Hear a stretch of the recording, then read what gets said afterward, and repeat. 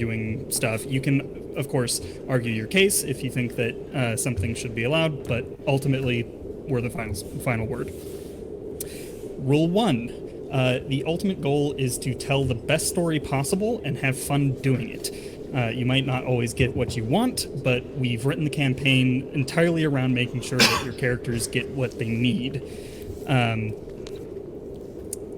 Rule 2, we've got places to be at the end of this session, and we are going to do everything that we can to get there.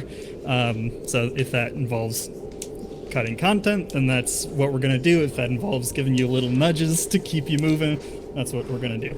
If you try to spend 3 hours planning for something, dragons will show up. That's what's going to happen.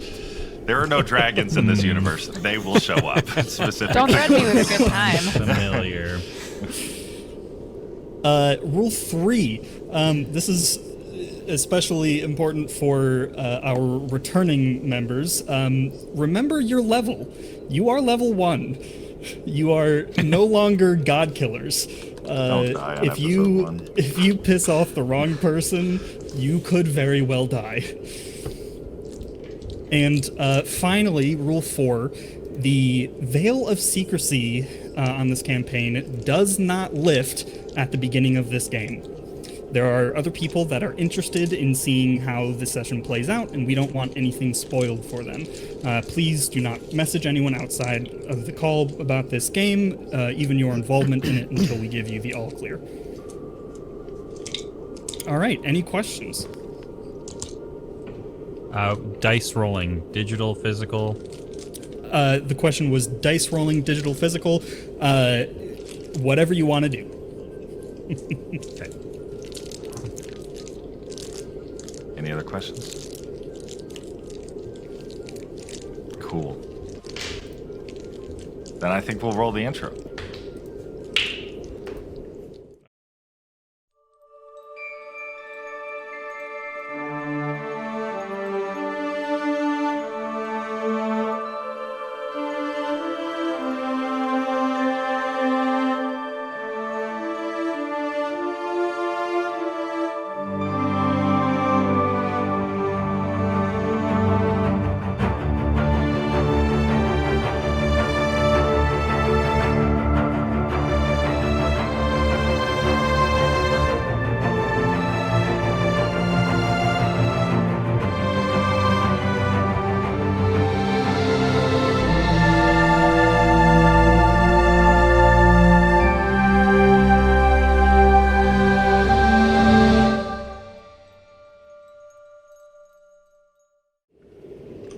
I am That was so quick as hell. excited. Oh my god. All right. Sorry it took so long to actually make that happen. It's okay. It was worth it. Yeah, it was worth the wait for sure. All right. Ignatius. You bend over the intricate device on the workbench in front of you, slowly turning a screw, your robotic right arm displaying the current torque. The display on your arm flashes, and you gently remove the screwdriver and switch to a soldering iron.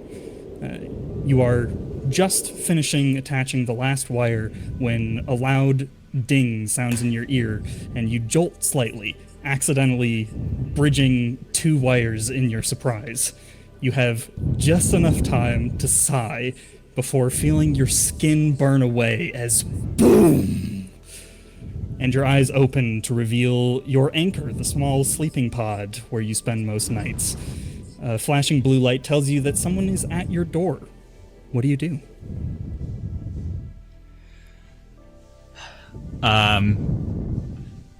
I'll sigh and push the button for the intercom and say, "Coming." Get up off the anchor and walk over to the door. Okay. Do you open it? Yeah, I suppose. There aren't that many people that this could be. Okay.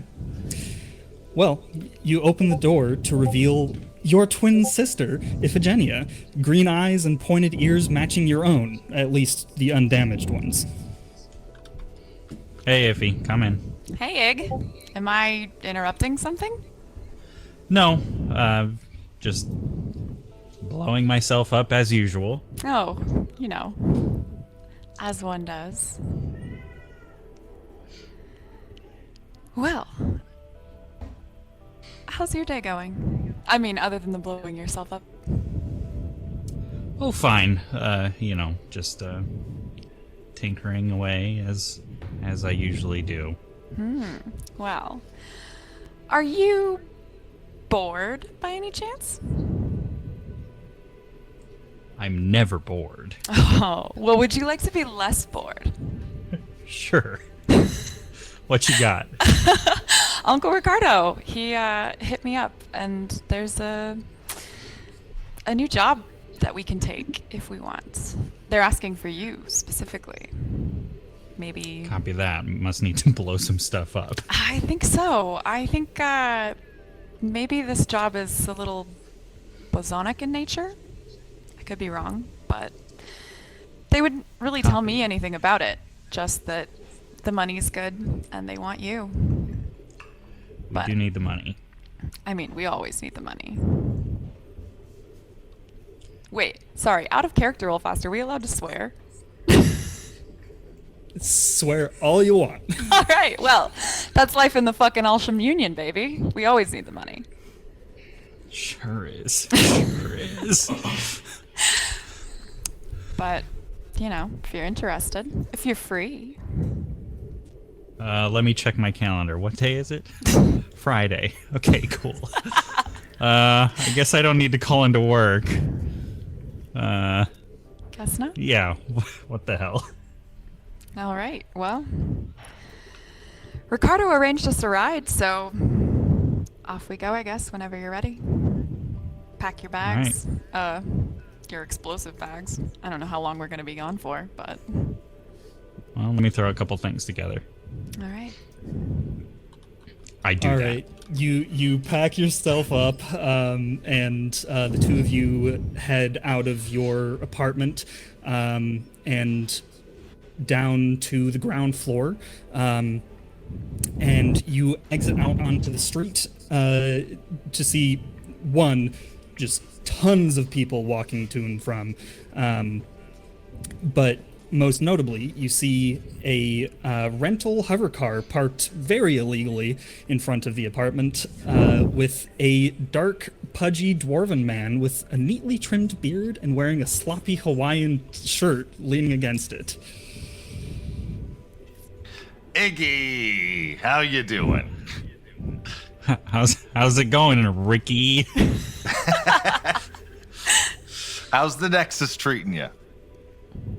Oh, it's all right. Same old, just blowing shit up. They paying you well enough? Yeah, I guess.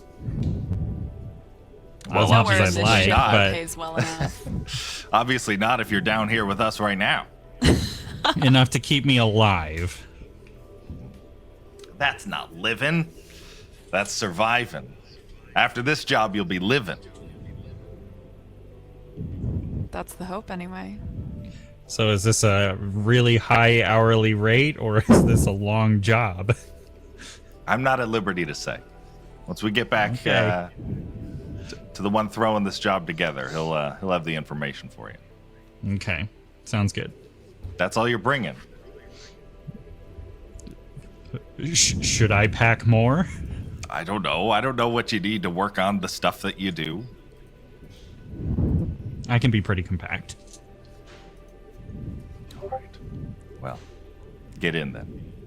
It starts compact and then it expands really rapidly, as they... It's bigger on the inside and Yeah. then the outside. Very fast. All right, you all load into the rental car, and Ricardo drives you down the street, you see the massive skyscrapers on either side of you coming to points at the very top, angled slightly inward as the bowl of the Nexus forces them on to an angle. You make it to the spaceport and quickly find yourselves on your way somewhere else. Vidar, Cerberus. You sit in an otherwise empty graveshaft car, steadily climbing through the atmosphere to the orbital station above. The car around you is eerily quiet. These are usually bustling with people. Not today, however. The strange silence is suddenly broken by a familiar jingle as a hologram of a jovial-looking android appears in the car.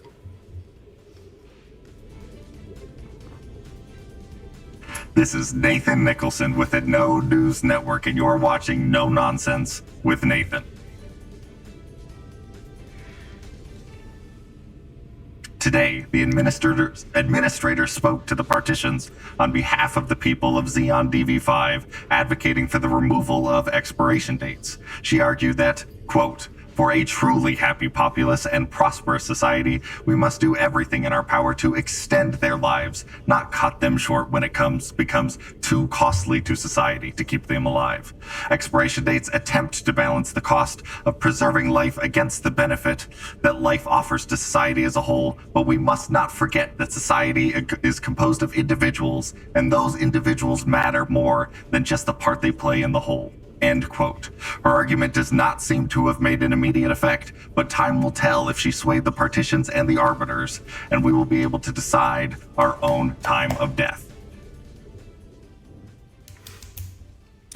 He continues on with other recent news, but you are distracted by the alert that flashes in front of each of your visions, your nodes telling you both that it is time for Vidar's medication.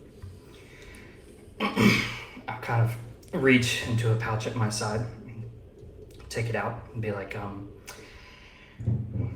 well, I just kind of trying to distract while I give it to him and insert it, kind of filling up the syringe. That was one of the more wordy quotes I've ever heard Nathan use. That was very, very long, but I think I agree with him. Maybe. I do too. I think expiration dates were a lot of crap anyway from the Arbiters. Who's to say they decide when we die? As I take off my shirt, revealing a mechanical body. They are a load of shit. Yes. I think I agree with that. In any case, let's go ahead and administer this. I don't want to wait any longer than we have to, and while we have the time in our hands, we'll just kind of carefully administer the medication. Place it back.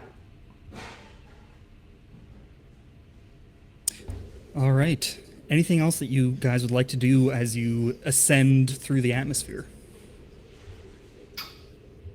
Have you been up to space before? I have. Yes. I have. Before we knew each other. So not very exciting, not much to tell. Just some different stuff than now. But I think I much prefer what I'm doing now to what I did then, so. That's good. The only time I've been up here, I can't remember what I was doing up here, so excited to get back into space. I'm sure you'll take quickly to it. Well, the ride gets all the way up to the orbital station, and you stand up, getting ready to exit, and the doors to the capsule open to a wide atrium bustling with people, and 8 gun barrels pointed directly at you. The guards are each wearing the white uniform and small patch that indicates them to be members of the Arbiter Clypeus's defense force. The lead guard, a Loxodon with his large ears tied behind his head with a cord, keeps his weapon raised as he says, "Step slowly out of the grav shaft. No sudden movements." I do as he says. I step slightly in front of Vidar and just kind of, there's no need for the guns, gentlemen. We disagree. Walk. Just kind of, I'll try to keep Vidar like as sequestered behind me as possible while walking. Sure. It's a little hard to do that as you begin walking out and all 8 soldiers surround you in a circle, all keeping their guns trained firmly on you. But they move you slowly through the atrium, moving along a path that seems to have been cleared of people just for you. The people gather against the barrier separating this corridor from the rest of the atrium, clearly curious about who would merit an armed escort, especially one of this variety.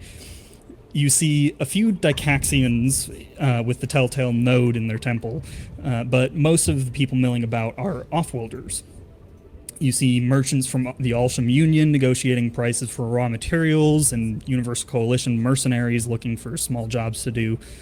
The guards, however, ignore all the people gawking at you, keeping you moving along the temporary corridor. They guide you out of the atrium to a hangar where a small ship is docked, keeping their guns trained on you until you are securely on board.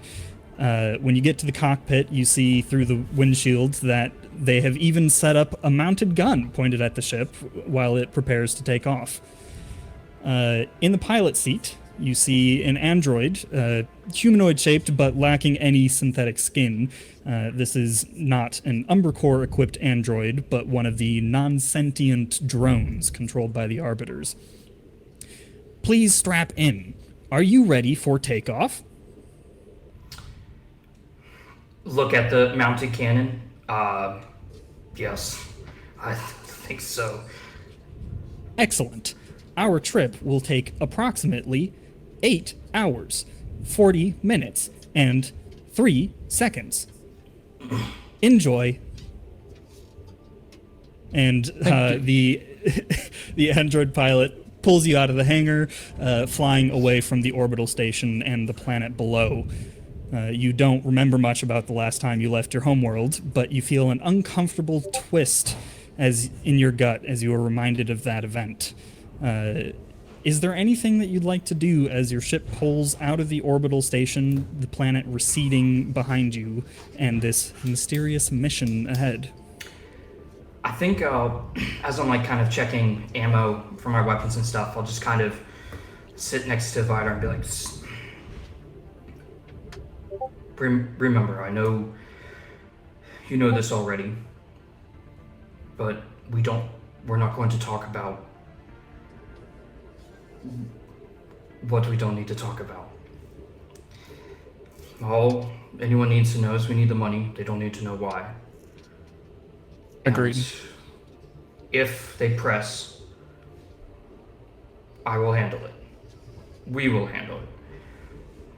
You will handle it. We can handle it.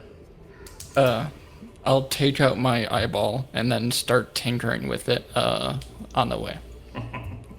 Excellent. You As one make does. some... You are still Nathan, by the way. As Yeah, one you- does.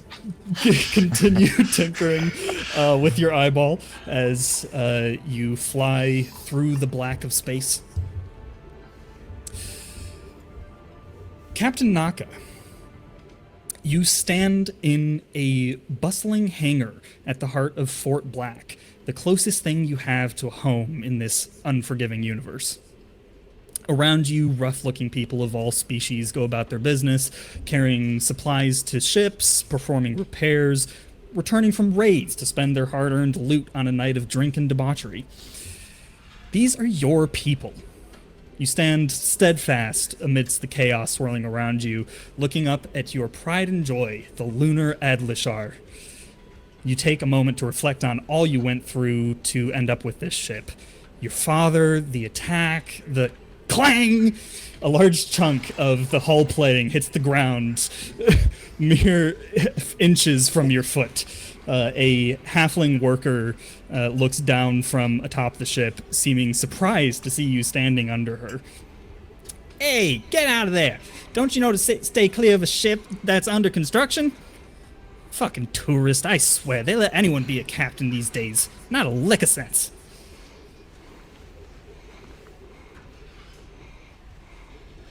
Would you like to do anything? I glare longly at her Excellent. with my one eye. Yes.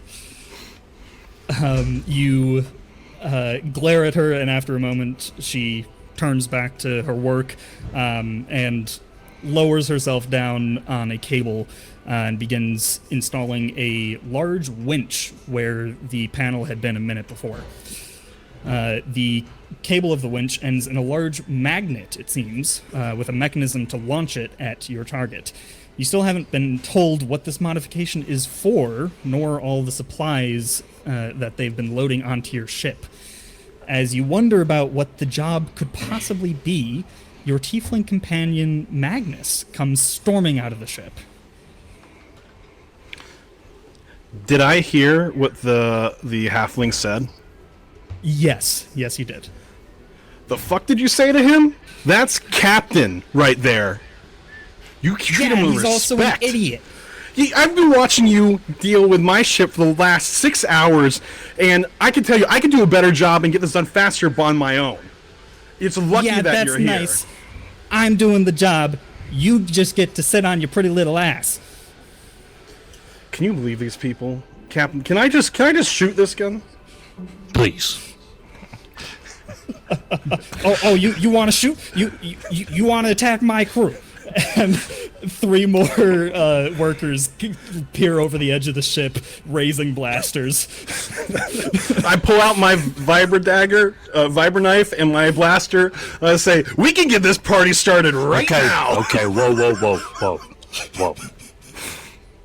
Ro? Listen. Yeah, Captain. Okay.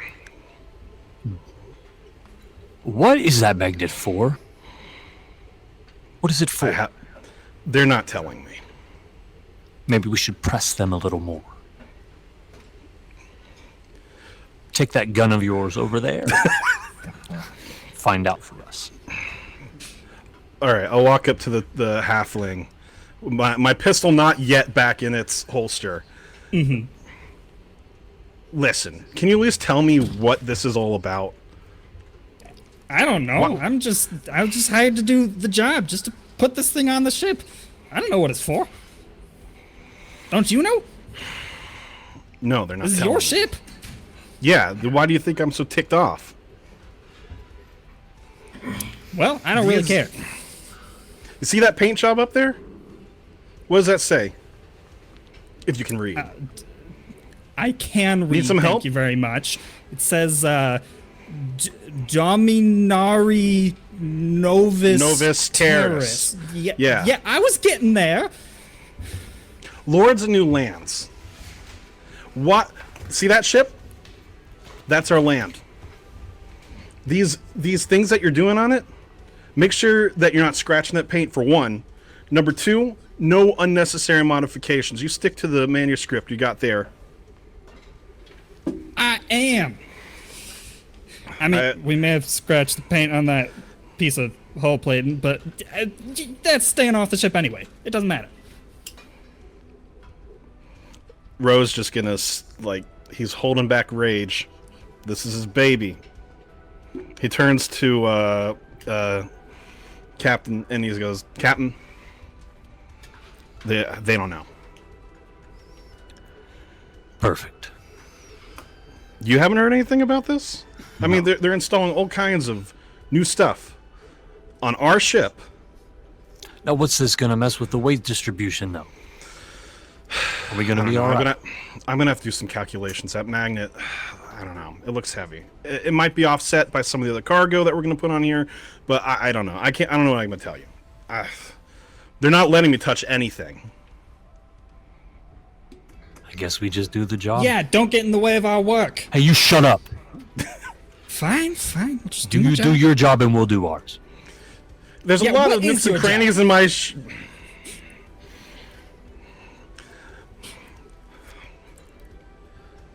That's what I thought. Listen. Listen. There's a lot of spaces in that ship I could hide your dead body. I doubt anyone would miss you. I wouldn't even have to hide yours. No one would care that you're lying dead in the middle of the street. Tunnel, whatever.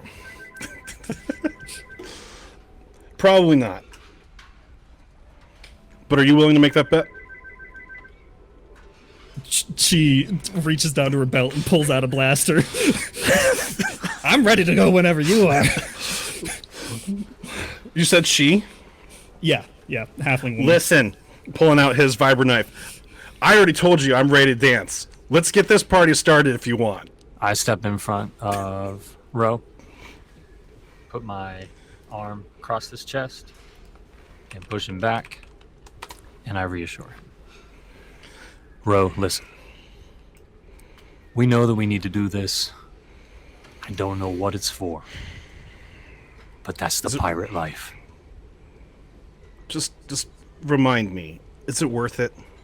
Is this going to put us where we need to be? Oh, it's worth it. I guess I could deal with some halflings screwing around on our ship for one job. Hey, you, what's your name again? Speaking to the half. Three toe. Three toe? Three toe? Yeah. We're like You Cheetos. stay 'cause away they were from brains us. full of air. You do your job. I'm doing my job. What? A gal can't talk while she does her job? But by the way, she is actively not doing her job. She is just staring at you, gesturing and talking. And so Naka folds his arms. All right. Fine. And she turns back and starts attaching the winch again. Cam, I'm going to go make sure these guys don't screw anything else up. Thanks, bro. As you say that, you hear a chime, and Naka, you look down at your communicator to see an alert informing you that it is almost time for the meeting. You'll finally, hopefully, get to learn why your ship is being modified and loaded with these supplies. You begin walking together, presumably, through the maze of sprawling ships and tunnels that is Fort Black. You eventually come to a large door with an image painted on it depicting an old sailing ship's wheel, broken, a chunk missing from the top left. You push the door open to reveal an eclectically decorated office. Trophies from various battles adorn the walls. You see a skull of some huge beast, you don't know what, a bar of solid gold, a mechanical leg, bits of white bone sticking out from where it connected to its previous owner's body, and strangely enough, a pair of pink lacy boxers. There's a large, rough stone slab of a desk near the back of the room, and chairs of all different kinds arrayed around it. A plush velvet armchair, a bare wooden chair, a desk chair, even a metal folding chair. A small plate of buttered biscuits sits on the desk.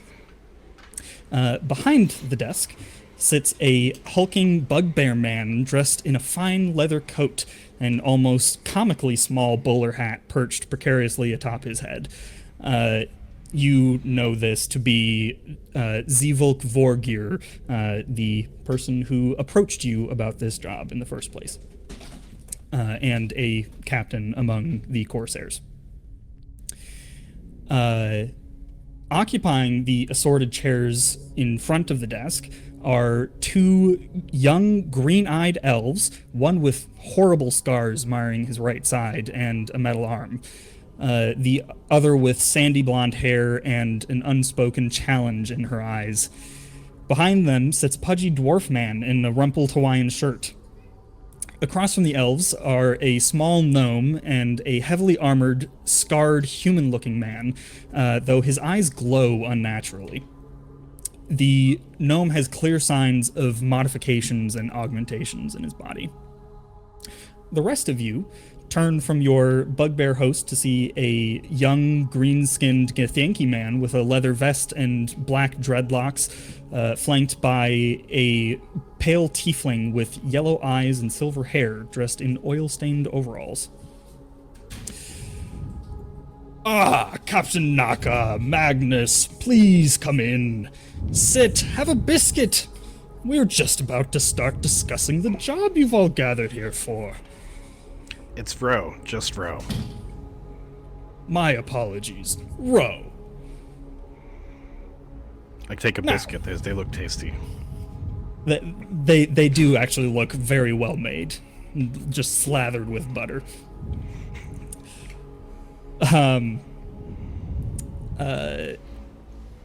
Now, for those of you who don't know me, I am Zivulk Vorgir, master of ships, slayer of the mighty beast of Balthrazan, renowned captain of the fiercest band of corsairs in Fort Black. But you're not here to hear about my accomplishments. You're here to find out how you can get rich. So, down to brass tacks. You see something embedded in his cheek glow red as he inhales, then blows a shaky smoke ring. His brow furrows as he watches it float away, and then his attention turns back to you. First, a bit of background. About a decade ago, in 12299, the North Star Space Station, which is the capital of the Universal Coalition, for those of you who are not familiar, was attacked by a group of anarchists. These anarchists use a variety of weapons, but all of them were a distraction for the real weapon: 3 bosonic charges. Now, do you all know what a bosonic charge is? Yes. Seems not. Oh, yes, Ignatius, or Iggy, was it? Would you be so kind as to fill in your fellows on what exactly a bosonic charge is? Let me see if I can put this in simple terms. Little thing, make big boom, make thing disappear.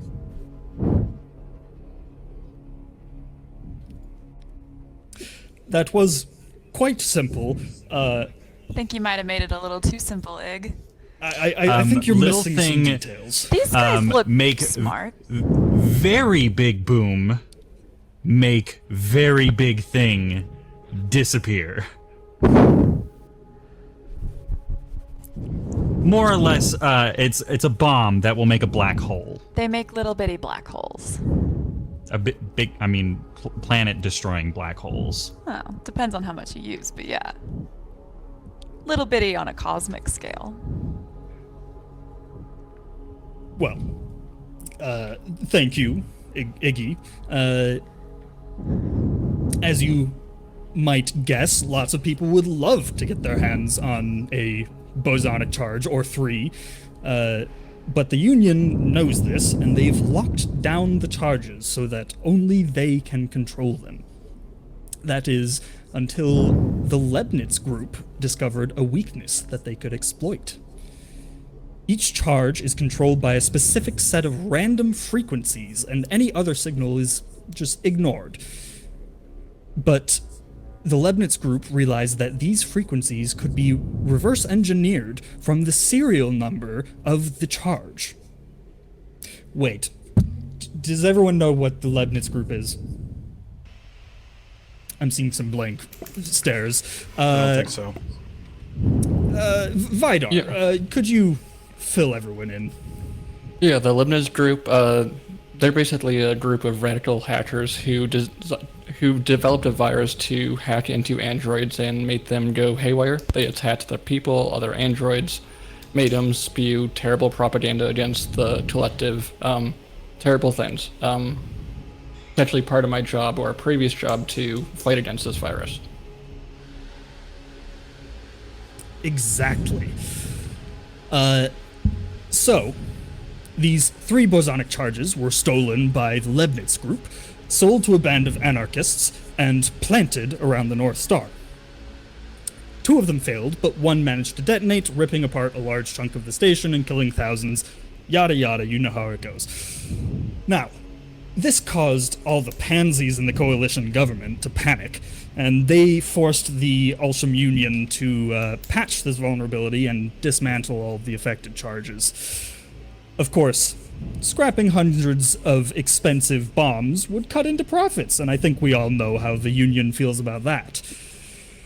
So, naturally, none of them were actually decommissioned, and instead they've been secretly and slowly trickled out among the rest of the bosonic charges, placed randomly so that no one would know where exactly to find one.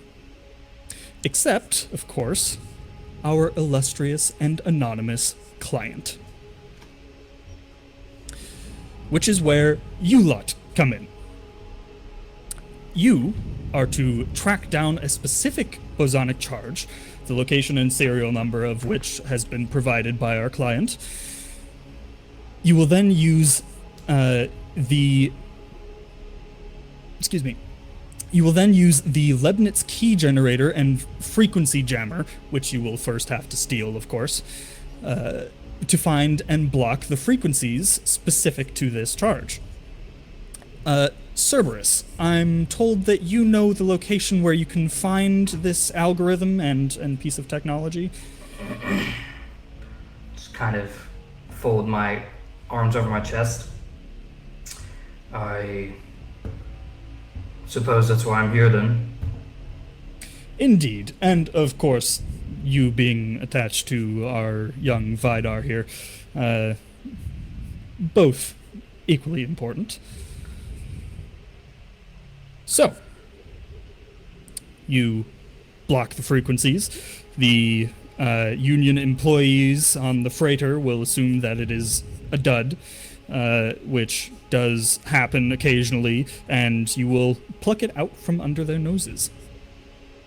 To do so, you will need some way to get in undetected, or rather unsuspected.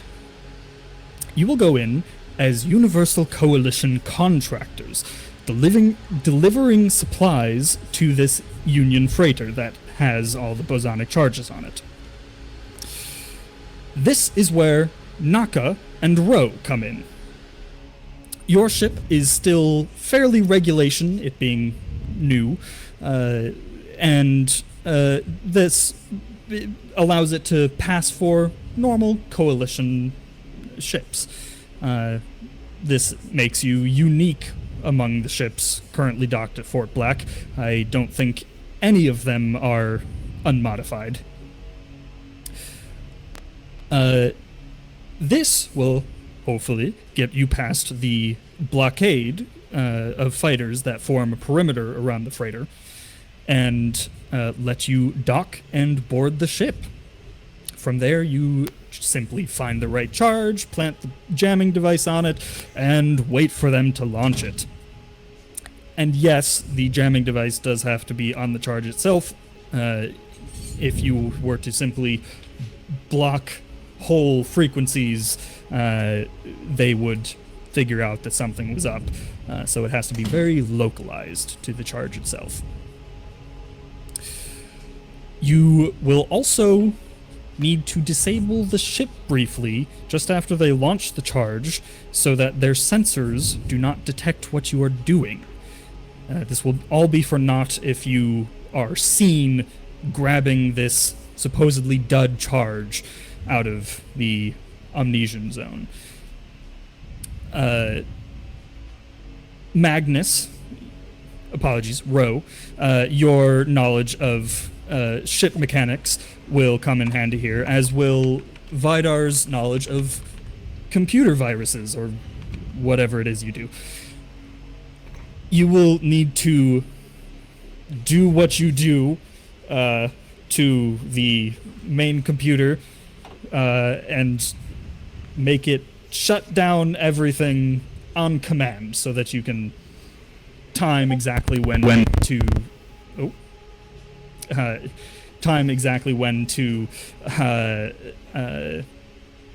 disable their ship. From there, it's a simple matter of firing your tow line at the charge, which is why we have installed a winch on your ship, and reeling it in before they get the sensors back up. Now, I'm sure you all understood all of that. It was a very simple plan. Any questions, though? You use the word simply a large amount for what seems like an extremely complicated sort of thing. No. It's quite easy. In and out, grab a bomb, get back out. No problem.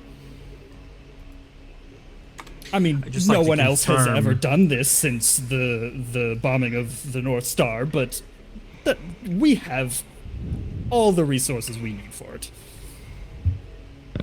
I just want to confirm, because you've also said a number of times that this bomb is a dud. This bomb is not actually a dud, correct? It's a dud. Copy. Yes, it is not actually a dud. Yes.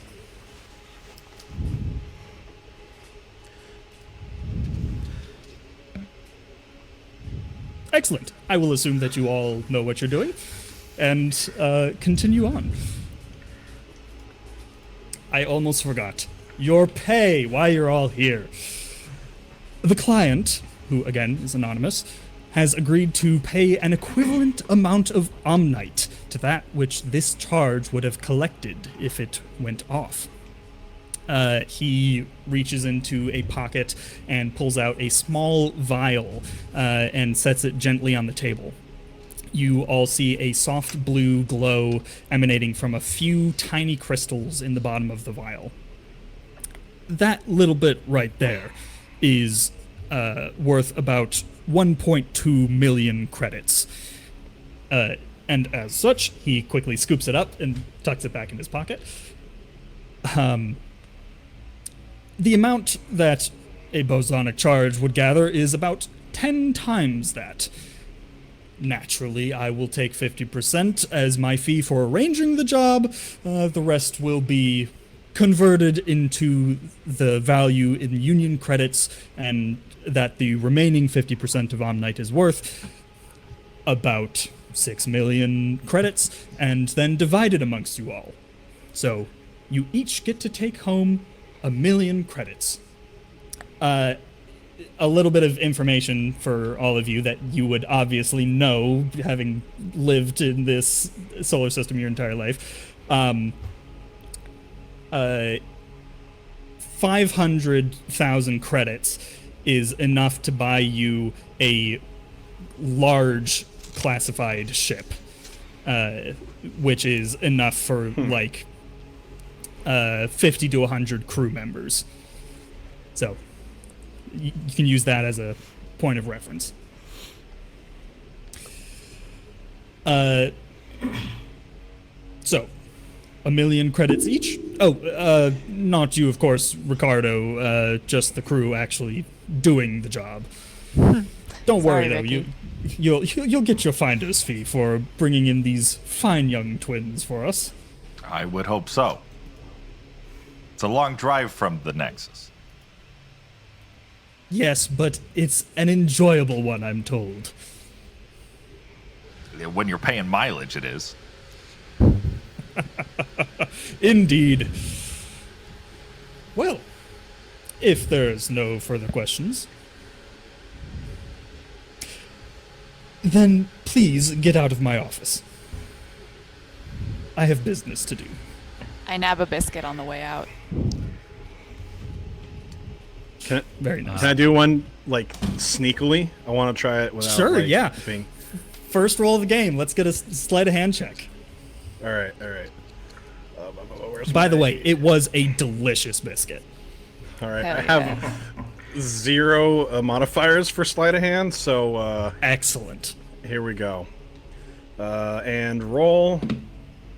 18. Nice. Yo. Okay, he rolled a natural 3, so you do indeed snatch a biscuit off the table without him noticing. Awesome. Sweet. I'm gonna put that in my pocket for later. I would like to hang back for a moment. Okay. I'm gonna stay with my brother. Since I wasn't trying to sneakily grab a biscuit anyway, I'm going to, where he goes, I go. Excellent. All right. I assume the rest of you all leave. Ignatius, yes, you had a question. Yes, man whose name I cannot remember. Zivolk. Zivolk.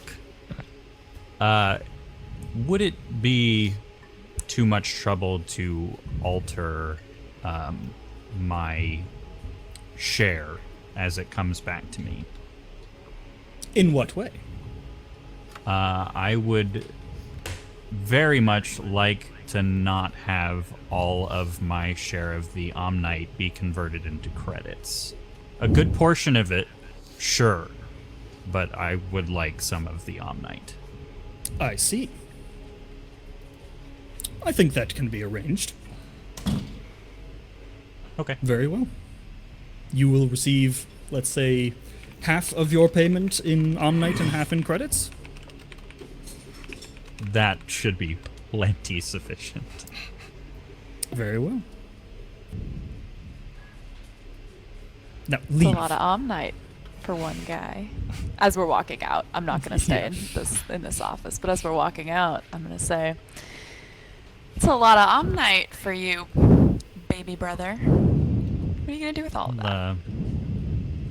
I have lots of toys to play with. I suppose so. Didn't realize you had quite that many, but you don't tell me anything anymore. Some things probably shouldn't be shared. Oh, come on. We shared a womb, you fuck. You're not gonna tell your sister? Let's just say it fits along my line of work. Oh, well, say no more then. I suppose I'll let you keep your secrets for now. And I, like, kind of playfully, like, elbow him. Like, even sort of, like, razzing him and calling him a fuck. It's all very, like, lighthearted. Teasing. For sure. All right. You all gather outside of Zivolk's office, including Uncle Ricardo. What would you all like to do?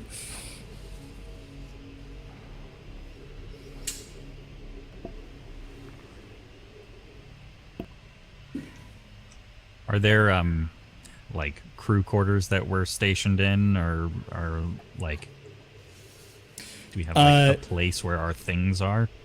No. Actually, I think your things you would have just brought with you into the office. So you would still be carrying them at this point. So where are we? Just kind of out in the hallway now or something? Yeah, you are. Sorry, you are out in the hallway in Fort Black, and you can see in this hallway there are sections of it that seem to be rock, and sections of it that are look like a ship's hallway. Much of this fort, as it were, is constructed this way, built into the asteroids and rocks that make up the rings of the gas giant.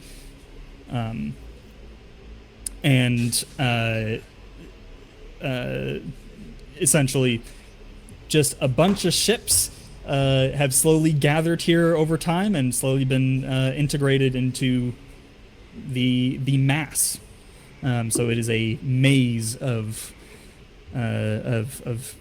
ships and asteroids and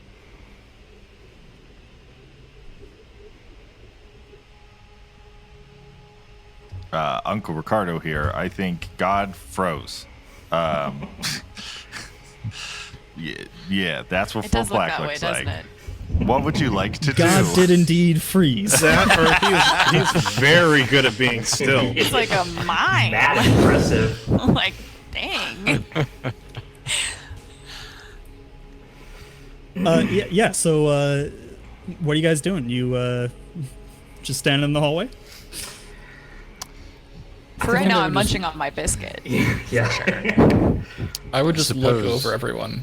They need Just- to see my ship. That would probably be Yeah. a good idea. Yeah, I'm going with Captain Naka. Would everyone like to follow me to the vessel that we will be flying to complete this mission? I exchange a glance with Ignatius. Like, I'll go if you go. I'll look back at Vidar, really lower my voice. We're in then last chance for this. I don't think we can really back out anymore.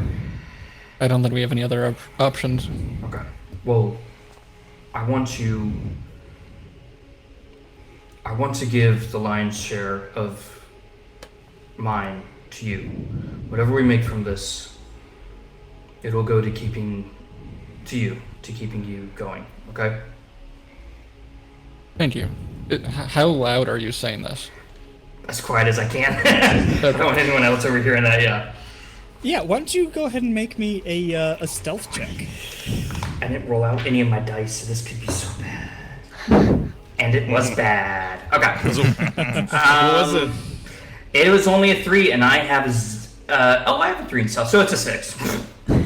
Cool. So I'm just I think like everyone's passive perception is above this. tapping my gun way too loudly. It's very obvious. My passive perception is very sad, and I still got that. Dice tell the story. That's who I am. Yeah, so just kind of overly loud, just look around, be like, not that it matters. Look at everyone else. Let's go see the ship. And start pacing off after the other two. Listen, before anybody gets on this ship, understand this. Don't touch anything that isn't yours. I don't want you guys fucking up my ship, okay?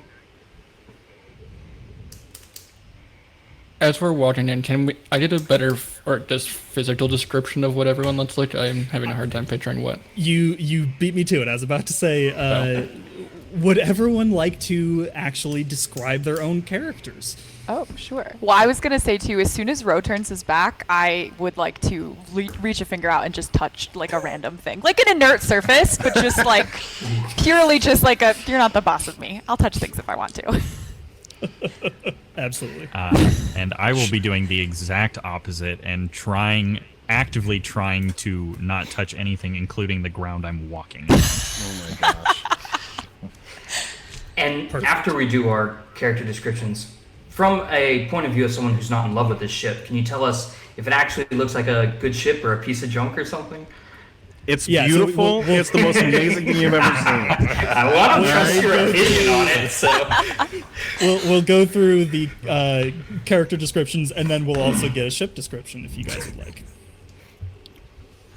I would. Like. Why don't we, unless anyone would like to go first, then why don't we just start with Ignatius and go into you? I'm a very pasty white elf who has lots of scarring on the right side of his body, zero hair, and like all just burns on the right side of his face, and his right ear is completely mangled and scarred and whatever.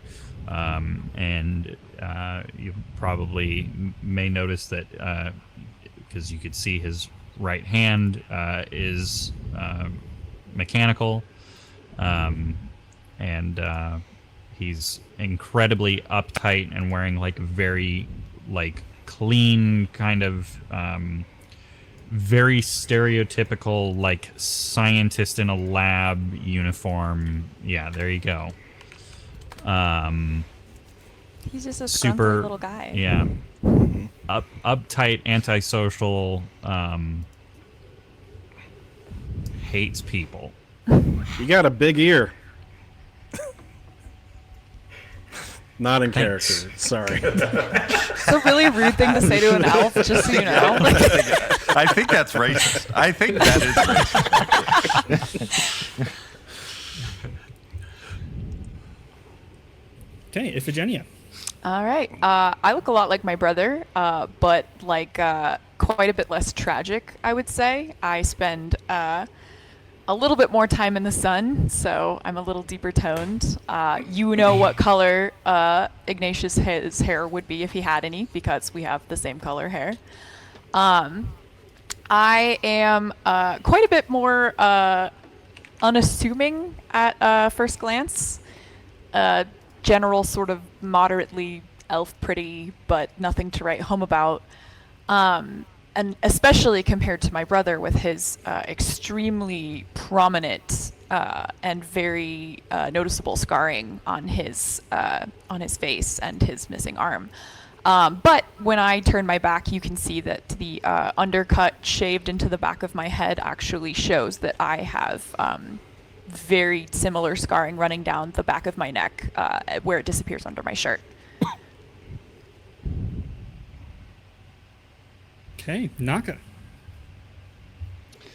I am a 6'5" hulk of a man, half Githyanki, half Goliath.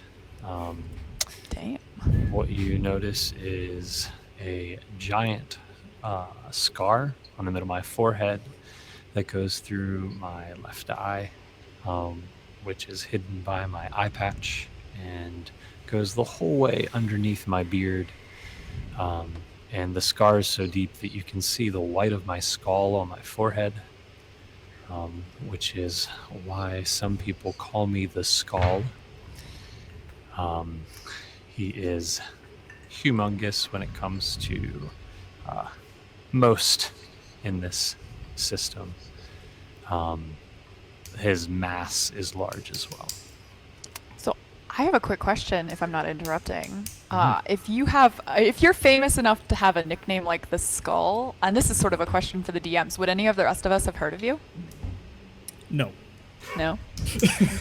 Alright. Well, His actually, friends okay. call him the Skull. His friends. People I call respect me that. all the time. Iffy, you actually, there's a small chance you might. Why don't you go ahead and make a history check? Make a history check. Oh, let's see. How good am I at history? I don't know. Let's find Do out. I need to make Is a that, history is check? that lore in this No, you know who. rule set? Oh, lore. Yes. Apologies. Lore. All right. Well, I only have a +2 to history, so we'll see. I might not know anything. Oh, that was a dirty 20, actually. Okay. Nice. So, You don't know who he is. well, fuck. I tried. All right. I did say a small chance. Wow. Okay. All right. Well, okay. Am I allowed to know what the DC was for that? Because now You I'm had to really get a nat curious. 20. Damn. Yeah. I was close. Yeah, you were close. Yeah. Well. Oh well. Oh, and I forgot to.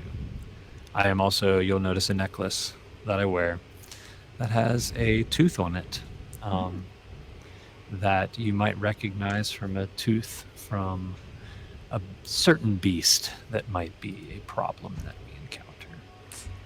Would I recognize this tooth?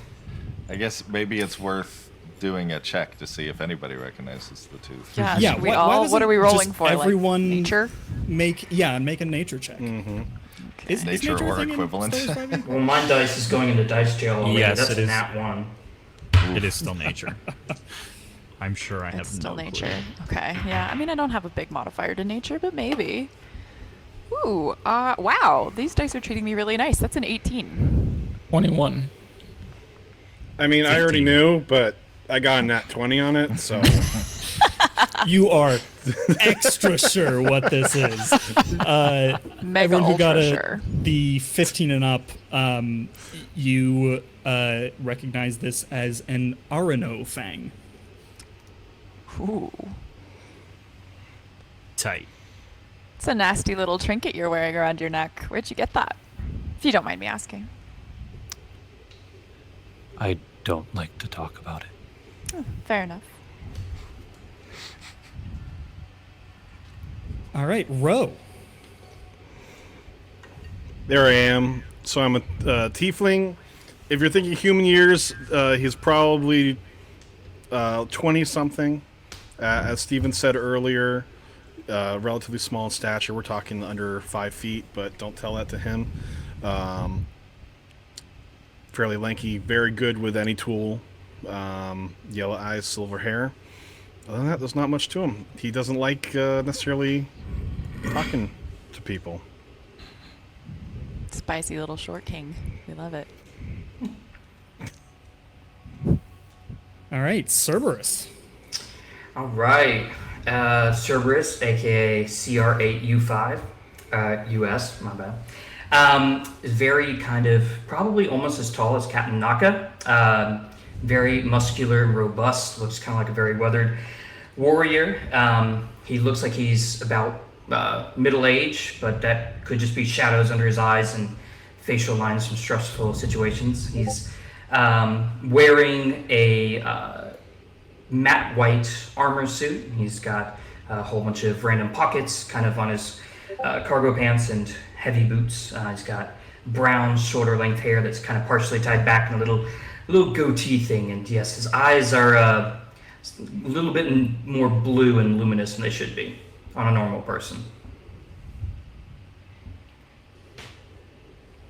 Is it And- worth doing a lore check to see if anybody knows what that means?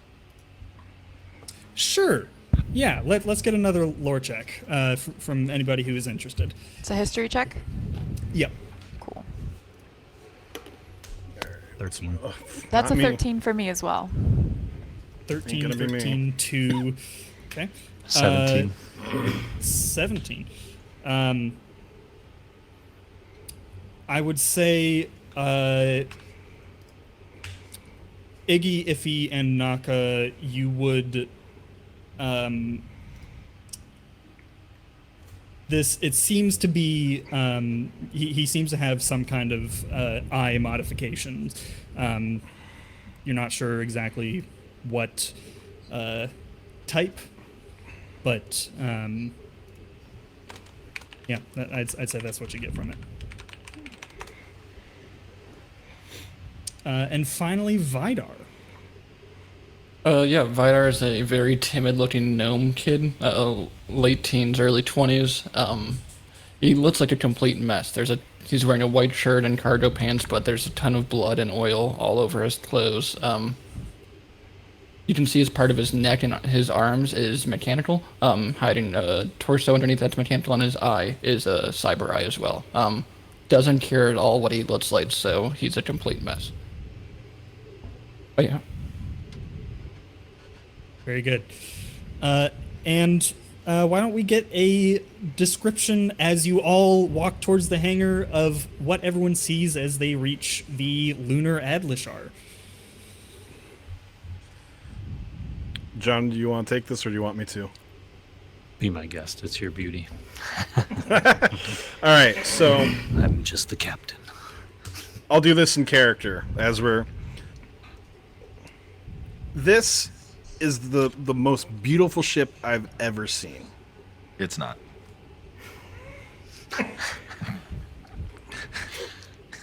You see that paint job? I did that myself. You can tell. I'll point out the writing on the side. Dominari Novus Terrace. You guys know what that means? Of course you don't. Probably. Lords Yeah, of New Lands. Yeah. Yeah, with Iggy a last name probably like we does. have, probably we both do know. Yeah, yeah. At least you know the direct translation. This ship is our land. This is our home. That's why it's beautiful. It might be in need of a few repairs, but she's ours.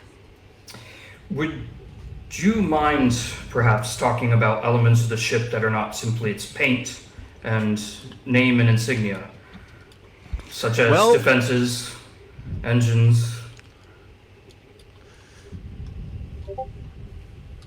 It's got him.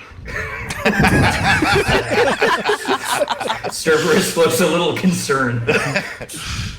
Meanwhile, Listen. Iffy's just like, thank God I'm not the only nosy person here. Jeez. Listen, all you need to know is that the ship is capable, otherwise you know they wouldn't have hired us. That Does he stupid sound- thing dangling there, they put it on for us. Is there insight in this game? Can I see if Ro is confident in what he's saying? You absolutely Or can. is Go ahead it and make just an flip insight flop, check. right? I want to make an insight check too. I don't think I'll be yeah. good at it, but I just still want Go to. for it. And then Ro, make either your choice of persuasion or deception. Don't tell us which, but yeah, just go ahead and roll. I rolled a 14. 6, so I don't know shit. Oh, I got a 7. Well, you might. Okay. Ooh. Sorry, it's a 7. There's the +2 modifier. You can't Yeah. see it in the way this is framed. So, is Ro being honest here? As much as Ro knows about stuff, he's being sincere. Okay. You all looking at the ship could probably make your own judgments. It's a small ship, clearly not intended even for a crew your size, but it seems well constructed, well maintained, and relatively capable for a ship its size.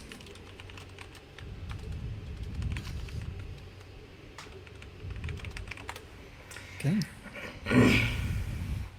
I lean over and I elbow Iggy and I go, I call the top bunk. Like, just sort of ribbing him about being, siblings again. And I'm like 2 minutes older than he is, and I never let him forget it.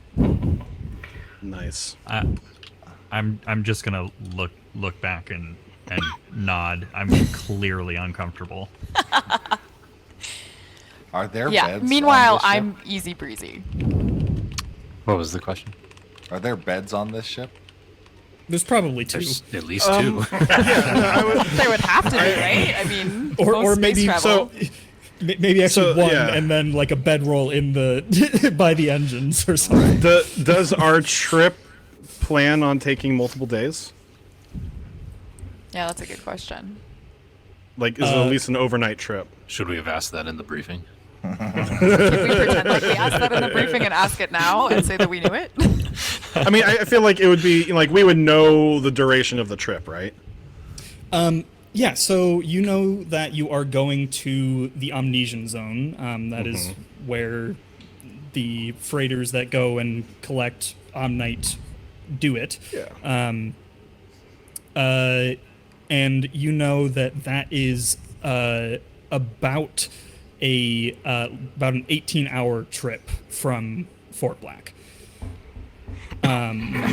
Okay, good, because I didn't want to have to roll out the bed rolls and put them by the engines. So Just for yucks, Iffy's idea of the top bunk is literally like Iggy lays on the bed and then she rolls the bedroll out on top of him and then sleeps on top of that.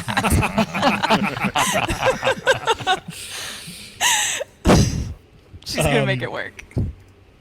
Perfect. You also, however, have a stop to make before that. okay. So this is a multi-day trip.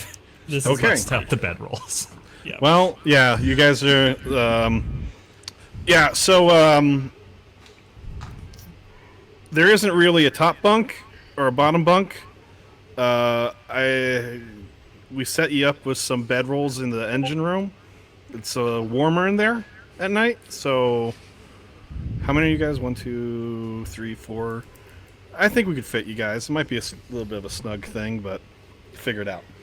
Completely serious, Cerberus. Do you have sustenance aboard this vehicle for those who require it, or should we have taken the biscuits from the briefing?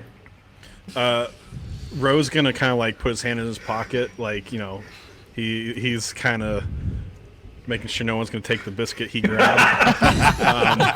You know, we keep some supplies, you know, stocked. Is there something, you know, we're not gonna be like a 5-course dinner, but you'll be fed, right, Captain? And actually, sorry, go ahead. No. You two, Naka and Ro, would know that the some of the supplies that were loaded onto your ship are food. So if nothing else, you can break into some of that. We have ample supply. That's all you need.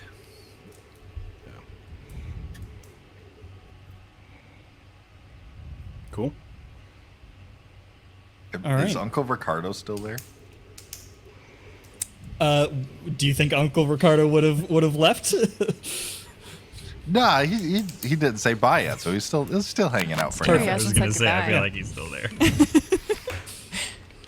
I'm like just opening doors inside the ship and walking around in here. Oh yeah, like Yoda's place. Oh, hold on. Ro. Hey, Uncle Ricardo. Were you here when I had the conversation about not touching anything? I'm in Behind the Ro's other head, the room moment he says not yelling touching back. anything, I'm touching something again. Just I'm in the other something room. completely inert, totally harmless, but just I'm in the engine room yelling, yep, I heard you, and you just hear like Oh. clanging and like banging around. So Ro is running in there, and he is ushering him out as fast as possible. I'm also under my breath saying he's not even your uncle. under my breath to Iggy, I'm just like, technically he's not even our uncle either. I mean, what's the not the cutoff? point. Do we decide? I was just trying to make sure, you know, she's space ready and everything. Yeah, have my niece and nephew on the ship. I want to make sure it's not a death trap. He's always looking out for us. It's not a death trap, okay? That's why he's it's our uncle. perfectly fine. Can I roll perception to see if he screwed anything up? Yeah, why don't we make this actually in let's call it a technology roll. Okay. Ooh, a new skill. Let's see. Yeah. Tech. Where's my tech? And that is my that's my Arcana, right? Since I'm using Okay. a different sheet over Yes, here. that's So- your Arcana. Yep. I have a +4 technology, so Okay. I'm not going to put it in here. We're just going to see what happens. All right, so 21. 21. He knocked over some like cans of lubricant and whatever, but he didn't mess with anything actually important. The engine is still fully functional. He maybe made a little bit of a mess, but didn't actually damage anything. Look, you made a mess already. Are you coming on this trip? Oh no, I have. places Then get off to my do. ship. Get off my ship. Are you the captain of this ship? No, but I speak for the captain. Get off my ship. And he I starts look putting at- his hand on his blaster. And I look at Ro and I wink. With obviously the eye that's uncovered. Wait, is he blinking or is he winking? I can't tell.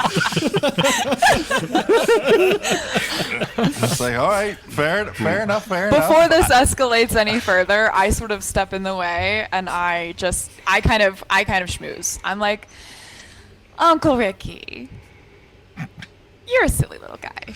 I know you don't mean any harm, but I think Iggy and I are gonna be just fine. Thanks for I'm taking us. I'm sure you are. I'm sure, your worst jobs are behind you. You'll be fine. You'll return to us safe Of and course. sound. And I'm saying all of this while, my eyes are looking straight at Naka. I'm just like, they're going to be safe. They're going to come back in one piece. There's not going to be any problems. Maybe, tomorrow, same time? Everything fine? Yeah? He's quite a bit shorter than me, so I lean down and kiss him very tenderly on the forehead. And I say, everything is going to be completely fine. You should probably go before this fine gentleman artificially creates you another asshole with his blaster. But I'll see you at home. Ro's gonna start patting his blaster and being like, listen to her. And I reassure Ricky. We will take very good care of your niece and nephew. This old bastard always talks like we can't take care of ourselves. Go on. See you at home. All right. Break a leg. Nothing I haven't done before. As he walks past on the way out, I'll just quietly say to him, "See you at home. Thanks for the work." No unnecessary bombs, Iggy. I'll leave. All bombs are necessary. I don't know about all bombs, and I scratch the back of my neck sort of absent-mindedly. All right. Almost. Shall we get this show on the road? All right, where are you headed? Well, Did I tell you there's going to be a pop quiz? to the omniscient. So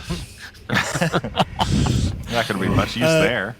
Hold on. Yeah, you could go there. You could, show up at where the charges are. You currently have no way of disabling one, however.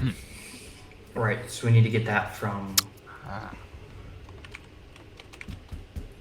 Leibniz. Leibniz, there we go. And I think only one of you know where that might be. How does that spelled, by the way? I have it Leibniz. on my notes. Leibniz. Beniz? No E. No second E. So Leibniz. All right. So the first time I wrote that down, I spelled it Lugnas. So a little different. How in the frick? Lugnas. Thank you. All right. So Ro, does this ship have a bathroom? I don't have the biggest bladder, so if it's an 18-hour trip, what's that like? yeah, there's actually a bathroom down the hall to the right. You'll find it there. I don't need it yet. Just good to know. I start walking Okay. that direction. I let him go for now. Hey, Captain. Come here for a sec. yeah. Listen, so one thing I think would be really good for us to just kind of get everyone on the same page. Let's talk about the plan, what we're going to do first, where we're going to go, all this stuff, right? Just to make sure everyone's on the same page. And secondly, I don't know if I really like the look of some of these characters. I don't know. Some of them might be a problem. So this might be a good opportunity for us to kind of feel them out, see what's going on. All right. Let's. Can we get everyone together and just kind of talk about our plan? Yes, let's do it. Okay. We have to wait till I think I saw Iggy go to the bathroom. Yeah, that was weird. Vidar asked me where it was, and then all of a sudden I see Iggy running past me trying to get to it. I don't understand these guys. Are you guys having this conversation within earshot of the rest of us? Yeah, I don't care.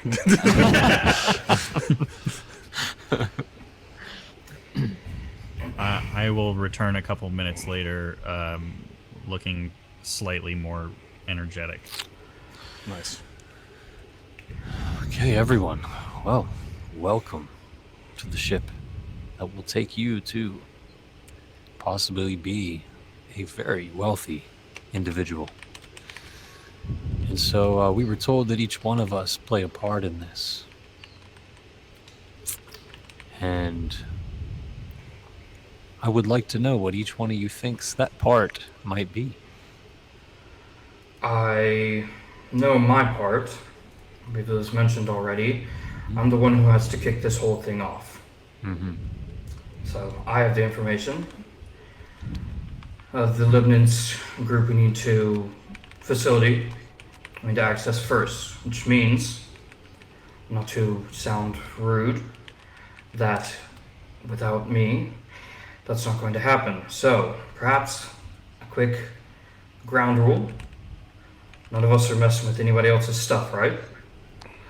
Yes, I've already made that pretty clear. All right. The ship is not our stuff. The ship is providing life to us, so I feel that is perhaps okay to ensure that it provides our safety. But yes, physical properties and all that, we are agreed. We're doing this job for the money, and bonds do not exist beyond that.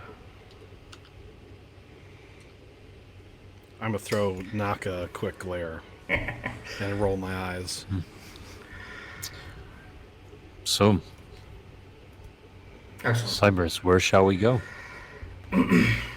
There is a smallest moon off of Xeon DV5.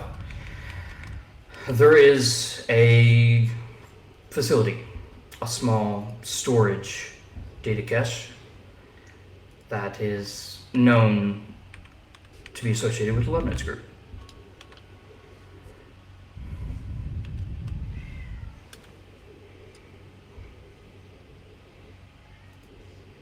What are we getting there?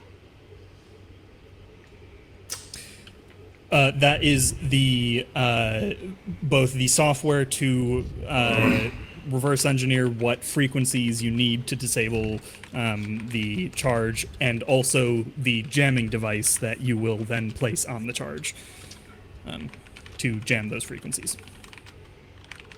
Okay. Unfortunately, computers are not my forte. But, so that is my part to play. And I guess that's where Vidar comes in.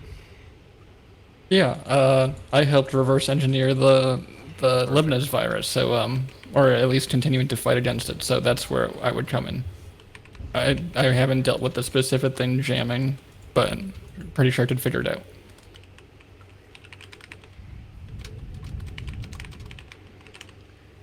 And that's something I certainly could probably lend a hand with. I don't know some of the more fancy things you guys do, but look at this ship. I've kept her flying for, pretty good.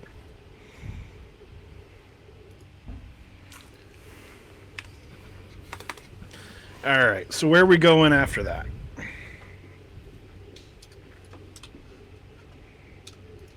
I need this stuff so I can put it into the navigation computer, guys, okay? If you don't help me out here, we're not going anywhere very fast.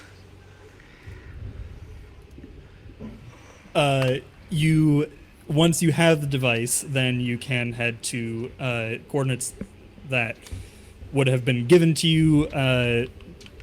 I forgot to mention this before. You would have been given a small data stick, essentially a USB drive, that has both the location of the freighter outside the Amnesian zone, as well as the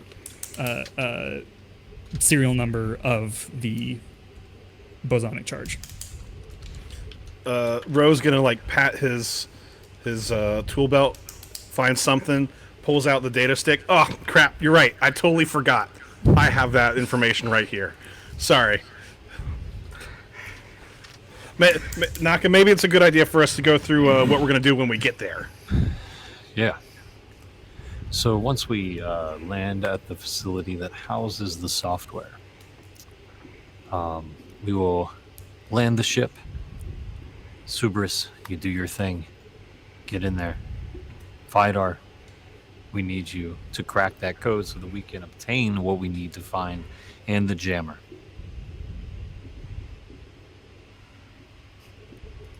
Is everyone Question- clear? Yeah, question for the DM. Do I know the Libnus group? I know they primarily do with software. I don't know anything to do with physical. Like they don't do physical attacks themselves. So like if we just go into this base, This would have been the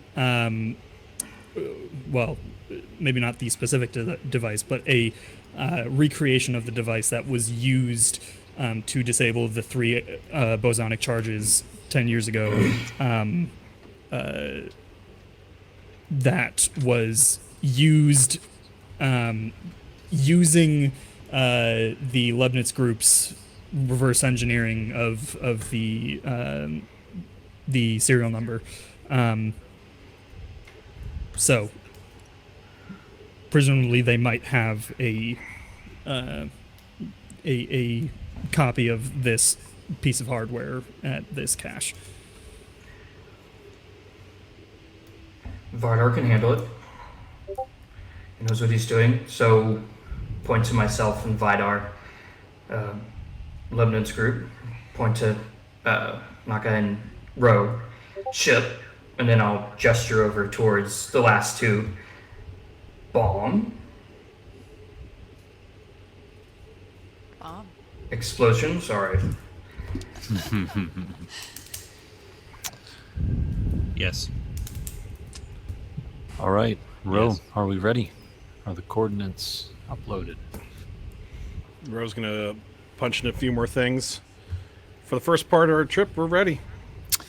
And as I yeah, but- walk into the cockpit, I brush my hand across the back of the captain's chair. And I take a long, hard, solid look at it as I take a seat. Yeah, would you actually like to describe what the captain's chair looks like? So the captain's chair is a very what what most would see as normal.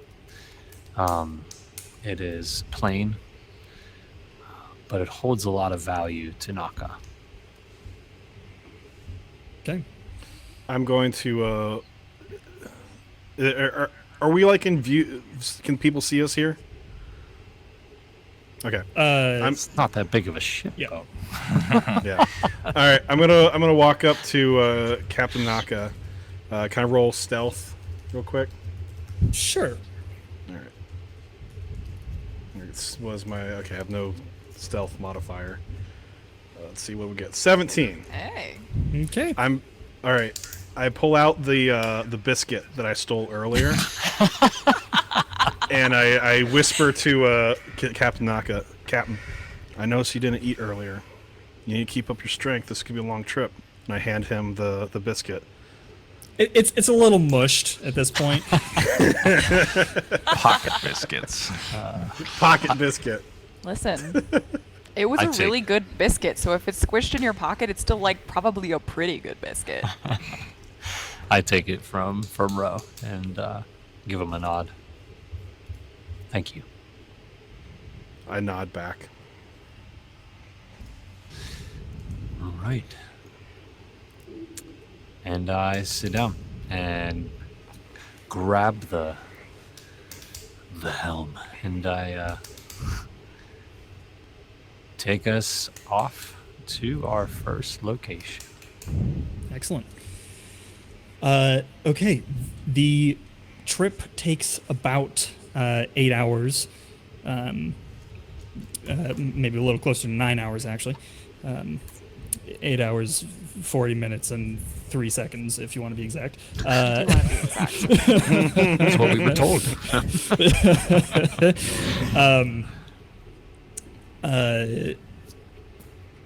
You. 1 second, sorry.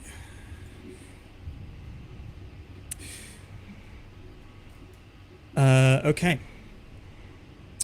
Your ship approaches the smaller moon of Xeon DV5.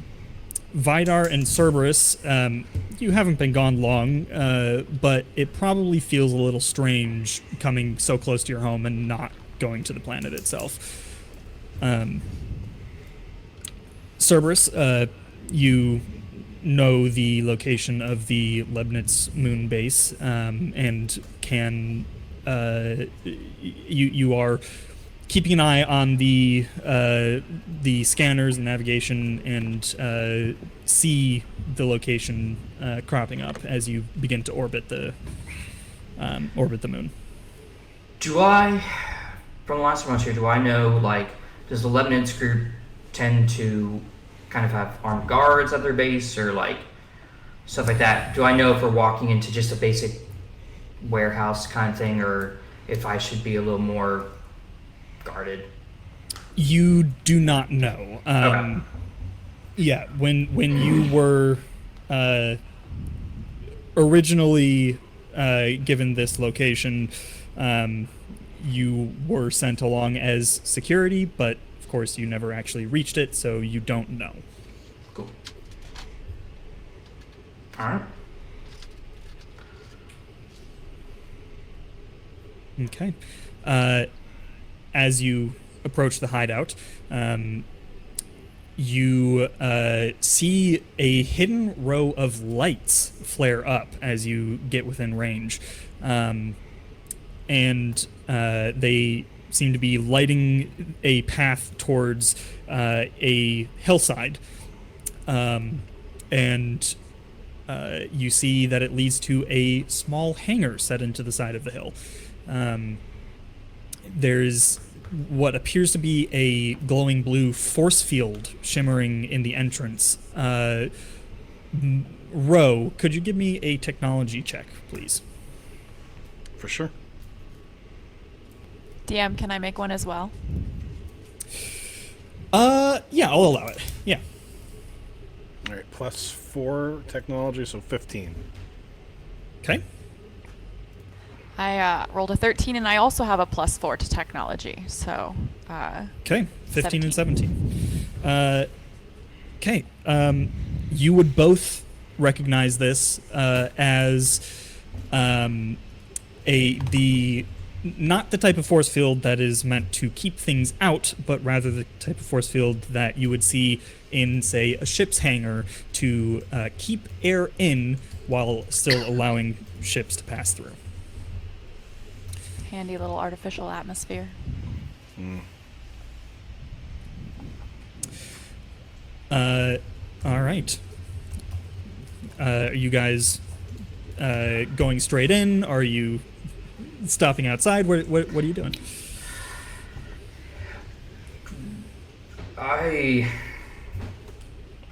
Perhaps we don't go right in. Perhaps a little more caution is warranted. I agree. Were the lights that came up, they didn't turn on until we got close, right? Yeah. They turned on when you got like a couple hundred feet away from the location. Can we make investigation checks to see what those are? Sure.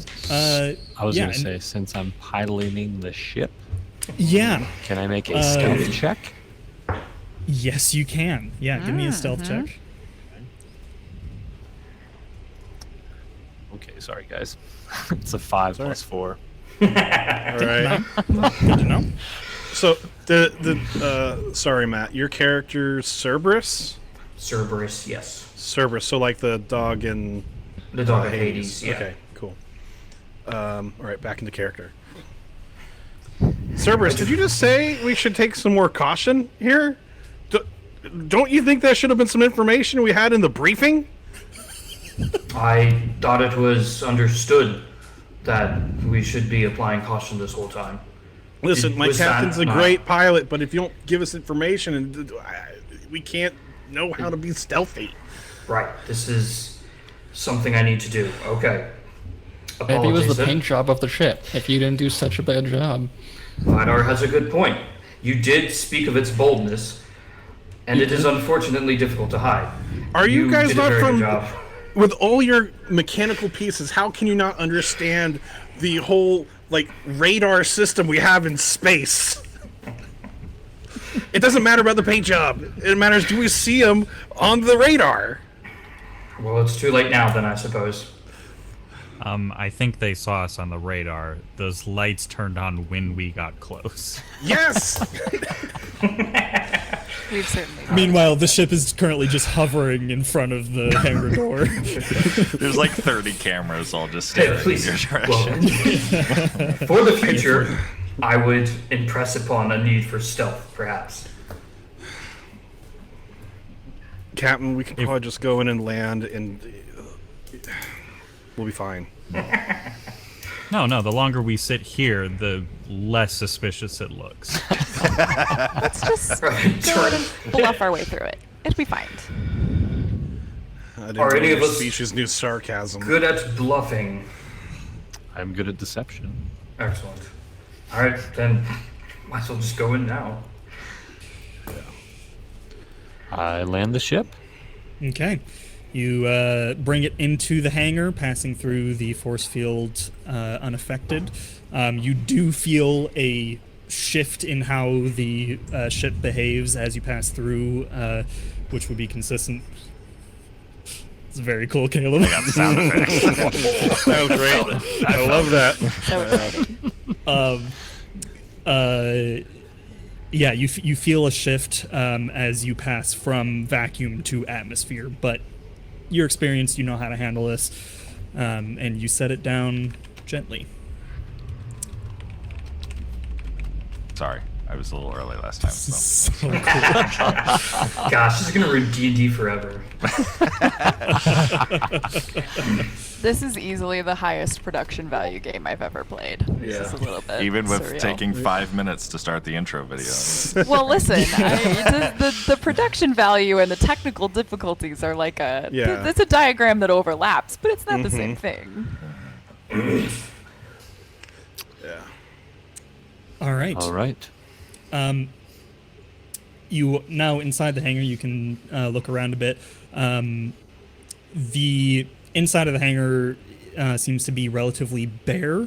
There's what some of you would recognize as a small nuclear decay generator to supplying power and the equipment needed to keep the barrier up. Otherwise, the floor is rough and uneven. You get the sense that this was probably a natural cave that they found and repurposed. And at the back of the cave is what seems to have been a large gap in the wall, but has been filled in with concrete as well as a heavy bulkhead door. You don't see anybody in the hangar.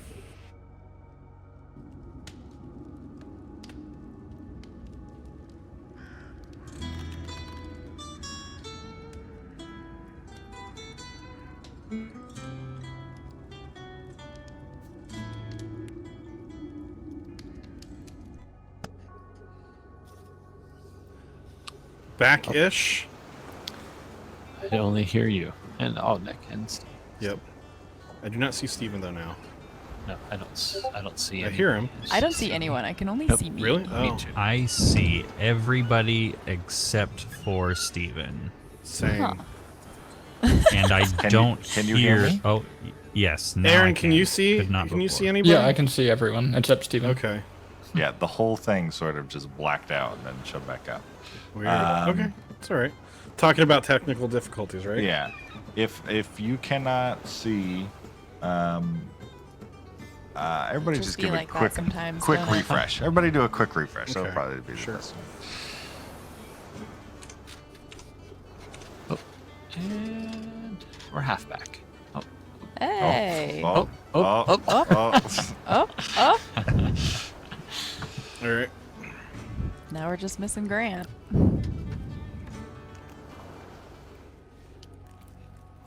yay! There he is. There's our boy.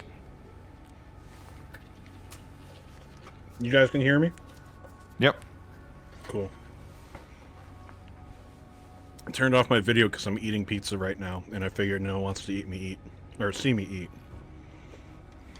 Okay. Can everybody see me? Yes. Yeah. Should we see the stream? Everybody is. Matt's is not hearing back, though, just so you Matt's know. not back. Yeah. All right.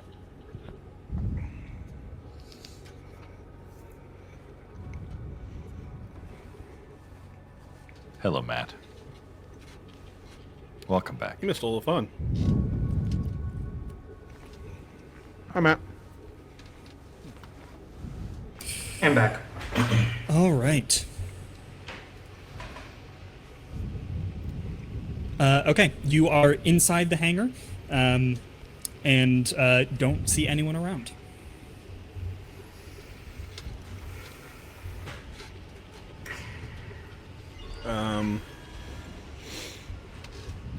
Cerberus, were you expecting company? I am not sure. But, like I said earlier, I just assumed we would be. So, perhaps we proceed cautiously. That's what I'd recommend. If it would make you feel better, I would volunteer to proceed first. You know, that might actually make me feel a little better. Yeah, why don't we do that? I assumed as you much. go All right. Cerberus will. I guess he'll kind of reach into like behind his back, and he pulls out this like shield. It lights up in a hexagonal format. Has his hand, just other hand down by his heavy pistol. Just kind of. All right. Turns to Vidar. Just wait for me to clear the area first, and then proceed with the others.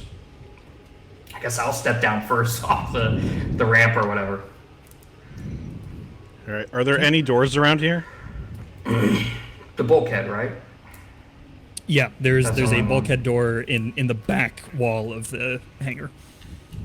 And the hangar is more or less otherwise just kind of a cave entrance. Yep. Yeah. Can we tell if it's locked from where we are? I would say you have to get closer for that. There Hold on. does seem to be like a large like wheel to turn on the center of the door. So I have an at-will tech casting thing called production values. One of the things I can do is you instantaneously cause an unlocked door or window to fly open or slam shut. Can I try to open the door from where we are? Interesting. Dang. Yeah. The wheel spins rapidly and the door slowly swings open. I'm gonna just.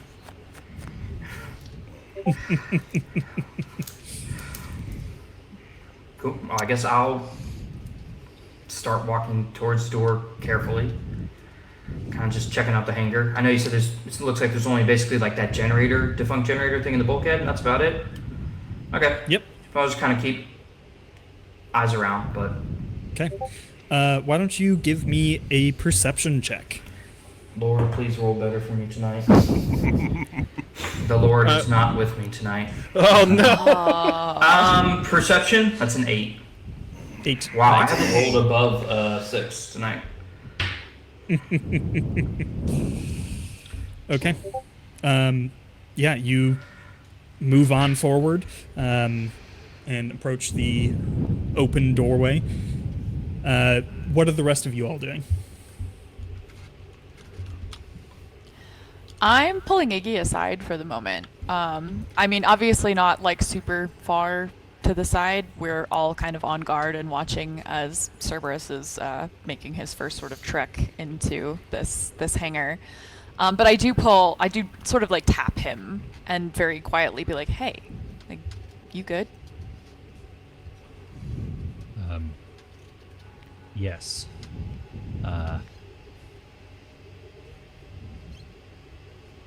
We're kind of far from home. Yeah, I guess so.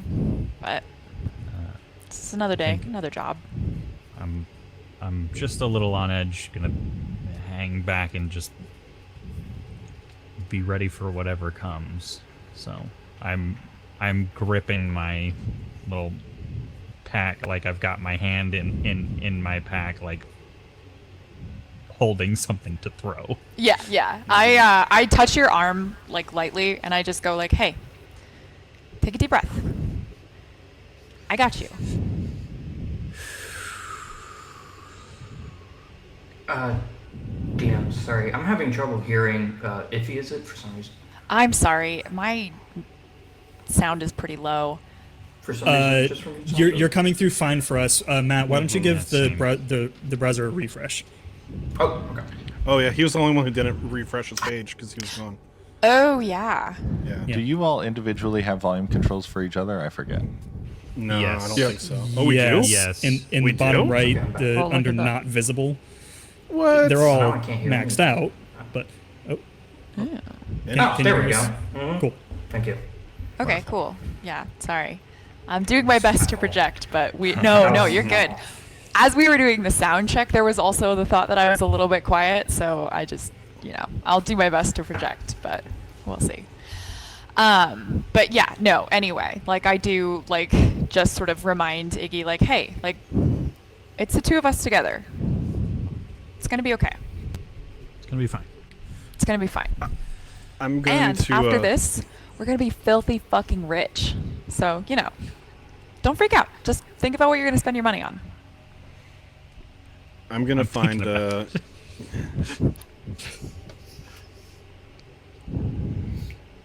Captain Naka. I'm gonna go to him. I don't like this. Something doesn't feel right. I agree. I pull out my blaster in preparation, and it's been a minute, guys. So remind me, I can do a prep like a reaction action, right? Yeah, you can. More or less. You can hold your prepare action. an action exactly. So you spend your action preparing, and then you specify a trigger and the action that you would like to do. right. So I suppose in this case it would be trigger is if you see something jump out at you, Yeah. and the action is shooting at it. I guess I would phrase it this way: if I perceive any of our,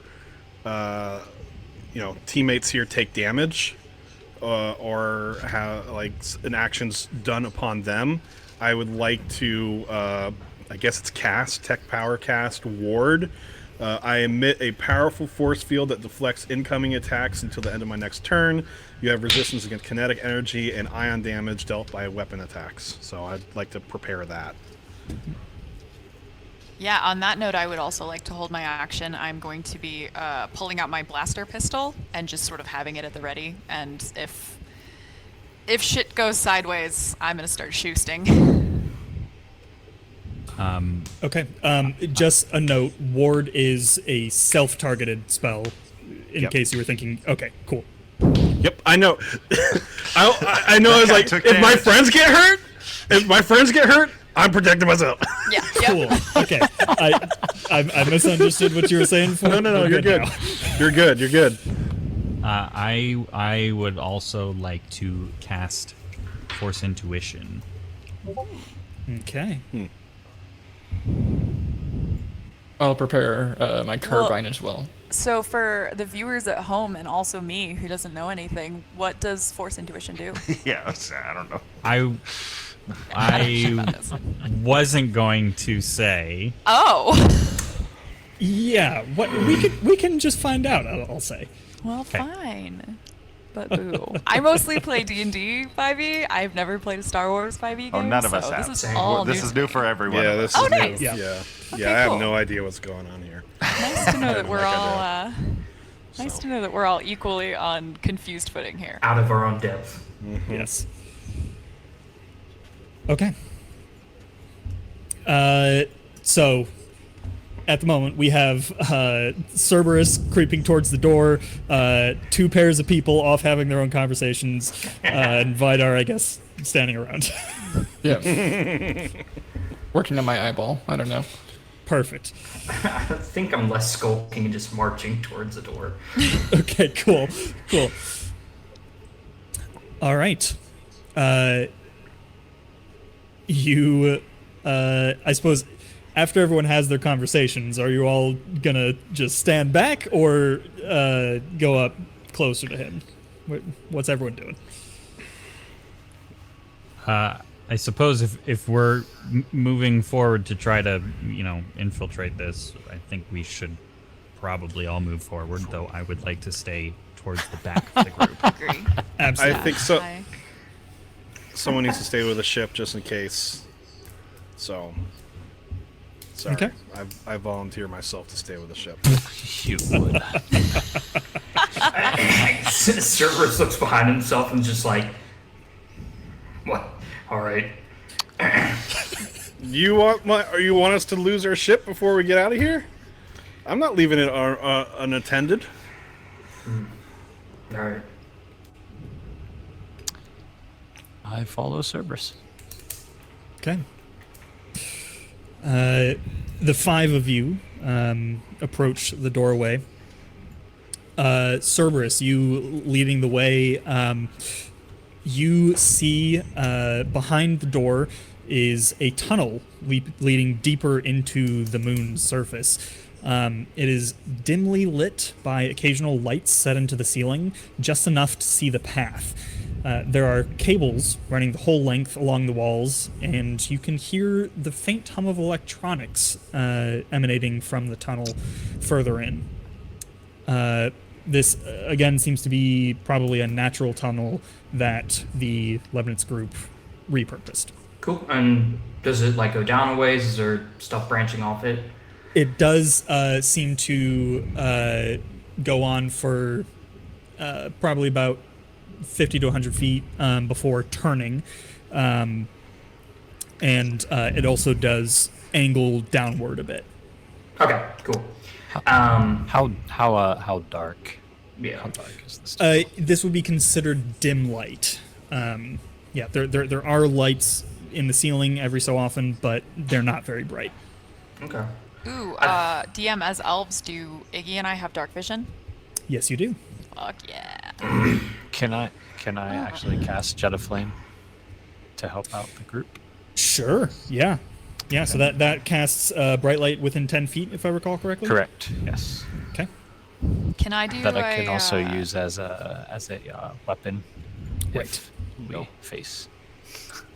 Yeah. Can I do suppose, a technology? how does that look for you? What does your jet of flame tech power look like? Yes. I would like it to match the green of my skin. So like a green flame that Sure. I hold in the palm of my hand Absolutely. as we walk. Green flame hand. Green flame hand. A little creepy. I like it. I think I'll actually pull out my pistol now. Okay. Cool. Just hold it. Yeah. And Iffy, I cut you off. Sorry. No, you're good. I'm on a tiny little bit of a delay over here, and so if I interrupt you guys at any point, I will do my best not to. But don't Cool. worry about it. I'm doing my best over here. I was gonna ask, can I do a technology check or help someone else do a technology check to determine which cables we should be following? If this branches off at any point, should we have an idea of what kinds of cord would lead to the kinds of hardware that we need? Yeah, absolutely. Yeah, go ahead and make a technology check.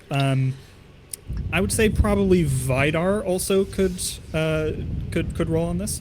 Okay. Vidar, what's your tech score? +8. +8. Okay, I'm gonna use I'm gonna give you a help then. Good. So you Yep. get to roll in advance. Absolutely. Level 1 plus 8. What the fuck? You know, Ridiculous. I shouldn't expect anything else from him. Right. You found a way to break the game. Amazing. 0. 21. 21. Okay. You see some of the cables seem to be powering the lights. They all seem to be, or at least the majority of them seem to be running from inside the hangar from the generator that was outside. Mm-hmm. So you see some branching off to feed the lights.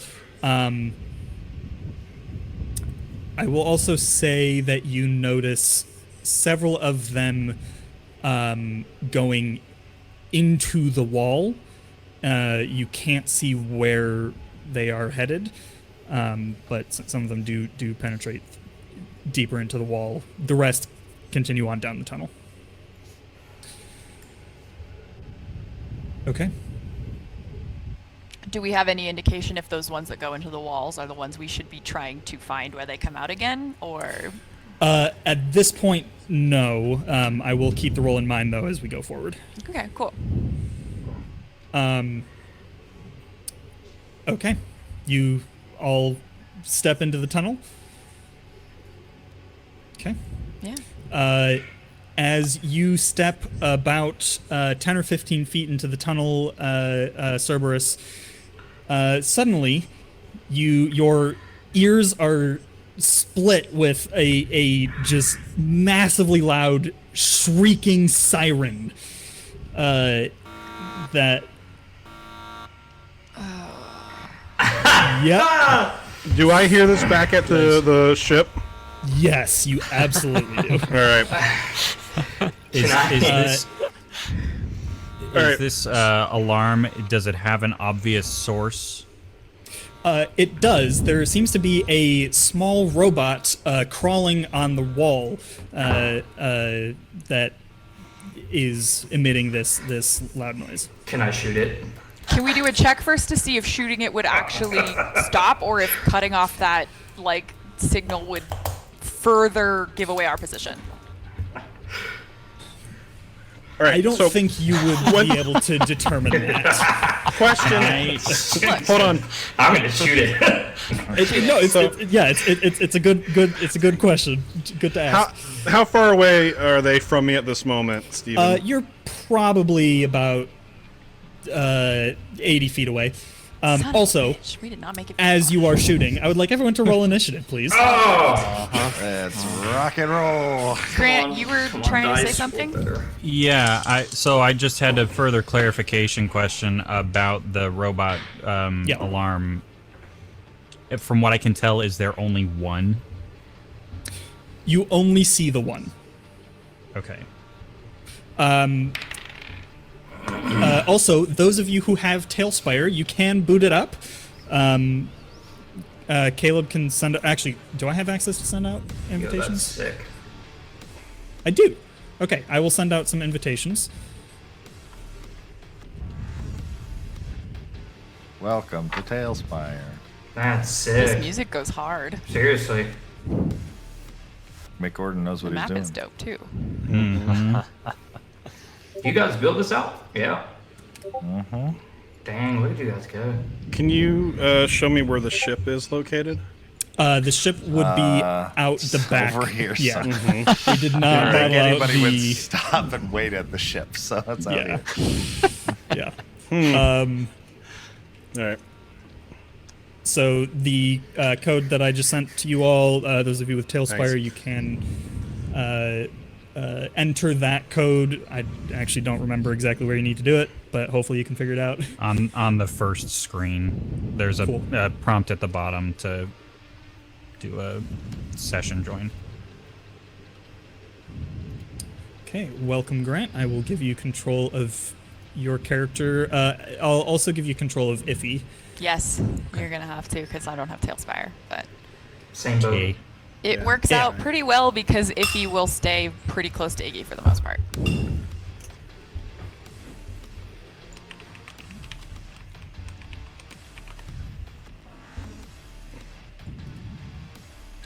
These And beautiful then, minis that all of you made. Yes. Yeah. Aaron, I will give you control of yourself and Cerberus as well. Okay. Thank you. Please don't kill me. I wanted to say too earlier, I wanted to flavor that help action I gave Vidar as if he'll let me, because I'm 6 feet tall, I'm very tall for a lady. I pick him up and hoist him closer to the cable so that he can look at them. Is half of this game's characters over 6 feet? Because Naka's 6'5", and I'm 6'4" or something. 311, so I would totally let you. Okay. Let us get some initiative going here. Okay.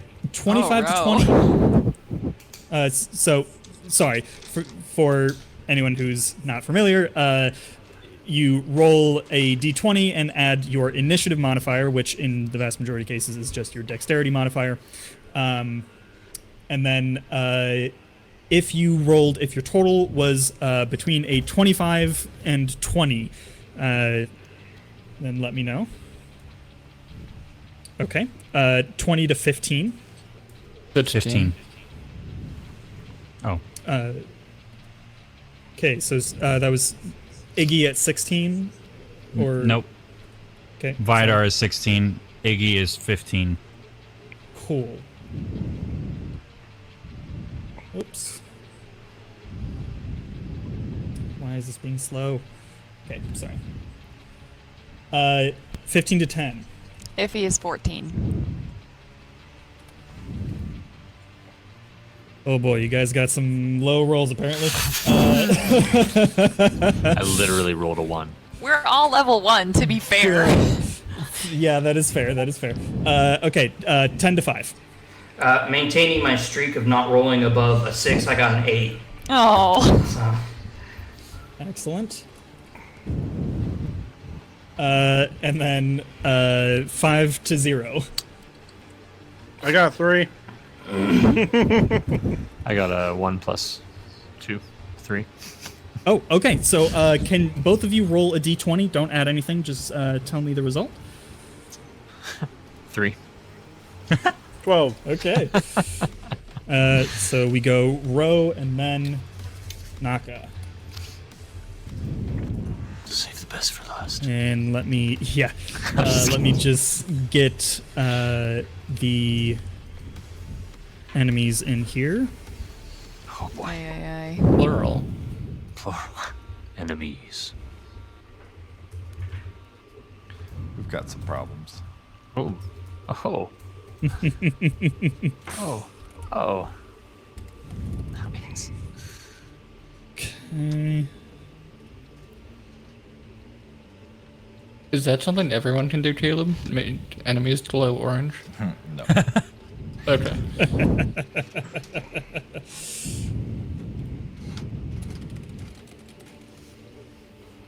Then It's fancy enough that, like, if you don't have line of sight, you can't see them. Yeah. yes, which is very cool. Like, I saw some kind of gun turret on Caleb's screen that I do not see on mine. That's cool. Okay. Wow. Of course, as GMs, Caleb and I can see everything, so people on the screen are seeing a little more than the people in game would be.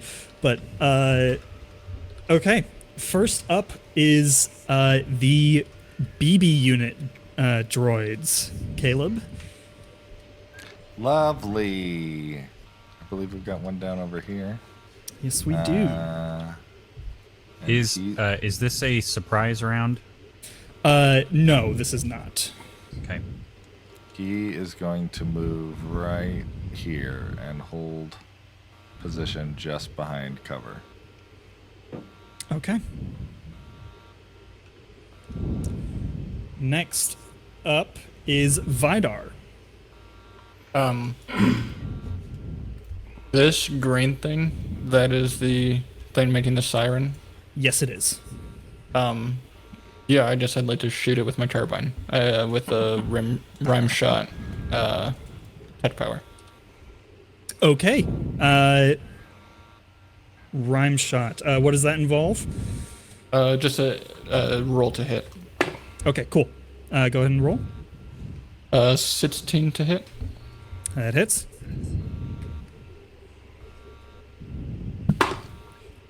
Uh, 8 energy damage, and then he's slowed. Well, it doesn't matter because the siren immediately cuts out, and he disappears.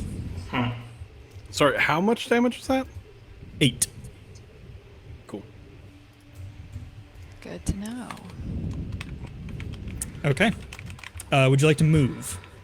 No. Alright, what Yeah, I'll stay is, really quick, what are your guys' kind of thing with talking out of turn, basically? You guys can talk. Okay. If something gets excessive, I'll yell at you. But otherwise, Can I just look back at Vider and just be like, I move back, Vider. Get out of the way.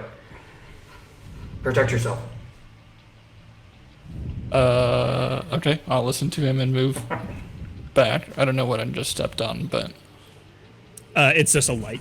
It's a landmine. Yeah, you stepped not on a a bomb. bomb. Vidar's now in 5 pieces.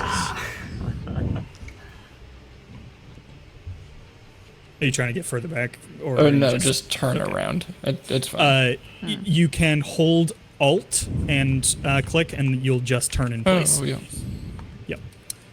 Yep. There's some controls in the bottom left that are handy. Oh, it doesn't say Alt down there.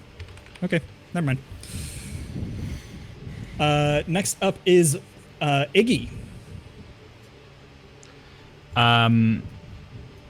Would I have... So I, on my screen, see that little BB unit that you moved, Caleb. Would I see that? Have seen that? Why don't we actually... Caleb, can you roll a stealth check for that BB unit? While Yes, you're I rolling for can. that stealth check too, what are your guys' rules about friendly fire? Do you do it in games? Like, If you intentionally attack someone, then yes. okay, but otherwise, Or otherwise like- we can kind of comfortably shoot around each other and not Yes, not worry absolutely. about it. Okay, Yeah. cool. Just making sure. Good question. If there's like an area of effect that they get caught in, that would affect them. But if you're Yes, just then you have to shooting through, calculate. then totally you can just shoot. I got a 19 for the stealth check. Okay, I think that beats everyone's passive perception. So Yeah. You would not be aware. Do I hear any other noises? Like other you- alarms or whatever. Yeah, go ahead and make a perception check. John, did you just Not buy great. Tailspire? I did. I just saw your name Nice. pop up in the corner. 9. 9. It's hard to tell. You have the echo of blaster fire in your ear, the fading echo of the siren. It's hard to tell if there's other sounds. Okay. I guess I'm going to prepare an action if something comes into my view. I'm going to cast Break. Okay, sure. All right, next up is Iffy. While I get John set up. Excellent. I too am pretty much going to hold my action, but I would like to move in front of Iggy as like a human shield, basically. Okay. But I do also have a shield similar to Cerberus's. So I tap a small pad on my wrist, and a like bluish hexagonal shield just pops up kind of in front of me. And I'm going to hold onto my blaster and essentially hold for pretty much the same trigger that Iggy is holding for, which is something coming into line of sight. Something hostile coming into line of sight. Sounds good. Okay. Next up is the battle droids. Good. That sounds The nice. Super battle droids. We've got supers. battle droids are going to. Do stuff. Hey, while the battle droids are moving around, also, is there... So I have a power called Repair Droid, tech power. And it does not specify when you repair a droid whether or not it's hostile to you. If I repair a droid, would it be on our side, or would it just be repaired back to its fixed state and whatever it was doing? Oh, you're essentially asking if you can like try to turn a droid to your side with If this? it's destroyed and I can cast Repair Droid on it, yeah. Interesting. That is a very interesting question. I think I'm it sorry, would I'm like a DM's restore- nightmare. No, I love this. I Full of love this. interesting questions. Yeah. I think it would likely return to whatever state it was in. Okay. All right, cool. That's probably what I would do anyway, and it's fine because I don't want to memorize a droid stat block, so. Does Cerberus count as a droid for the purposes of that spell? Ooh. No, he does not. Okay. That was a good question. All right. Would be nice if I mean, could repair well, him. My battle I droids mean, have moved. Steven, did you look at the description of that spell? It's essentially just a heal. It's a Yeah. D8 heal on Yes. droids or constructs. Yes. Okay. Rule 0. Move on. Okay. Okay, next up is Cerberus. Okay, how do you guys feel about, I know ready in action uses my action to hold a ready to action for a trigger. What about bonus action ready action? What are you trying to do?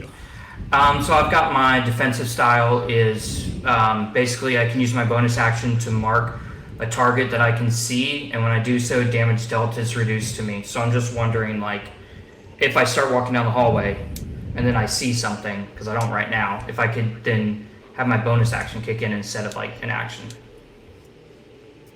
Okay, yeah, I'll allow that. All right, cool. Then I'll just hold my shield out in front of me, and I'll go ahead and ready an action for my bonus action. I guess I'll just snap my shield up and kind of hold it in front of me and any target that I see, and I don't know it's there. I'm gonna start walking down the hallway to the the left fork, yeah. And then when I get there, Got a fork. yeah, I think I'll go left because that's more lit. What's your movement speed? 30. All right. Uh-huh. Well, you'd get around there, so you would see it. Yes. Snap my shield up, and I guess Yeah, so your nice. bonus action goes off. I'll actually just say you don't need to expend your reaction Cool, for then that that works. Okay. because Now- it's still on your turn. Great. All right, so then I'll hold up my bonus action, so I'll hold up my shield to it, and then I'll go ahead and I'll pop a shot. Excellent. Hell Or yeah. please roll better. So I have weapon expert. So basically, since I have proficiency with blasters, I get to roll with advantage. I believe. Okay. Oh, please. I will trust your word on that. I don't know enough about it to refute it. It's yes, I have proficiency with all blasters, but if I already have proficiency with all blasters, which I did from my class, then once per turn when I would roll weapon damage using a blaster. It's only the damage. Right. Yes. So I will just roll once. I forgot. Star Wars 5e does have advantage on damage rolls as well. Perfect. Okay, that was a good thing. I did that because I had 2 19s on the advantage. All right. Yo. I know, but that's only a 13 to hit. Caleb, does Oh, 13 sorry, hit? sorry. 13 does not. Snap up the blaster and miss. All right, so that's basically my turn. I'll stay Oh, wait. there. I'll cover the hallway. It does hit. It does hit. I was looking at the wrong thing. You do hit. Oh, Okay. Thank goodness. Yay. Okay, then I will snap it up and actually hit. Okay, so that will be. So now you get to roll with advantage on the damage. Yes, perfect. Okay, so that'll be Nice. 8 damage from my heavy blaster pistol. Very nice. 8 damage. Nice. He's still rocking, but that was a good hit. Right. Put it into him. That'll be my turn. I guess I'll yell out to everyone else. I guess it would be kind of obvious, though. I'll kind of let out a He little, like, did just shoot. found something. Okay. Next up is the auto turrets. I unfortunately do not believe I have line of sight. I believe you're correct. I might be able to give Cerberus a haircut, but that's about it. Oh, God. Yeah. Jesus. Okay. Next up is Ro.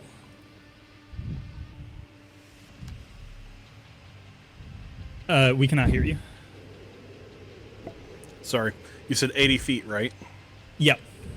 All right. So I have a movement speed of 30. Unless you Rose dash. going. Yeah. How? Well, dash is what again? You Dash. use your action. Double movement. Double. Yeah, you- Yeah. Okay. Yep. All right. So that would put me 60. So you're now 20 feet from the entrance, you would be. Can I use my? Do I have a bonus action if I dash? You Or is do. that considered okay? I will position myself next to everybody else then, with my You can't bonus get there. action. You're still 20 feet away. No, you can't use Sorry. your bonus action to dash again. But Right. you Oh, I still don't- have a can I- bonus action after dashing. Can I use my you- bonus action to move one amount of my speed instead of dash? No. Oh. Yeah, as a rogue, you could have, but not your current character. Okay, so Yeah, I'm 80 it has feet. to be an action to move again. So yeah, you are within 20 feet of the door All at right. this point. I'll use my bonus action to use production values again and alter the appearance of my eyes into flames. Sure. Yeah. Alright. Hell yeah. Okay. As a tiefling, I say exactly. Pun intended and achieved. There you go. All right. Next up is Naka. I would like to run to Cerberus's side to assist if I could. Yeah, Okay. do you have control over your Um, character? Or I can move you. Oh, look at that.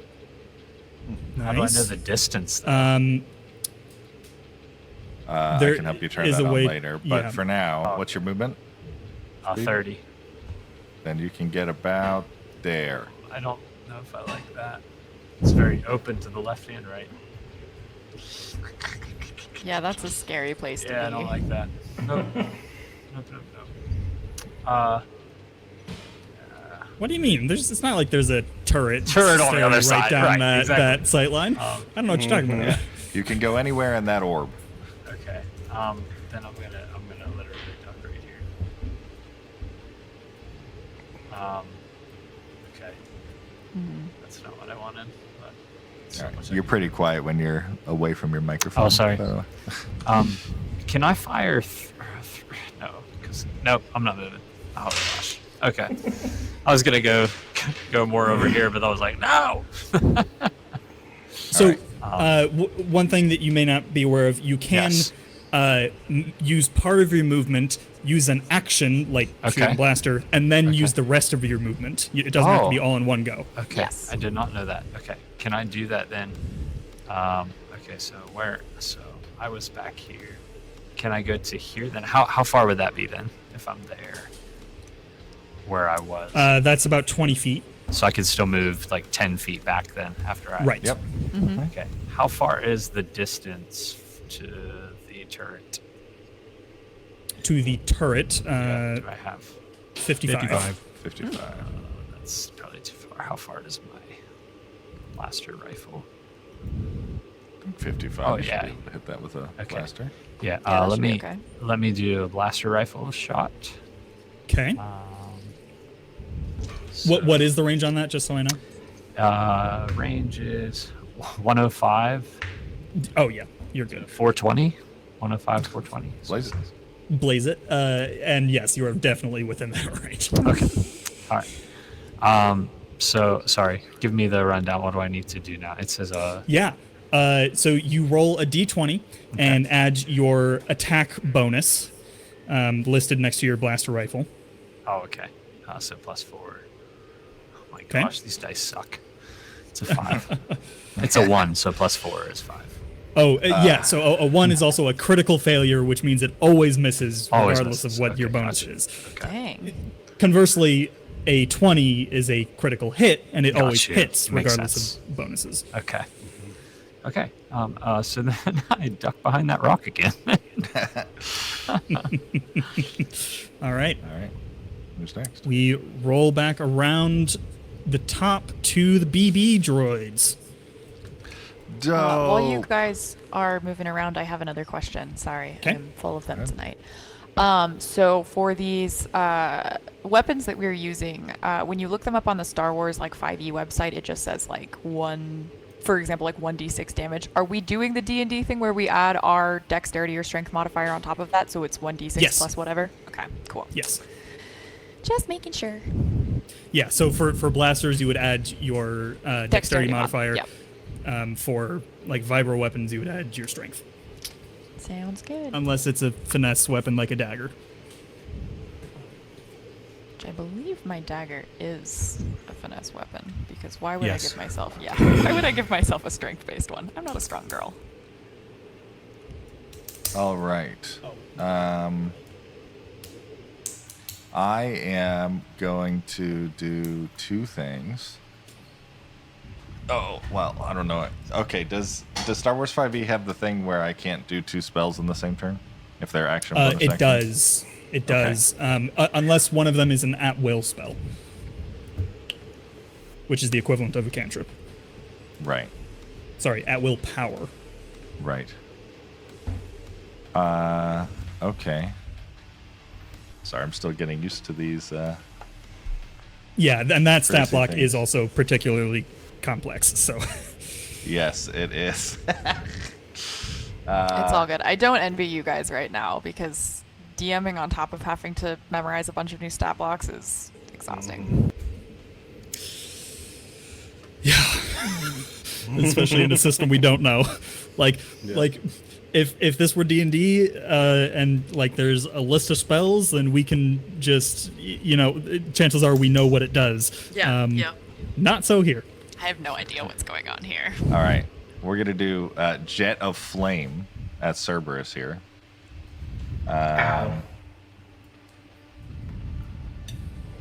All right, within 30 feet. Make a ranged tech attack. Lovely. That is 19 plus 3, 22. Yes. Just hit him. Barely. Ugh. All I mean, right. actually, it's probably not too far above. That's its not too AC. far above my AC, but it is still above my AC. That is 6 points of fire damage. So, the bonus action I took, defense style, I get to damage dealt to by the target I marked is reduced by an amount equal to half your strength or constitution modifier, which at level 1 is only 1, but still, I'll take 1 less damage. So, alright, so some of it kind of bounces off my shield and the rest will implode on me. Then, because that was at will, I will cast Translocate and appear over here. What the frick? I can't translocate yet. Hey, would Cerberus get an attack of opportunity, or is that like a face step Nope. type thing? This is where- the equivalent of a Misty Step. like a misty step. Yeah. Good question, though. Good question. What the frick? And this guy's also going to move over here. I'm basically like a D&D All right. lawyer, and I'm here Next. to argue that my friends should have rated harder. Every group, except for D&D. every group of players needs a D&D lawyer. I'm that person for sure. Excellent. Objection. Now that I'm that like, person when I'm playing, so I totally Yes. get you. Now that I've learned to DM, I'm a menace. It'll do it to Okay. you. Next up is Vidar.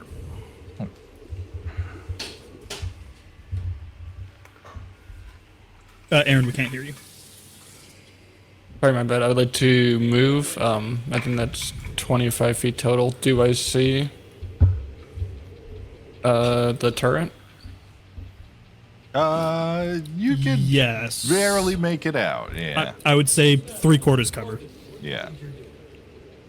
Okay, yep, that's fine. I'll take a shot with rhyme shot again. Okay. So for those who are unfamiliar, 3/4 cover means that we add 5 to the AC of the target. 9 to hit, so probably not. No. Then I will take a 5 feet step back. That will be my turn. Okay. Okay. Next up is Iggy, and Iffy on deck. I am going to move up.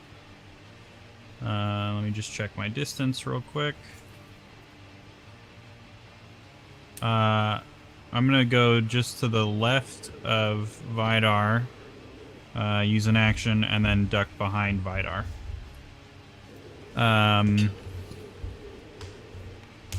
Seeing him shoot over in that direction, I am going to pull the okay. turret. Oh. Interesting. We have a Pharaoh This- user this- in the room. We do. This actually is a really interesting scenario. The turret is what- immobile. Turn it on its side. It won't be able to shoot us no more. It's like playing Portal 2 when you knock over a turret. Yeah, Start shooting into the air. Exactly. So, yeah. So it says it can be moved up to 20 feet. No, sorry. A tiny creature or object can be moved up to 20 feet. So is this tiny, small, medium? Okay, I can move it 5 feet. Would you like to move it? And I guess I will just. Well, let's see. Do I want to pull Knock it it or push over. it? You can knock it off the ledge, probably. Or maybe I'll push it. Instead, I'm going to push it and have it go into the wall. And it says if the creature or object strikes another creature or object, it must make a dex save. An object automatically fails this save. On a failed save, saves or fails. they both take a d4 of damage, kinetic damage. The wall. Yeah, and the wall. This thing is immobile. Yeah. Let's cause a cave-in, guys. I'm into it. Did you want to push it up over there or just slam it into the wall next to it? I'll just slam it into the wall behind Okay. it. Yep, that's fine. Nice. Go ahead. Nice, Iki. And that is 3 kinetic damage. Attaboy. And then I will duck back because I'm a coward. You guys are playing smart. That's good. All right. Okay. Next up is Iffy. All right, I am actually going to kind of Battle droids on mimic deck. Vidar and Iggy's movement. So I'm going to use part of my movement to run up and give it a shoost, and then back. duck back as well. Although, let's see here. If you're placing me there, Yeah, so that's 25 feet of movement. Okay. It would still have a 3/4 cover like Naka. You know, yeah, okay. The 25 feet is fine for now, and I'll move back that 5 feet again. But I will move in front of Vidar when I'm moving back. But yeah, I'm gonna shoot at that turret. Take a shot. Okay. Let's hope for the best, I guess. Time for some gunslinging. Wish me luck, fellas. Ooh, yeah, mama. That is a 22 to hit. That'll hit. Nice. Excelente.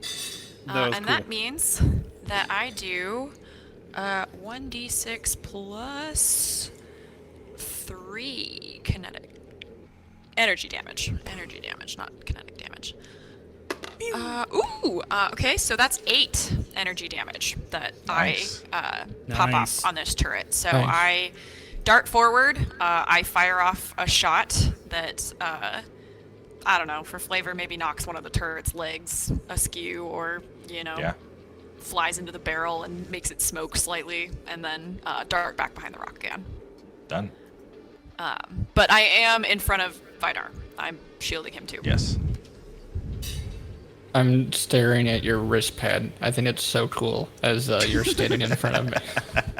Look, mine doesn't have a shield, as I'm silently judging my own. So you weren't totally clear in the beginning. You said like late teens, early 20s. How much of a kid are you? Like what rate He's do a like gnome. gnome So age? I'm 20, so I don't know. I have no clue. Yeah. I think it's the same rate. I think Same rate everyone as has- humans. Okay, so you're like a youngin, Yeah. but you're not like a child. Especially in this universe, like everything is you know. mixed. Yeah. Okay, yeah. I thought so, but I wanted to confirm. I like you right. though. You're good. Okay. Who's next? Next up is the battle droids. Cerberus on deck. Oh, lovely. All right, they're going to move. And I'm just gonna kneel down behind this rock back here and make some progress there. Okay. All right. Cerberus. I'll also say this guy is peeping this corner and holding an action to shoot if anybody shows up in line of sight. Very good. Okay. Oh boy. When that stupid little bastard teleported away from me, did I see where he landed? Or did he didn't have to see where he was going, he's just gone and I don't see him? Damn. Okay. So I have no idea where he went. Okay. Well, that's annoying. But I see everyone shooting at something up on the corner. I don't think I really knew a turret was there, honestly, despite seeing the DM's map. So I will. Sorry, is it Matt's turn again? Yeah, right. Yes. I you think you skipped me. Yeah. Yeah. No, you're after the auto turret. Sorry, Cerberus, auto turret, you. Okay. I don't think we skipped you. This is only the second round of combat. This is right? round 2. Yep. Yep. Okay. Yeah. Yeah. Okay. You're at initiative 3, so you're pretty far down there. Pretty low. Yeah. Okay. All right. So I don't know where that guy went, so I can't. Thank you for calling me out, though. Please do that if you Sure, if anyone yeah. thinks I've skipped a turn. I don't know where the guy went, and I reasonably don't know. So I'm gonna do what everyone else is doing. I'm gonna just move to the right a little, pop my head out around the corner, and shoot off a pistol shot at the turret. Is it regular cover from there, or does it not have any sort of cover? No cover. All right. Well, goddamn. All right, that's a 7 to hit, so I miss. I'm assuming. Just boom, snap it off. It completely misses. I think I'm distracted. I've got fire still. I'm trying to pad off from my arm, and then it's not really probably going to do too much, but I'll just go ahead and mark it with my bonus action, and then move back so it can't really see me. Yeah, move back to where I was basically. All right, that works. I think that's it. You actually just reminded me that I have Hunter's Mark. I should be Hunter's Mark. You should be using Hunter's Mark. Yeah. I completely forgot about that. This is actually, in my defense, this is my first time playing a Ranger, and I'm doing it in Star Wars, so I don't know what Yes. I'm doing. Yeah, that, And Definitely this is a feature that you don't get for free as a ranger in D&D. Right. Yeah. But right, you we do were get it talking for about free. that. That's is true. an improvement, yeah. Yes. Okay, well, there we go. All right. That was my ineffective turn. Okay. Next up is the auto turret, who I believe has 3/4 cover, line of sight on Naka. And I think that's it. He does, but instead of taking the shot, I am just going to hold my action for the next time someone actually Very pops good. out to shoot at me. Smart turret. It is a Leibniz turret, of course. Now it's Rose's turn. Okay. I'm what, 20 feet away? Yeah, 20, Yep, I've got 20 you feet from properly the entrance. positioned. So Can I see, like, what 10 feet inside the thing would be? Inside the entrance? right there. So that would be like my maximum distance run in, right? Mm-hmm. Okay. At this point, is there anything that's in my line of sight? Not any betties. There's a obliterated droid on the wall. Yeah. So you could dash with your action. So I will dash to what's the extent of that? Is it? I keep forgetting. So if It's I have 20, just then an extra 20. 30 feet. Okay. What's 30 feet? It'll catch you up to the rest of the party.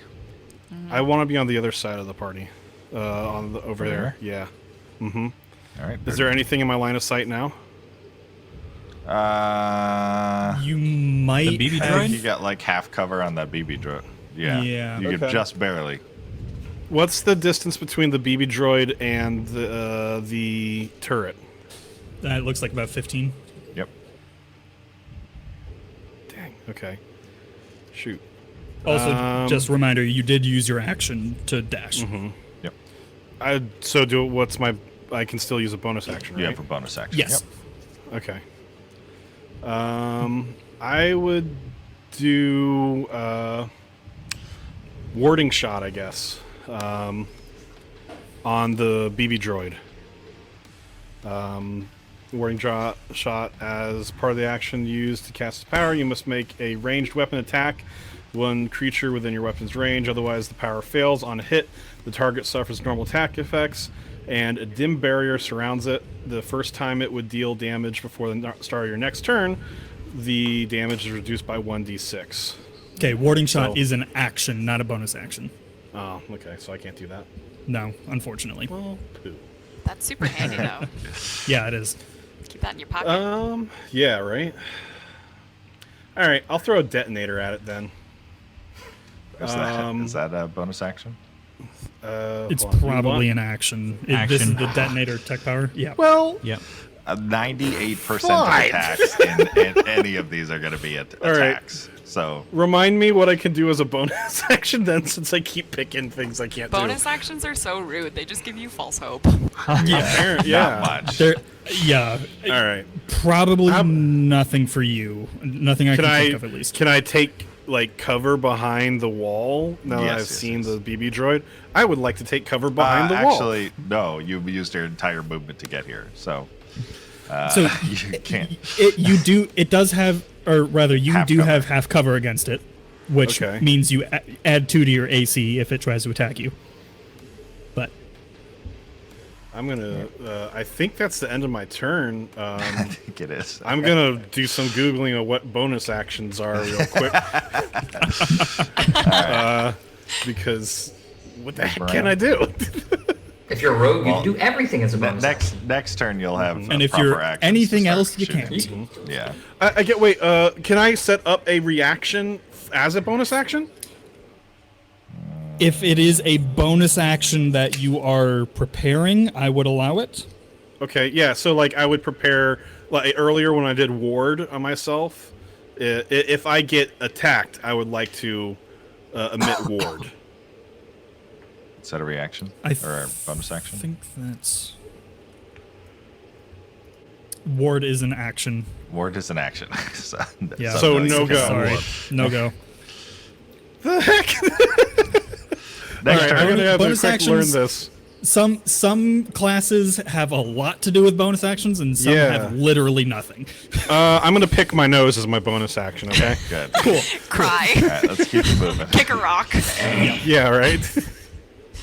Okay, next up is Naka. Can this object that is right by Cerberus, that box? Yeah. Can I ask what that is? Big old crate. Appears to be it's just some sort of crate. Are you taking my crate away? I have a question, I guess. So, this is my ignorance. So I have Brawny, right, as one of my feats. Can I push that, like, out into the try. open to add cover for the turret? Sure. Can you read Brawny to me? Sure. So Brawny is increase your strength score by +1, a maximum of 20. You gain proficiency in athletic skill. If you're already proficient in it, you instead gain expertise. Your carrying capacity and your weight, you can push, drag, or lift doubles. If it is already doubled, you instead triples. Okay, yeah. Whoa. How If would I it's find out doubled- the weight? That We make it up as we go. oh, okay. Yeah, carrying capacity is or push capacity, I believe, is 15 times your strength modifier. So what's your your strength score? 18 what's is my strength score. Okay, yeah, you can push the thing. That you've got like 600 pounds to play with, essentially. Okay. All right. So how does that work as an action then? Dang. Like, if I- So you're gonna have to, if you want to, I'm assuming push it over this direction. That's what I was thinking. Yes, just So to add you more need cover to in the open move space. over here, and then you Yep. can use your action to push it. Okay. So I will move over there. And as he does, Oh no! auto turret takes its shot. I knew it was gonna happen. It just had to happen though. It had to happen. Auto turret also has used its action to do its multi attack, so it's gonna shoot twice. Oh, perfect. Okay. Cool. The first one is a 12 to hit. Does 12? So you beat compare your that AC? against your AC, which is Where should be like top center. Sorry, you're using the character builder, right? Yeah. Sorry, be pulling towards it the up. top.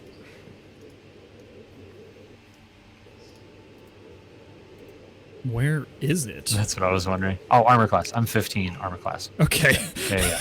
The Glad you second found one it. is a 16 to hit, Okay, so that one hits then. and that does 8 energy damage. Oh shit. Just grab you by You the know we're forearm and level pull you behind one, the right? cover. That's what I was gonna say. Like, so it's Yep. 8. 8 is okay. So, and that's my HP. Like, what's the difference between energy damage and? For you, nothing. Oh, Yeah. okay. How many So hit it- points do you have? 11. Okay. All right. Well, not You anymore. now have 3. I'm still alive. But you make it over here, and you can push the thing if you want. Okay, let's push the. So thing. that was 25 feet to get there. So I'd say you can move it 5 feet and then another, and then like shove it away from you another 5 feet. I'll say. Okay, So you so can move 10 it a total of 10 feet. Okay, let's push it 10 feet then. Yeah. Just to give us a little more cover in that stupid Alright. area. I'll just kind of grab you. Look at That was extremely That was a cool. very brave Yeah. decision. So you would also end up there. All right. I mean, there's probably 3/4 cover to anybody running through this gap at this point. Yeah, definitely. All right. You're Okay. welcome. Next. No, I'm kidding. I'm just kidding. Back to the top, BB units. All right. This BB unit is going to run over here 10 feet and then cast Repair Droid and Oh heal gosh. Bastard. the guy 2 full. Okay. All right. And then he's gonna move this way 20 feet. Okay. Next up is Vidar. Oh, sorry. No, it's fine. This Okay. guy's just gonna move right there. Okay, Vidar. With Iggy on deck. Same thing. I'm going to peek around this cover to try to shoot at him. Is from there 3/4 still? I'd say half, maybe. Yeah, half. Okay, I'll do ram shot again. Oh, that's cut. Okay. 19. That hits. 8 damage. 8 damage. And then Okay. I'd Good like damage. to back this way. All right. Let's keep Okay. going. Iggy, Iffy on deck. I am also going to scoot up to this same. Let's see. Can I get myself within 30 feet of and still be behind that cover of the turret?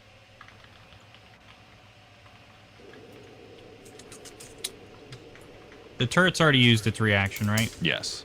Yes, it did. Okay. I'm going to move up here because I have 35 feet of movement. And I will cast Break on the turret. I inflict 10 force damage. This is not a roll. 10 force damage Bruh. to an object I can see within range that is not being worn or carried. Generating an explosion of sound that can be heard up to 100 feet away. Delicious. If even if the object is not destroyed, small shards of shrapnel fly at creatures within 5 feet of it. I don't think that applies here. There would be more damage to other things if there were. It's dead. Still handy. It is very dead. Sick. Oh, nice. Hell yes. Beautiful. I'm coming back behind the thing. You have Okay. a cool looking hand too. What's up with the twins having cool looking Sure things? do. Look even closer at the cool looking hand. I got the data pad and the mechanical hand. Yeah, I just have uh, the data pad. Next up is Iffy. Okay. Battle droids on deck. Cool. For right now, there are really not any other things I can see, correct? Since we took out the turret and that one droid is just scuttling away. That's correct. So for now, I am going to...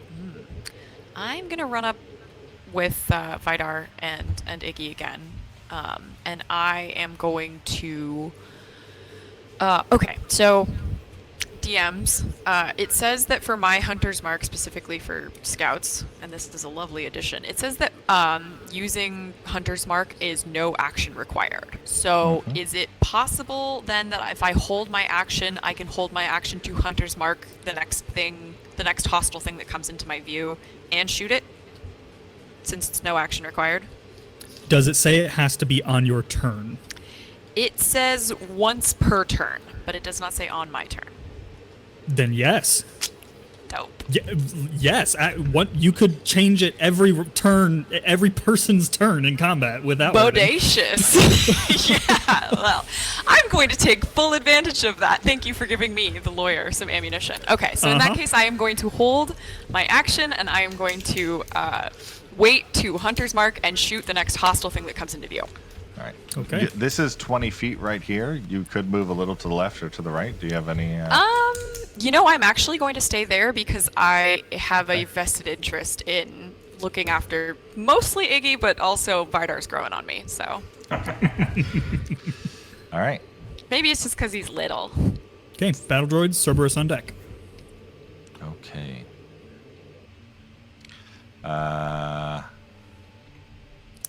While you think about that, I'm just going to go ahead and say, as best we can, let's try to keep turns moving fast. We are running behind schedule. There's a lot of us, so that kind of makes sense. Yes. All right. Battle droids are going to dash and move in right in here. So if that did that cross my line of sight at all, or am I fully I covered don't back think here? so. Sorry. It No, crossed that's my okay. line of sight, though. Yes, it would have. Yes, it would have. Were you But you don't holding an have- action? I don't think so.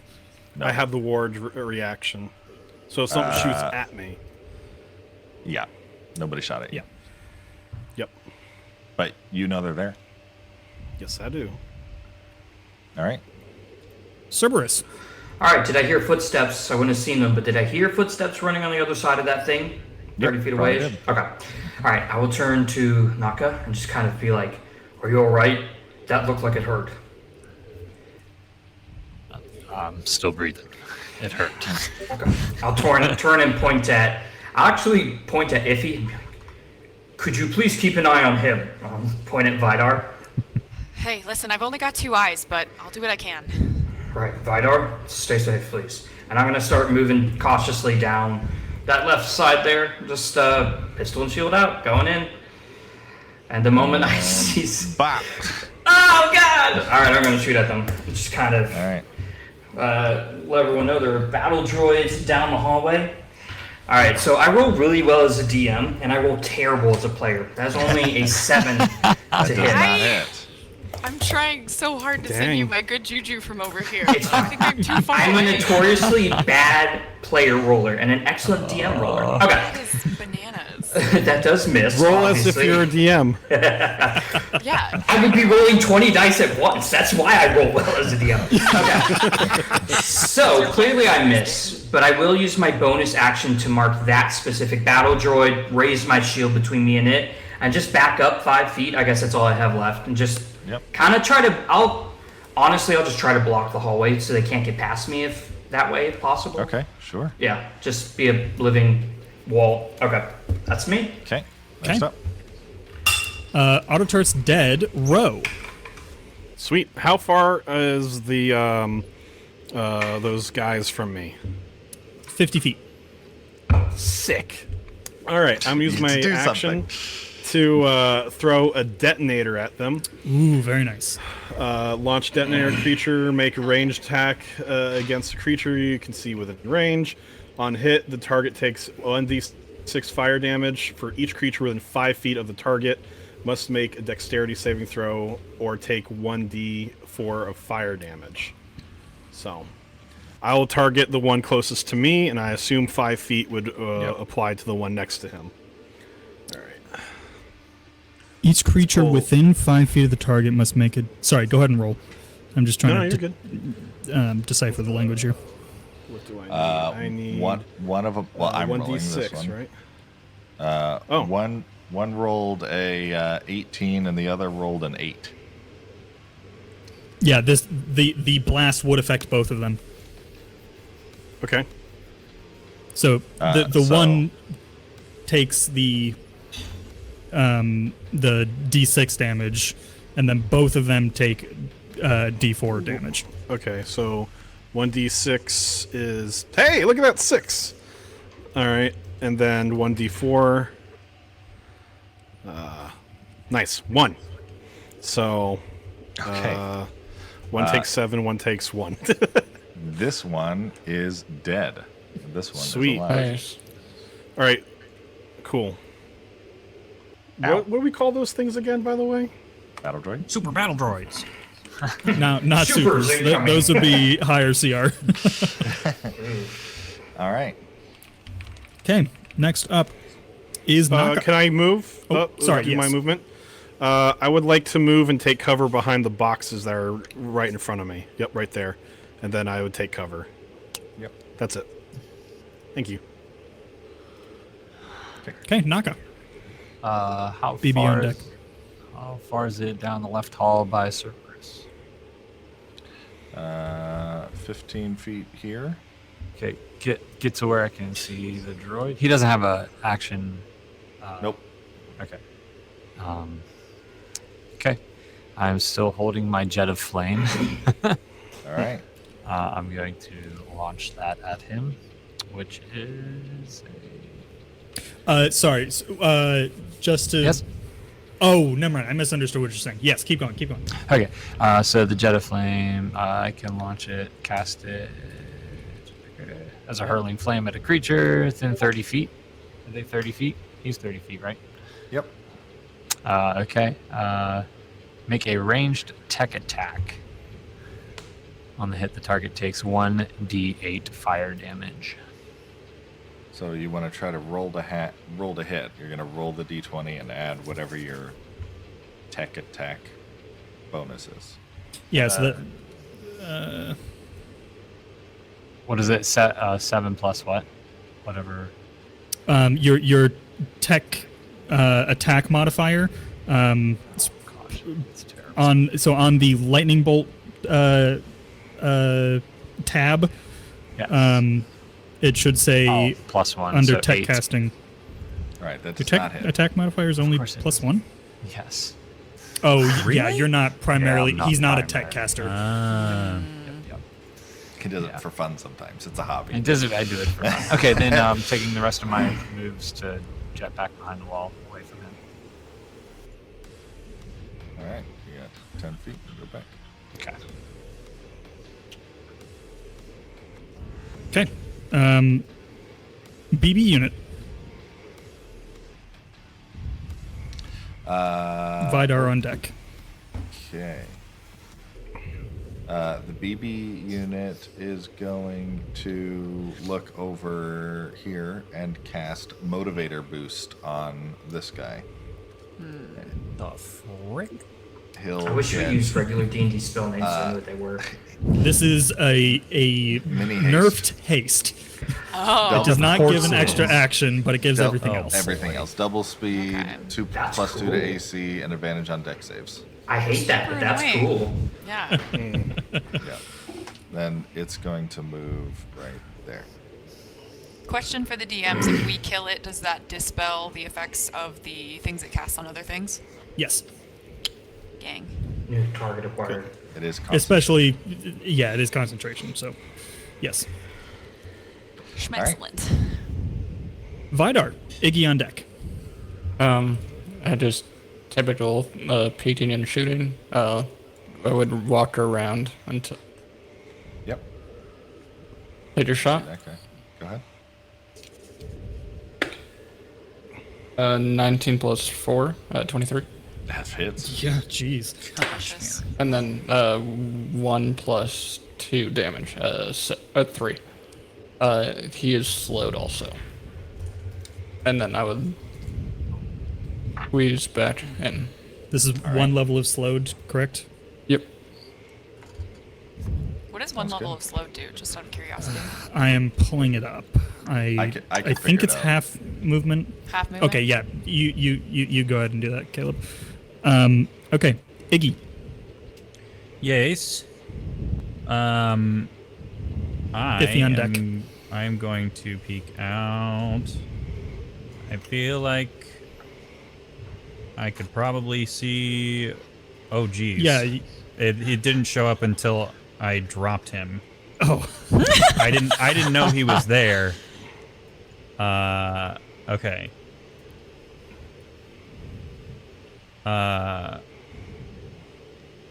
Yeah, I'm also gonna throw a detonator. And range tech attack. Okay. They are not within 5 feet of each other. Just calling that out. Then fine, I won't do that. Well, it still does a D6 plus a D4 to that target. Yeah, or I could just break him and deal 10. That's right. Okay. Well, but I kind of want to hit both of them. Hang on, I'm gonna do something else. I will. No, that's all. It's a 5-foot cube. Yeah, no. Okay, I'm just gonna break the droid. 10 damage to the droid, please. You break the droid. Okay, great. Which means haste disappears, right? Yes, it's That was the one that was concentrated. Delicious. And we've established that the not super battle droid is more than 5 feet away from that droid. Yeah. Yes. Okay. Yes. Okay, I'm ducking back. Okay. Iffy, battle droid on deck. Okay, with my movement speed, is it possible for me to get far enough out that I can see that droid over there without using all of my movement speed? You can use 25 feet and see it. You Okay, could use 20 and see it if you are willing to take half cover. I am willing to take half cover. Wait, actually, hold on. What is my stealth like? Can I sneak up on it? That's got to be a thing I can do. Right? It does take an action for you to hide, because you don't have cunning action. You're right, I don't have cutting action. Okay, well, I am still going to make that move and take a shot at it, and then I am going to take whatever movement speed I have left to duck behind cover. And if I have half cover, I assume with 5 feet of movement, then I can duck back behind full cover. Yeah? Yep. Cool. So I'm going to take a shot off at it. I am going to Hunter's Mark it. Okay. Okay, So, good. Yep. Yeah, so that's something at least. Does that... Let me see, real fast. I believe it's just an extra D4 at this level, right? I believe so. Yeah, I don't have advantage on it or anything yet. Okay, all right. Well, I'm going to shoot at it. I don't know what's happening graphically with my camera right now. I look terrifying, but... Oh, yeah, that's fun. Wow. I don't know what's happening. I haven't wasn't gonna changed say anything over anything. here, but let's see. Oh, that is a 2, so that is a 7 to hit. I'm sure I don't hit that. Does not hit. Yeah, You can duck behind Okay. but cover. I move back into cover, and that's my turn. Okay, next up is the battle droid. Cerberus on deck. All right, battle droid is gonna peek out and take a shot at Cerberus. It's just the one I have marked, I believe, Yes. right? Yeah. Okay, Yes, it is the And- one that was closer to you. Yep. It's the one that just rolled a natural 20. cool. I guess this is actually a good opportunity to ask: do you guys double the damage dice, or do you double the damage total as DMs? Historically, this dice. is something that I wanted to bring up and totally forgot about.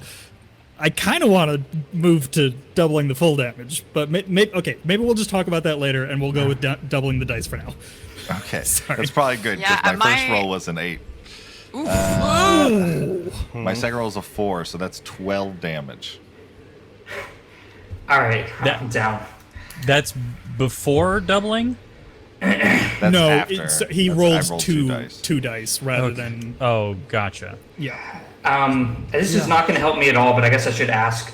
So for the protection thing, it says half of my Constitution, which would be 1.5. Do I round up or down for that in the future? Do I negate Down. 1 or 2 damage? 1 damage.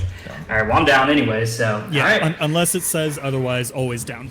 Okay, I think, Naka, you can kind of see as I'm hit and go down, it's not blood that comes out of me, it's a bunch of sparks and like a strange black and red biofluid spills out. And I'm just collapsed to the ground. And the droid runs back and tries to get some cover over here.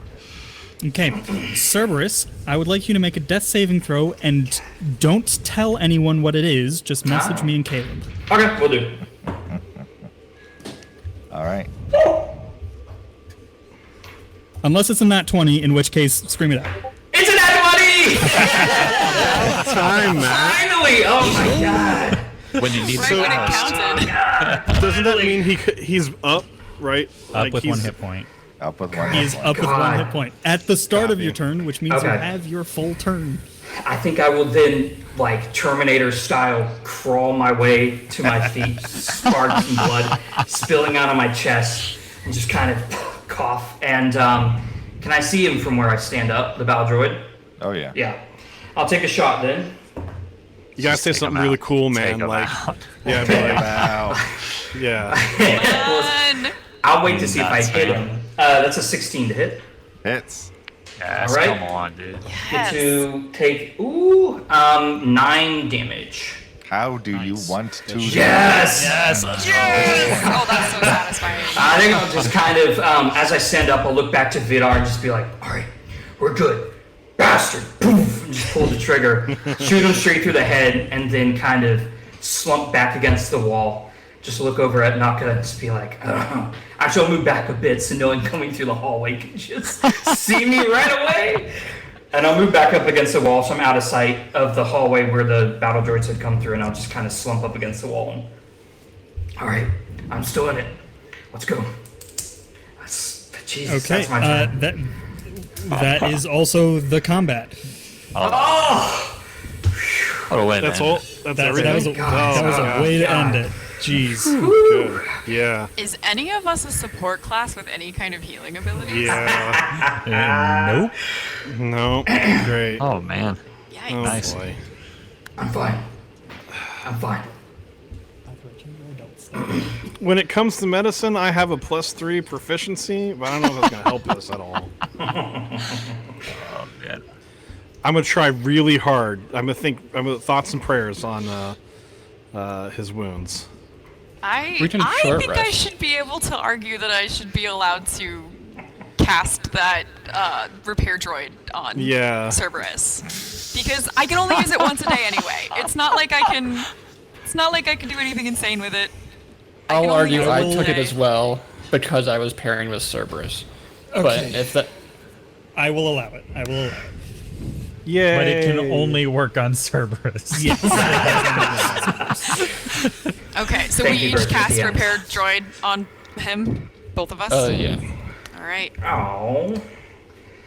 I'm fine. I'm fine. It's fine. Clearly not coughing. fine. And if you're going to take any more hits for the rest of us, you're gonna need this. Yeah. All right. All right, let's keep moving. Okay. If you And want to roll for- first to see if I'll still need it after Yeah, you go first. me. I actually, do you have it in front of you? Because I don't. So, in the Yeah, I interest do. of time, I think it's do a you want D8 to- plus D8 your, plus tech casting ability modifier. Okay. which would be intelligence. So yeah, you go ahead and save yours just in case. So it is. You said D8 plus intelligence. Yep. All right. So that is a D8 plus 2 for me. That is 7 points of healing. Nice. All right. Thank you. Yeah. Very nice. All right. I'm getting there. I'm a little ways away from full. I'm halfway. You know, it's better than nothing. It's better than nothing. Yeah, there's still nothing for me. So, I'm just kidding. Thank you. Do you want another one then, if you're halfway? No, save yours. Save yours. Okay. Yeah. I think that's smart to save it. Okay. Okay. You all continue on through the tunnel. You find no more droids. I suppose actually there was one more alarm droid that you find, but it doesn't attack, so you can just shoot it easily. It's fine. And you move through to the server room. I did my door thing. Look at that! I do know at the start I'm tight on ammo, so would I be able to take an energy cell from one of the dead guy's guns? I don't know if you guys are actually keeping track of yeah. ammo in this camp. Are you guys tracking ammo? I wasn't really thinking about it. I think that means we shouldn't have to track ammo. Yeah, let's for now. Let's just not track ammo. Okay, then Just I won't loot keep it it just for then. fun. Yeah. If you need it, I have a couple extra power cells, Vider. I can give you one. Oh, that's beautiful. I like okay. to think that we can just loot it for fun, and it's all vibes. I love the server room. This is so cool. Yeah, you move through into the server room. You see. Let's see. Large server racks fill the majority of the center of the room, and there is a terminal on the far wall. The walls on the sides are lined with dusty shelves containing old devices and computers covered in what must be decades of dust. Alright. I guess I would go up to the terminal and try to just see if I can find anything about the algorithm to decrypt that frequency. Okay, go ahead and make I an will- intelligence check for me. Can I Are aid you him going in to that? assist with? Yep, go ahead and make Yeah. it with, technology specifically, Technology. and then with advantage due to Okay. Rose's assistance. And then how does I essentially have this versions of guidance? Can I cast it on myself as well? Sure. Can I'm and just going should. to assume it works the same as normal guidance. 18 don't- plus 8 plus. I don't want to assist, but I want to look over his shoulder. Okay. Yeah, I'd like to be following as well. But Plus 1, so 19 plus 8, 27. 27. Yeah, you you We find actually the Ark of the turned the Covenant. computer on, and whoever was using this last was looking at this code. just had it. Love it. What You luck, drop Vidar? in the drop in the serial number, and it spits out the frequencies that you need. You have those recorded now. Is that like on a flash drive just in memory? How does that work? You just have it. I'm Okay. not going to worry about it. It's in your wristpad thing. Yeah. That'll work. Yeah. Sounds good. All right, let's get the heck out of here then. Maybe it's we need a Eve's jamming pad, device. since he's the one Yeah. who's going to be like up on Oh, yeah, you're right. The jamming the device. things. Up on that shit. Where's this device? I don't know. Alright. We still need to find that. Is Yeah, we anyone do. good at investigation? I don't know what. I think I'm. Yeah, we Are do we a group expecting it to be investigation. here? Oh no, I'm not. I like Yes. intimidation. We are expecting it to be here. Okay. Yeah. This will be an investigation check. Okay. Okay. Well, I only have a +2 Investigation to time. investigation, but I I can have at a least try. negative. I have plus 6. Gosh. I have Aaron. I a assume we plus should just 2. all look around. I think I'll just follow Vidar around as Yeah, I'm for looking real. for it. Yeah. Yeah. Natural Let 1. Vidar. Oh, I was about to say with advantage because everyone's helping. Oh yeah. 4 plus 6, 10. Okay. 10. Okay. It takes the better part of an hour and a half digging through it, just looking at every piece of gear. Like, this is very much not your area of expertise. None of you are really familiar with this. So it takes a while. You do eventually find it. You realize after you find it that there was significantly less dust on this than many of the other devices. Womp. So, Interesting. but you do have the jamming device now. Wonderful. Okay. For the sake of time, because we are running a bit behind, I'm just gonna say you guys get back to the ship, take off, Excellent. and Oh, yeah, go ahead. Oh, I was just gonna say that I lean over and like elbow Iggy, and I'm just like, see, I told you it'd be fine. So far. Cerberus is still bleeding oil. Yeah. It'll be fine. I'll be fine. Listen, we're so all up. it is about a 12-hour trip to the Amnesian zone from here. So it is going to a rest take then, long right? enough that you could take a long rest. Oh, thank you. I think need we that. should. My gosh. Yeah. I won't need to take a long rest. I didn't do a whole lot. But Hey, can you pilot the ship then? yeah, I was just gonna say, in character, I was gonna Can be you like, take over? Captain, I you need look to- like you I need a need to rest. rest. I'll pilot the ship, which is good because Thanks, bro. piloting is one of the things I'm either proficient at or I have as a thing I do. So Yeah. yeah. Okay. And then Proficient would be the right term there. Yeah. I would need Okay. to take Vidar aside at some time. Let's just kind of do that somewhere in the background. Okay. All right. I take off my shirt All right. and do the routine. Go ahead and give you your medication. I'll just kind of put it back and then put a hand on your shoulder. That was great. You did a great job. Thanks, you too. You died, but I didn't know that because I didn't see you die. But I heard about it. I don't think I really died. I don't think so. The arbiters didn't call me home yet, but you did good. You did good. Just in case something happens to you, can I have a week's worth of medication on myself? Just Of so I course. can. I'll take it and I'll give most of it to you, however much you have, and I'll just keep a little bit on myself. I'll say, if something does happen to me, just be careful, I guess. I don't really. It'll be fine if it does. You'll be fine. I shed a tear. just one. Gosh. Aww. And I think I don't need to rest technically. I just kind of stand there inert for a while, so I'll just do that around wherever Vidar is. Okay. Yeah, you, sorry, are there any other interactions that anyone would like to have during this long rest? I'd like to ask a clarifying question, whether that's an in-character thing or to the DMs, depending on who remembers the information. Is our mission to deliver the bosonic charges?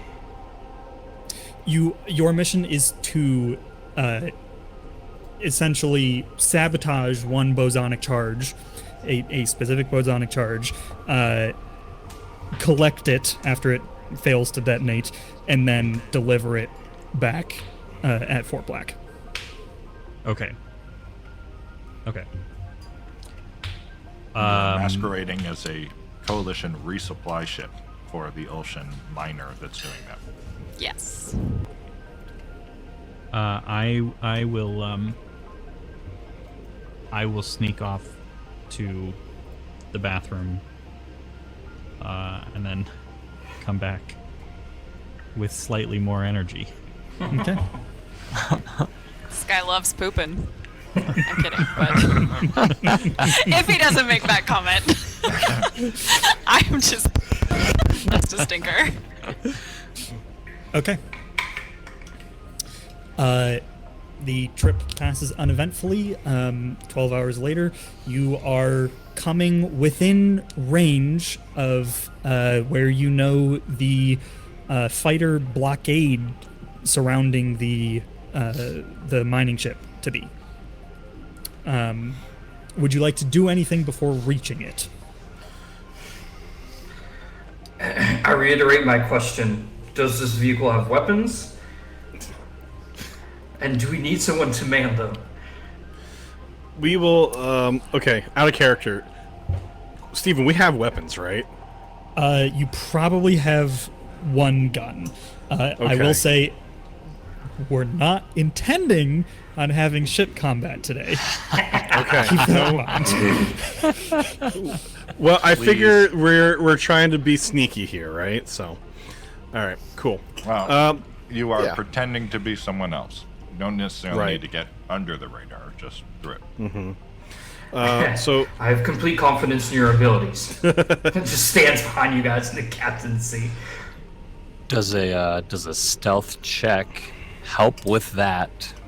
Stealth in this situation probably would not help Would you. not. Deception, however. Okay, well, I have that. yeah, same. I will help him with that when we get there. Captain, I know we're approaching the blockade. Should we call in, let them know that we're coming through? Hopefully they'll open up and let us through without stopping us. Yeah. All right. Make the call. Grant, you had a question? Do we have uniforms like disguises? No, you're pretending to essentially just be contractors, not like employees of the union or anything. This is just a random crew that the union would theoretically have hired. So no unions or no uniforms or anything. Okay. All right. So just to be clear, we're going into Alsham Union space, correct? Technically, this is neutral space, but effectively, yes, it is Alsham Union space. But we are going in as coalition. Yes. So the idea is you have disguised yourself as more or less like mercenaries that have been contracted to deliver these goods. So you theoretically would be expected. Okay. Cool. Or at least they wouldn't immediately be suspicious of you just because of the fact that you are coalition. Are we actually going into the Omnesian zone? Or are You we are just coming skirting right around up to the it? edge of it. Okay. Don't go in. Yeah, going in would kill all your That's- electronics. Not doing that. Why I was asking. All right. It might be worth. I'll, I believe only the Ulsham people know why the Omnite or the Bosonic charges are out here to begin with. And right. how that process even happens. Oh yeah, forgot. Yeah, would one of our Alsham people want to give a brief explanation? Maybe not quite as brief as your Bosonic charge. Right. I'm gonna let you thing go do boom. it, baby brother, because I have a Yeah. mouthful of burrito right now. We know that in the Omnesian zone there is essentially a mini nebula of Omnite, and bosonic charges are used in the collection of Omnite. The way that that the Union has discovered to essentially condense the Omnite into like the vial that you saw earlier is to detonate a bosonic charge in the midst of the Omnite cloud, and it sucks it all in to a much more compact form. Because remember, the bosonic charge creates a black hole, Right. which quickly evaporates due to Hawking radiation. But, yeah. And only the Alsham Union uses these, or everyone uses these to mine the... Only the Alsham Union has this technology, and they guard it jealously. Okay. Actually, a specific company within the Alsham Union, but we don't need to get into that. Gotcha. I would like to learn about your economics scale for the Alsham Union, but we can do that another time. We do not have the. The conversions.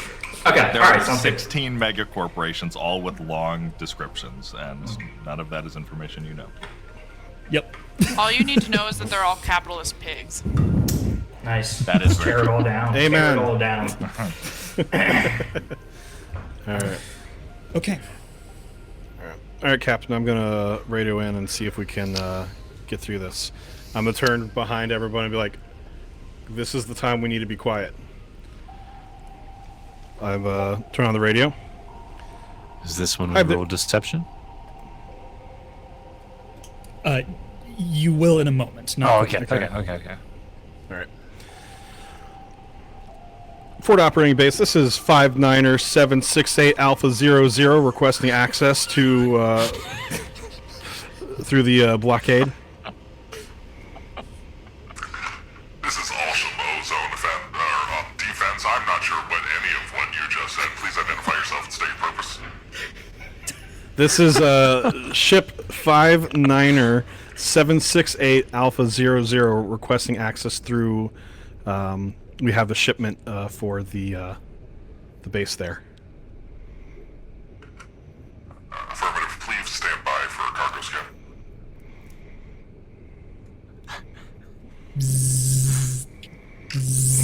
I don't. You have a don't sound actually hear effect anything. for that, We all just like clench a little. Ugh. All clear. Clear for landing. Copy that. No deception necessary. All right. What can I Okay. say? You pass through. You see, so as you approach, you see a loose swarm of small fighter ships, which sort of spread out a bit and allow you to pass through. And they are sort of in a half dome surrounding what you now see a freighter that is sitting right at the edge of the zone.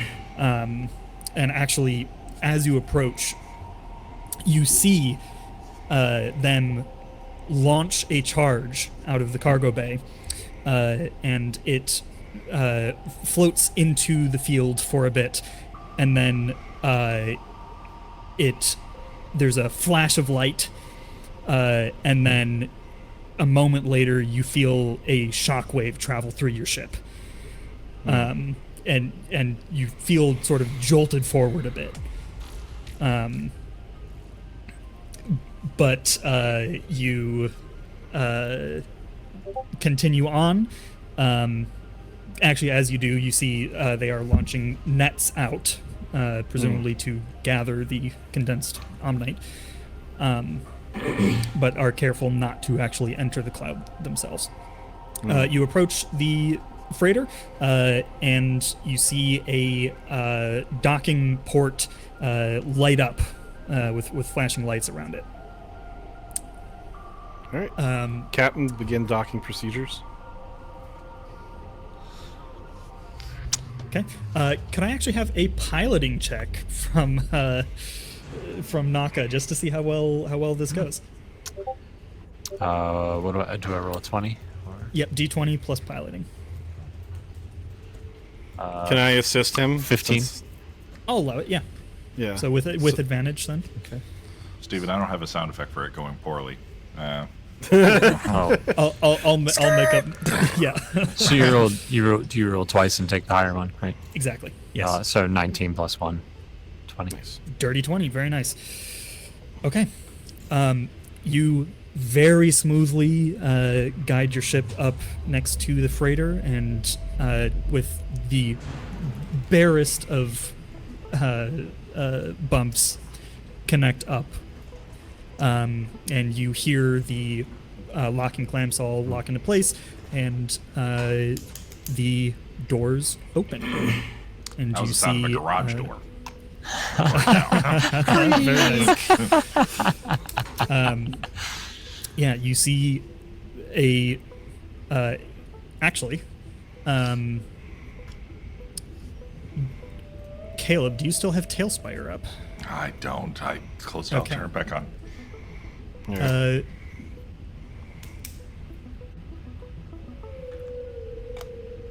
Yeah, so the two of you who are still in, I've just brought you here. You can sort of look around a bit. This is the ship.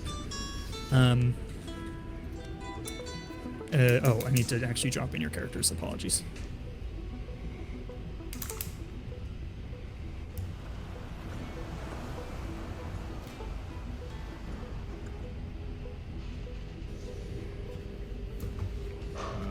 Okay.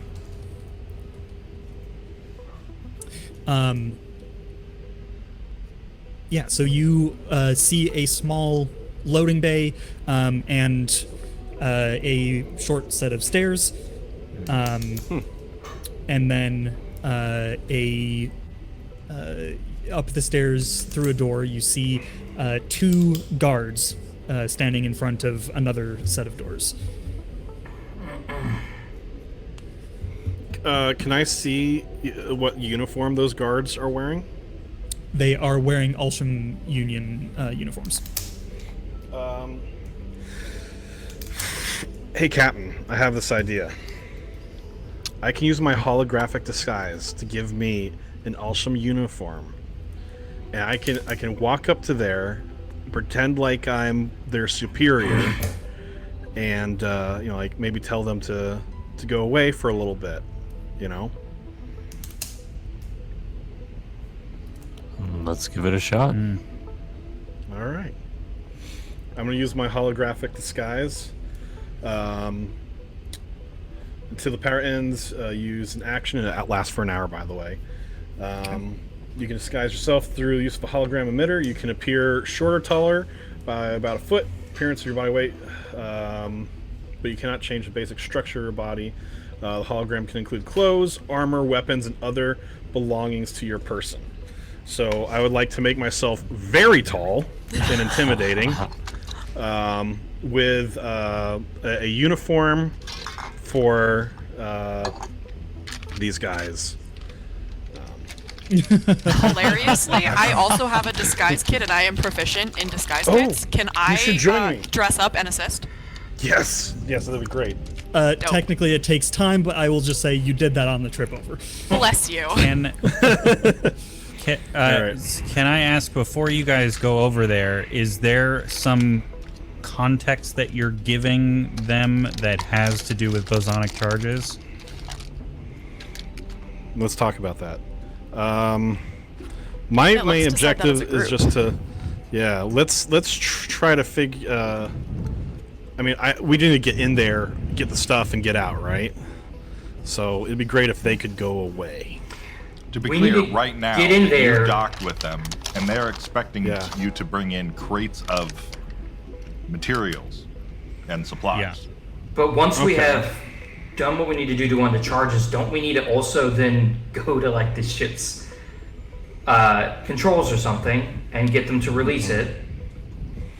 Yeah. You need to, So- you need to get to the main computer and essentially set it up so that you can remotely shut down the ship So when you need to.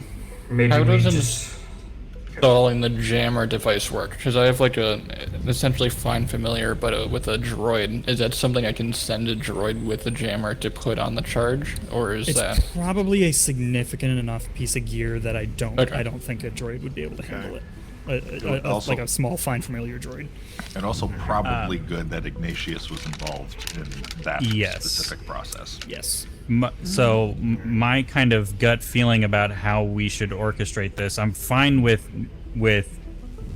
Ro going in and telling them to bugger off, because then that can give me room to then play with the bosonic charges.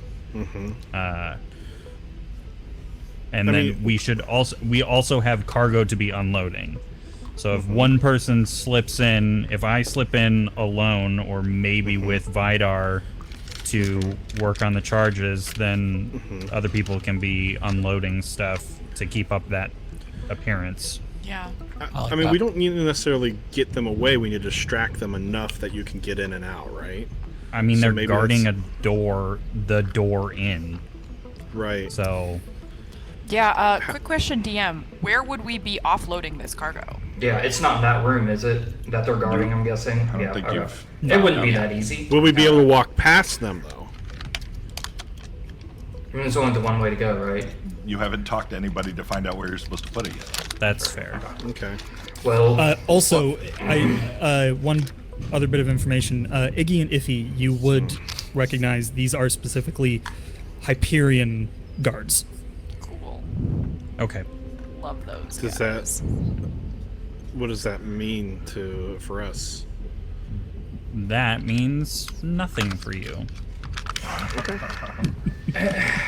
I would prefer not to be separated from Vidar, but I suppose I do look the part of someone who picks things up and put them down.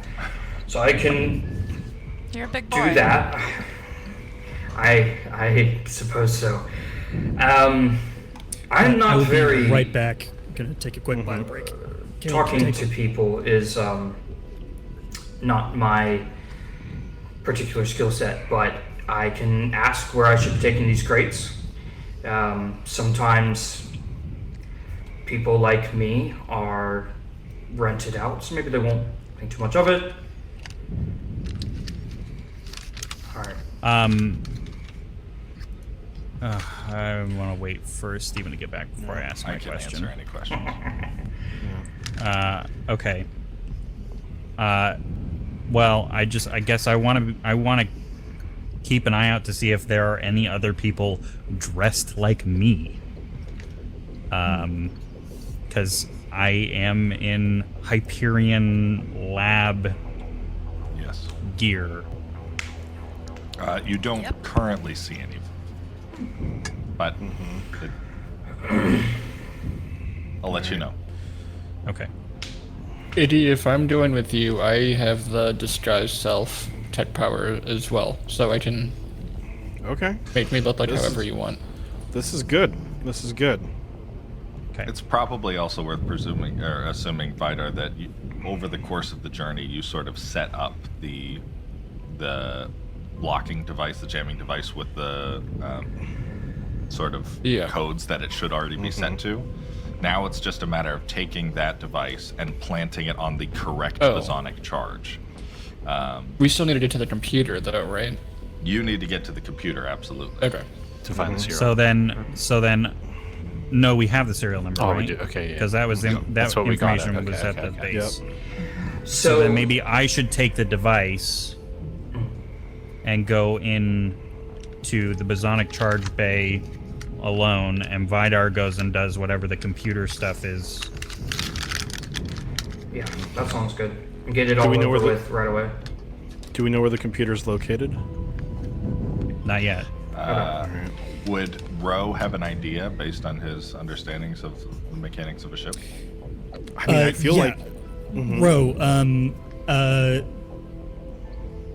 actually, I'll just say you had enough time on the way over here. You probably could have brought up some schematics and looked it up. Yeah. You would know that it is on the second floor of the ship at the front.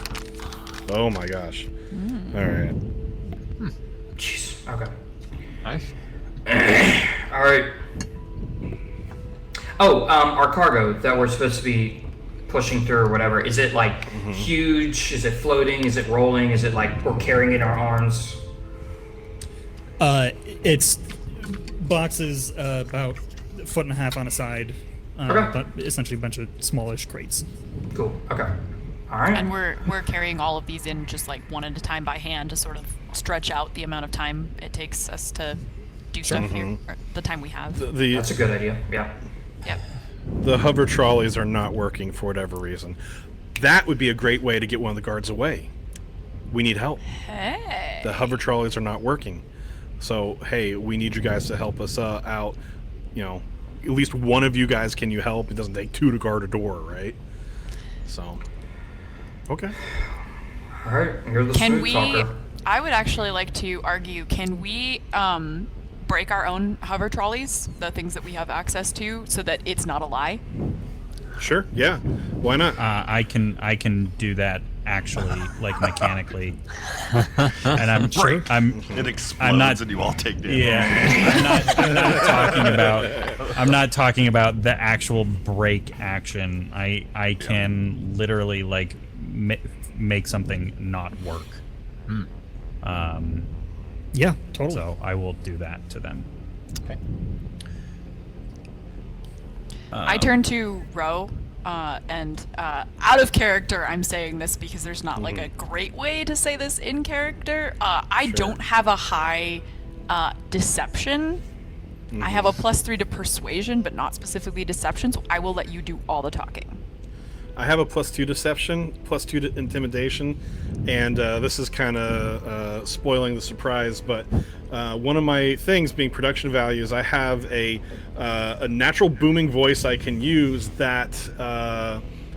Let's see, it says can be used to achieve a certain effect to sound more intimidating. Love that. So, yeah, I only yeah. have a +1 to deception and intimidation, but I do have a +3 to persuasion. All right. Okay. Can I ask a question? Yep. So I have Ranger's Quarry. Is that only in battle, or is that something that can be used? That is something that can be used out of combat. I'm not sure how useful it would be in combat. Oh, in Or out of combat? combat, rather. Oh, Sorry, Well, I was out just of gonna combat. say yeah, that's true. Because okay. Well, how are you thinking you're going to use Well, I it? was thinking if we're gonna send one of them away to track one of them, just to keep it an gives you eye their on them. location too? Well, Yeah. So it says you can choose a creature you can see within 120 feet to mark it as a quarry. No action required. So whatever a quarry is, what does that mean? Yeah, a quarry Somebody is gonna just a kill. target. Oh, okay. It's just a target. It's Okay. something you're gonna track. Quarry only suggests that you're tracking So it. I also it have gives that, so you- if you take one, I can take the other. Okay. It gives you advantage on any perception or survival checks you make Yes. to find it while it's on the same planet as you, on the same ship would count.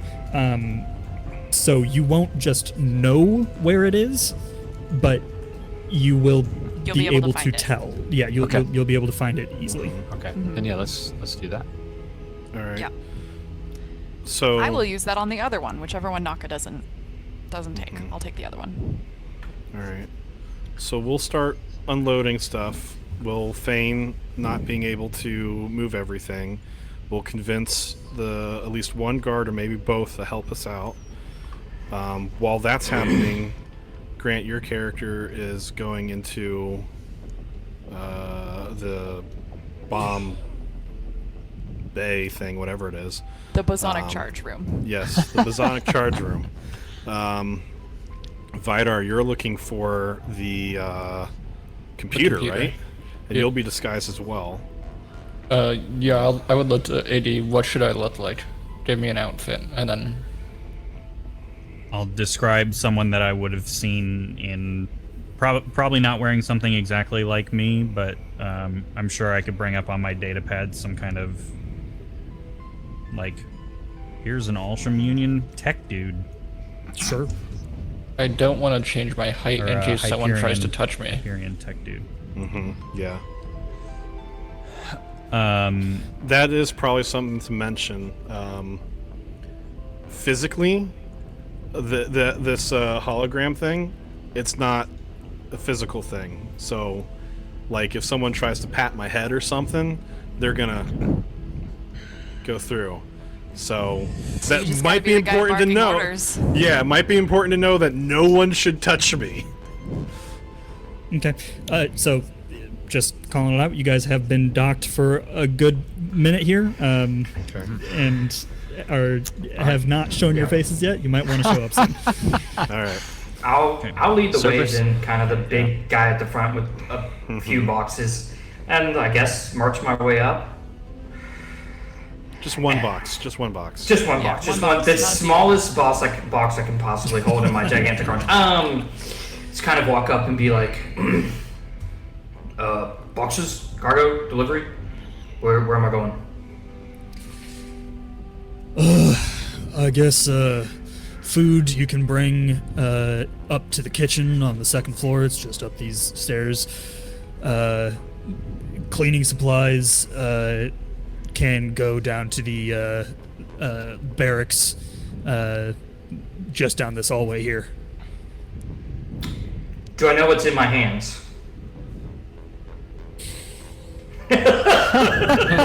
Flip a coin. Ask him to show you where to go. Right. Hold on a second. I'll just put the box down, and I'll open it and be like, "I'm so sorry. Memory's kind of bad. Let me just see what I have in here." Yeah, it is food. Okay. Food. So upstairs. All right. Thank you so much. I'll do like a impromptu military salute and march up the stairs. Okay. All right, let's get in there. Let's see if we can see if they can help us out. I have a very quick question. Would Ro have been Ro? Is it Ro or Rue? Row. Ro? Would Ro have been the only one studying the ship schematics, or would I have any idea that there's a bathroom and the barracks right there? I think I would I'll just say everyone shared- has a general idea Okay. of the layout. I would have shared I would the like information. I would like to take off my coat. And tuck it, away. Still have it on my person, but like tuck it away so I'm not wearing it. Okay.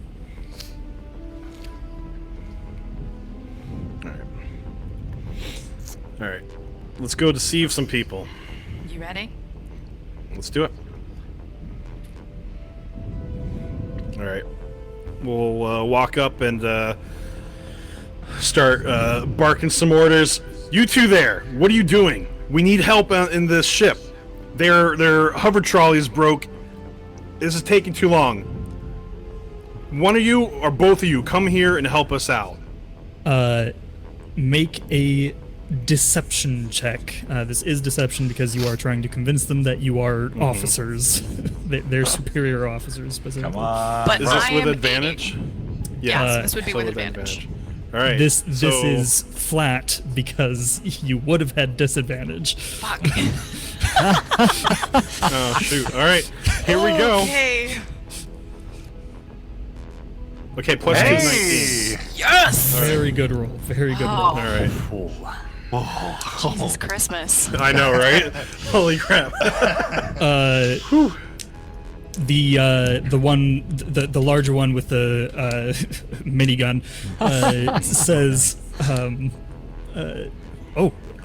yes sir, I didn't realize they were sending a replacement officer. Right away, sir. And he goes off and sets his gun down just inside the door and then begins moving crates. Bless him. Inside the door being inside the bosonic charge room?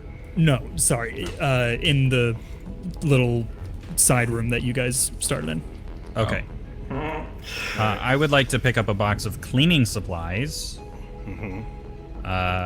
and make my way, not dressed as a Hyperion lab dude, down this way. And drop that off in the barracks. Okay. I would do a similar thing with food and make my way upstairs. Good. Sounds good. I don't know if I just move myself or how does that? Yeah, you can do that. I would then like to put on my coat. And I'm also going looks to... like the stairs are problematic. I'll get you up there. Okay. I'm also going to look at whatever lockers are in here and dig through and see if anyone has left like an ID badge or something. Very Smart. interesting. Yeah, go ahead and make an investigation check. Okay. Not great at these. 14.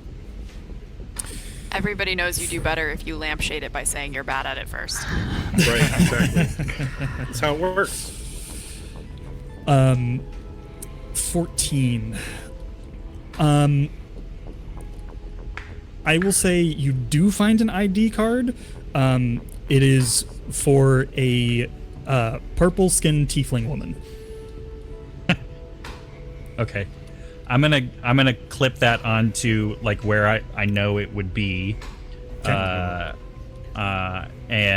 flip it around backwards. Okay. Very clever. And then I'll wait a couple of minutes. Okay. Okay, what's going on up in the kitchen? So as we're kind of taking stuff back and forth, you said the guy set down his gun. Can I just glance at the gun and see what kind of gun it is? Sure. It is a oh geez, I don't remember what it actually is called. It's some kind of heavy blaster. Cool. I will just keep an eye on that and slobber kind of over it occasionally when I go by.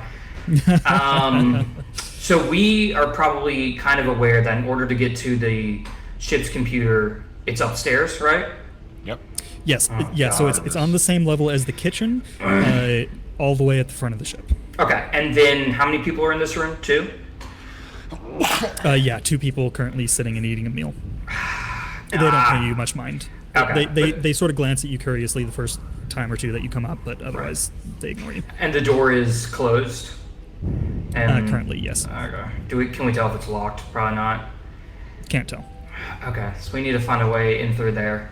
So I am dressed as what AD described a union tech guy as. Okay. Cool. So I could just try walking through the door. Go for it. Okay. How bad could this go? Famous last words. Oh yeah. You walk up to the door, and it opens. Praise. I turn around and give Cerberus a wink, and then keep on going. Cerberus is sweating a little bit. He's like, okay. All right. All of our hearts are in our throat, Yeah. and it's extremely normal. We're all really normal about this, and we're acting super normal.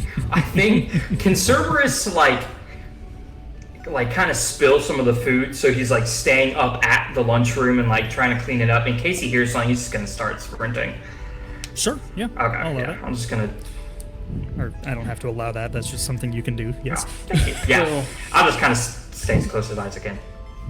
I, as Aaron, don't know what I'm doing to the computer. How long would Vidar estimate what he needs to do? Presumably during the 12-hour trip, you would have like worked this out and essentially just have the program ready to go, so you can just Plug in a USB stick and it runs itself. Yeah. yeah, Like a bad essentially. USB. Yeah. And we're activating it remotely, so I just need to plug it in, right, and then get out. Right. Okay.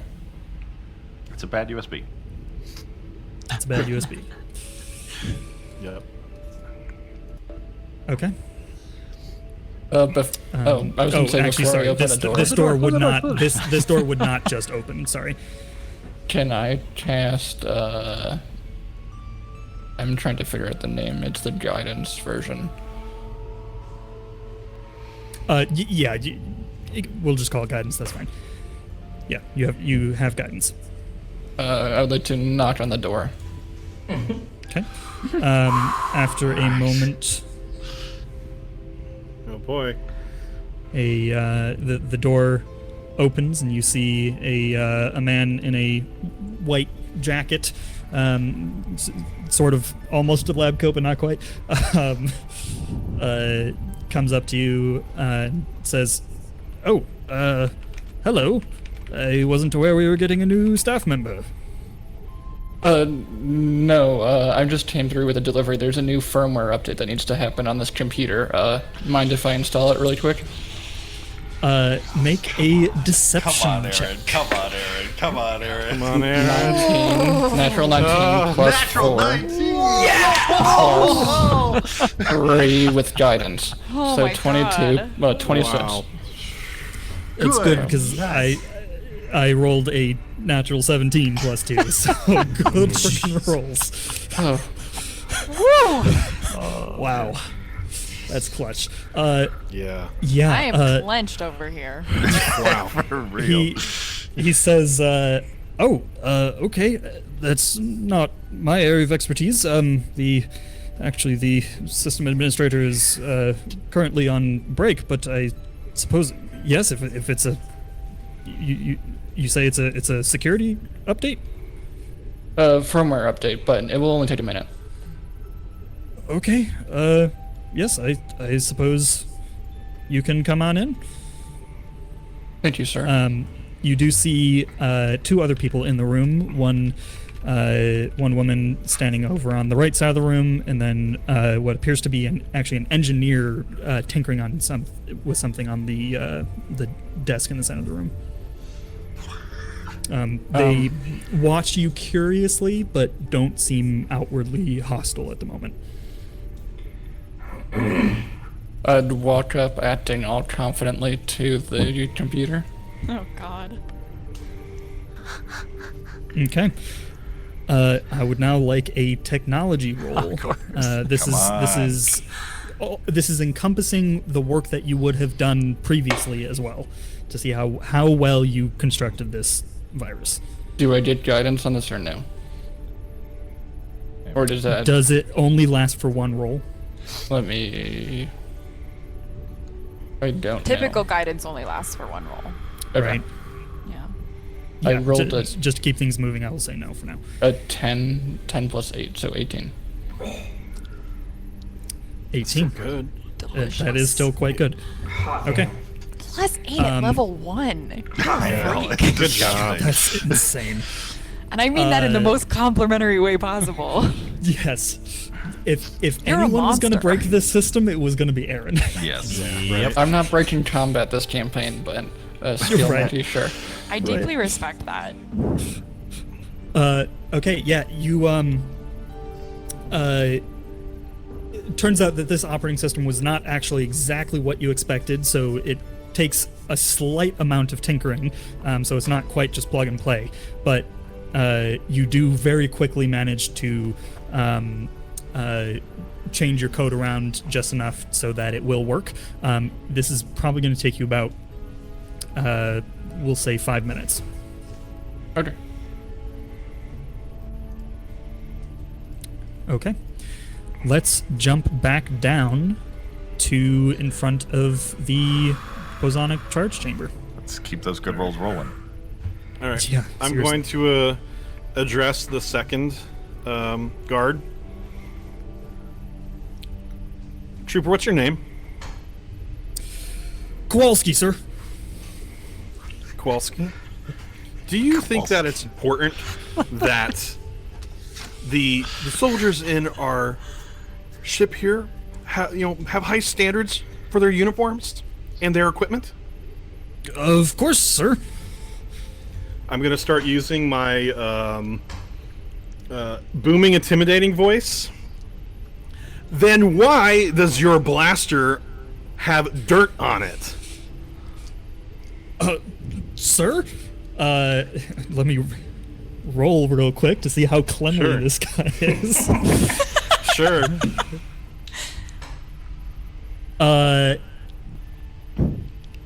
Sir, I mean, I didn't dismantle it and oil it today, but I did yesterday.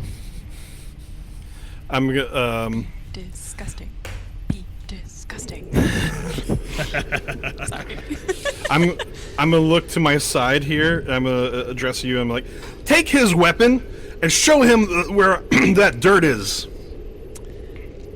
And you're talking to me, yes? Yes. All right. Well, with a very flat and careful affect, as befitting the military, I do reach a hand out, grasp his weapon in a very professional, safety on, by the book, taking gun training sort of way. Sure. And I twist it around and lean in very close and inspect a spot where there is some grease that has been smeared. Sure. Yeah, make a, I will call this your choice of performance or deception.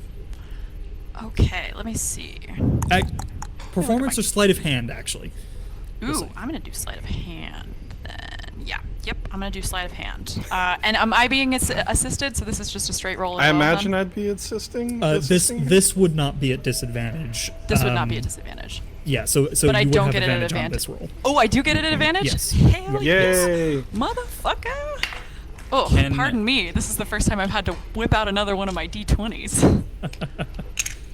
I would like to act while this is happening. I'll let it happen, but I want to do stuff at the same time. Okay, Ooh, yeah, mama! we'll Thanks get for you the some. advantage because that was a nat 20, baby. So that's a 23. You very smoothly reach a thumb into your disguise kit and dip it into a little bit of like black Grease paint? makeup. Yeah. Grease paint, exactly. And just thumb it onto the gun as you grab it. It is flawless. Like, you can hardly tell what you just did, but it is... I had my arms behind my back, like folded, military style. So back Yep. there, I just... Yep. There we go. Yeah, you examine it and then can hold it out to show him, or, well, I suppose, what do you do with it now? I find it and I do show it to him. Like Okay. I think that the personally, and I'm sure the rest of the group would agree, if I keep his weapon and like brandish it towards him, I'm not trying to turn this hostile. So for right now, I feel like it is in everyone's best interest if I don't make it seem like I'm keeping the gun from him. Yes, yeah. Agreed. You like hold it out towards him in two hands, not like grasping the handle or anything. No. And yeah, show it to him. He's 1 second. Are you rolling for mortification? Yes. And he Oh, rolled man. a 2. He is just, his Good. face goes beet red, and he's just stammering. Rose I sees swear, the- I didn't see that. I don't know how that happens. I'm so sorry, sir. Rose sees this, and using that intimidating voice one more time, he's going to get as close as he can without touching Kowalski, and going, Kowalski, you are relieved. Now with a turn. Right. She'll be taking your spot while you're gone. I want to see you clean that gun 6 times before you're back here. And there better not Yes, be sir. anything on that weapon when you return. Yes, sir. Right away, sir. And he bolts as fast as he can without running. And this is Which way is he going? the guy I have. He's going down to the barracks down here. The This second is the guy barracks. I have Ranger Corey on. So Okay. That cool. is perfect. Can I be walking out as I hear him starting to walk back, and I want to pass him in the hall. I Yeah. don't want to like avoid being seen. I want to walk Give out of the me- barracks in such a way that he will see me walk out of the barracks. Yeah. Give me a performance or deception with advantage. Okay. And I would like to address him as he goes by me. Sure. Literally Yeah, what did you just a Oh. Kowalski, and Sure. keep going.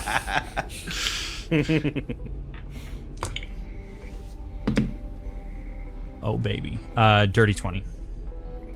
Nice. I just rolled double 9s on mine. Okay. You pass by him. He just sort of glances in your direction, but is just staring straight ahead, not really paying attention. He's so mortified that it just makes him He is. totally blind to everything else. He's like, oh, He heard God! himself in the confusion. Oh, God! Exactly. He's going to bed. He's done. You put him to bed. Like, he's crying himself to sleep because he's so embarrassed. Good. I'm making my way downtown. Walking fast. And, I am now stationed in front of the door as a guard. And would- when Iggy passes me, I regard him with "sir," and then like step aside and make Sure. it like we don't know each other. If this other guard who is carrying crates is by, like I am playing into his ruse completely. Sure. Yeah. Why don't you give me one more performance or deception roll? Ooh, okay. Just see how well you're playing this role. Okay.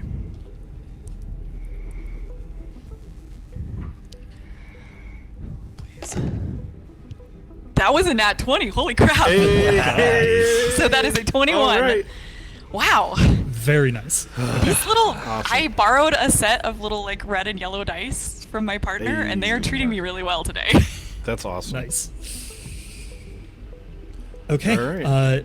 Yeah, you like Iggy is probably taken aback slightly for a moment, but you pass each other and Iggy, you walk up to the door. It does not open. What do you do? Yeah, I'm looking for a keypad access, like ID scanner or whatever. I imagine I would expect this kind of protocol, being that it's Hyperion. For sure. And I am Hyperion. Yeah. So, just a clarification.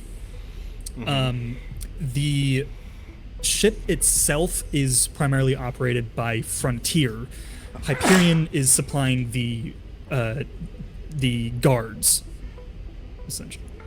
If you were muted, if you were talking. Okay. Is there some kind of ID scanner, doohickey? Keypad Yes. access? Sorry. There is one off to the right.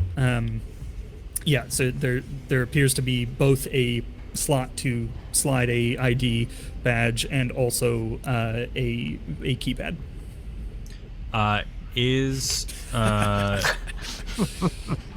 So cool. The badge that I have, can I take a quick look at it and see if there's any identification numbers like written on it, like an ID number or whatever? Sure.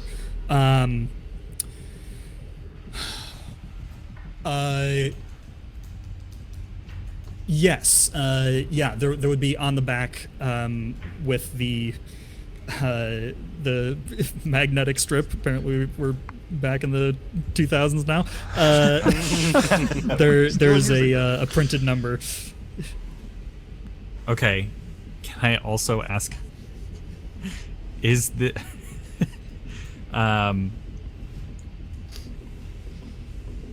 is there on the front? On the front, I assume there's a name. Yes. That's associated with the photo that's on it. Is there any other identifying information? Is there like a birth date on there or whatever? I'm trying to social engineer what her past code would probably be. Absolutely. Incredible. Highs or lows? Lows. That was a 1. The ultimate low. Raw.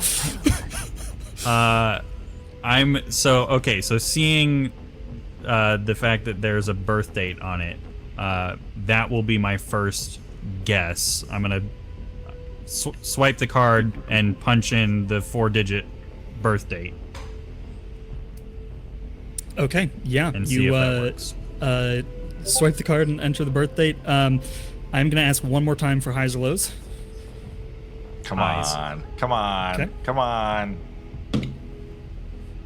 14. Let's go! Hey, all right. All right. Rah! This person does in fact have access to this zone. Thank God. This is going. Jesus Christ going himself remarkably bless this smoothly. height. Wow. Freaking Ocean's 11 out here. Yeah, just stumbling through. It's as if Ocean's Ocean's 11 11 didn't have a without plan none of at the all. planning. And they were all just The running first around. third of the movie is just done. Okay, you walk in. You do see there is a person over in the back of the room currently checking over one of the bosonic charges. Yeah, I see that. He's got a freaking hazmat suit. What a noob. Yep. Filthy casual. Yeah, it's not like these are dangerous at all. No, of course not. I mean, to be fair, the danger that they pose would not be Yes. affected by a hazmat suit. They are not. That is very true. They are not dangerous right now. Yeah. Okay. I assume, given my experience with bosonic charges, I would have some idea where to look for a serial number. Yes. You, of course, not working for Frontier, you would never have actually had the schematics or anything, but you have examined enough images and like every bit of black market information that you could find. You would know where to find the serial number, which is there is a, as you can see, a control pad on the side of every bosonic charge, and the serial number would be printed just below that. Excellent. I will go around and check each one of them to identify what the target charge is. Okay. Could you give me either stealth or performance? Come on, babe. 13. I also rolled a 13. Oh man. That usually doesn't work in my favor, does it? Active beats passive, but you're both active. Roll off. I don't know what to do in this Okay. situation. I don't No remember modifier? the ruling. No modifier. I got a 16. Natural 20. Oh, good. What the frick is this? Wow. Oh, wow. It's like Uh, we got all of our really bad rolls out in the beginning. yeah, seriously. Or we're getting all our really good rolls out now. Yeah. Okay, shut the hell your mouth. Yeah, you go around checking all of the bosonic charges. Out of curiosity, was it stealth or performance? Performance. Cool. Yeah, you just carry yourself very confidently, stride in, and start doing your work. This person in the back here seems to be mostly absorbed in their own work. Just sort of glances at you and then returns to their work. You check over the bosonic charges and discover that the one in the back left, this one, is the target charge. It also, from what you can gather, appears to be the next one up for launch. Excellent.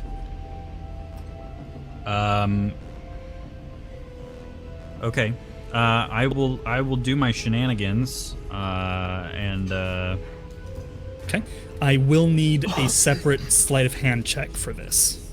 Okay. And can I also tell? Oh boy, I'm not good at sleight of hand. Oh, but I'll take a natural 18 plus 1, 19. Very nice. Good Yeah. night. We We're invincible. don't say that. I also just rolled a 19. Oh my gosh, Kidding. Steven! Oh my god.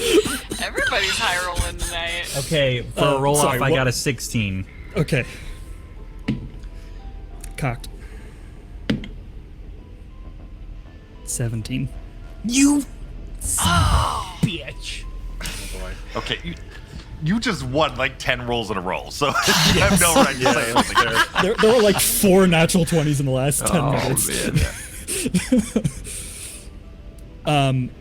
Okay, you were gonna say something before that. Yeah. I would also like to, in addition to just doing whatever the expected job is with the, like, attaching this unit to it or whatever it is, I would also like to sync this particular charge to my data pad. Very interesting. Okay. Yeah. Okay. Give me a technology roll for that. Big money, no whammies. Big money, 16 no plus whammies. 4. Unnatural 20. Dirty 20. Jeez, good freaking rolls. Yeah, you, assuming that you manage to get the thing attached, which we will handle in a moment, you will get that synced with your datapad. Cool. However, as To be you clear, begin, that's a Yep. separate thing. I am not trying to sync, because I assume this remote thing is not, that's, at the control of whoever we're, or do we Sure. have control of that? I'm trying to use my knowledge of bosonic charges to make a backdoor for my own personal Sure. uses.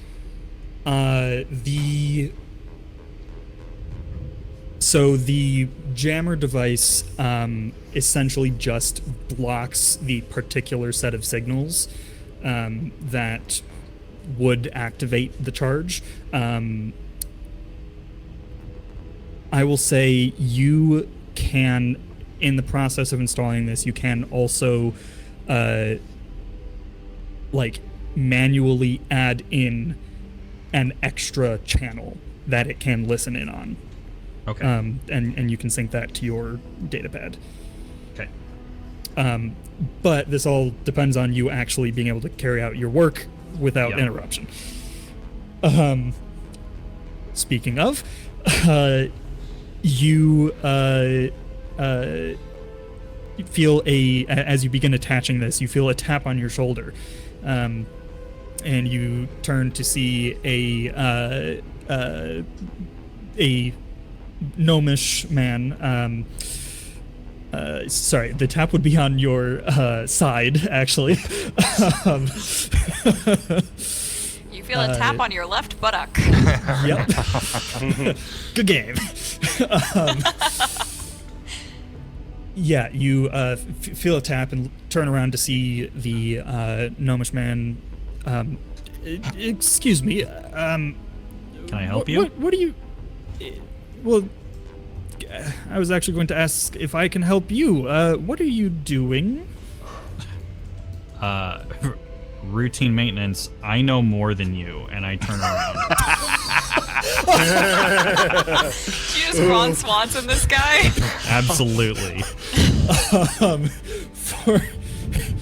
For how just awesome that was, and B, how in character that was, I'm going to say give me an intimidation roll with advantage. Okay. Come on. Come on, Grant. 12 plus 4, 16. That's still pretty solid.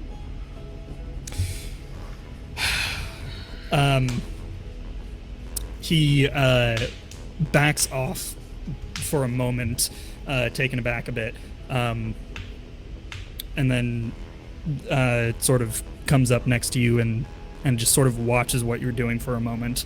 I'm Sorry, I've never can I seen help this. you? Well, I'm in charge of maintenance on these devices, and I've never seen the kind of work that you're doing here. I will pull out, what's in my mini's hand and say, you've probably also never seen this. But it looks familiar, doesn't it? Very interesting. Good night. Get ready to I roll. gotta think about how he would react to this.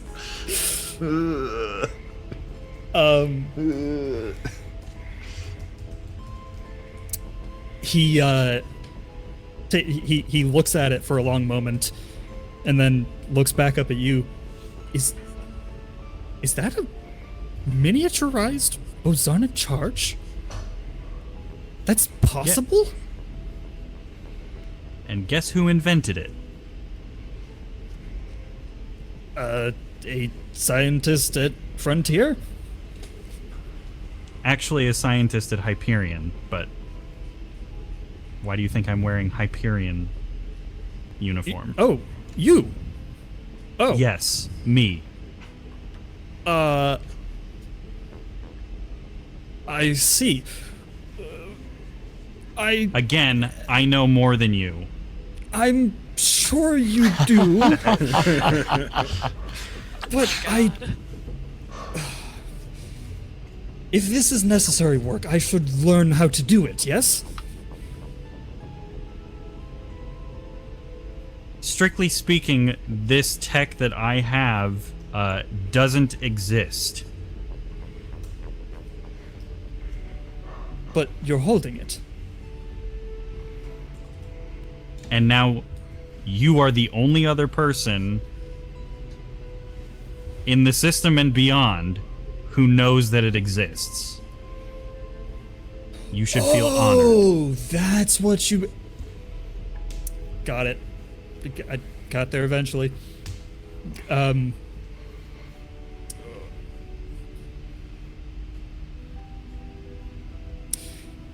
Look, how about a deal? You show me what you're doing with this, and I will think of something that I can give you. I have 50,000 credits saved up. Absolutely not.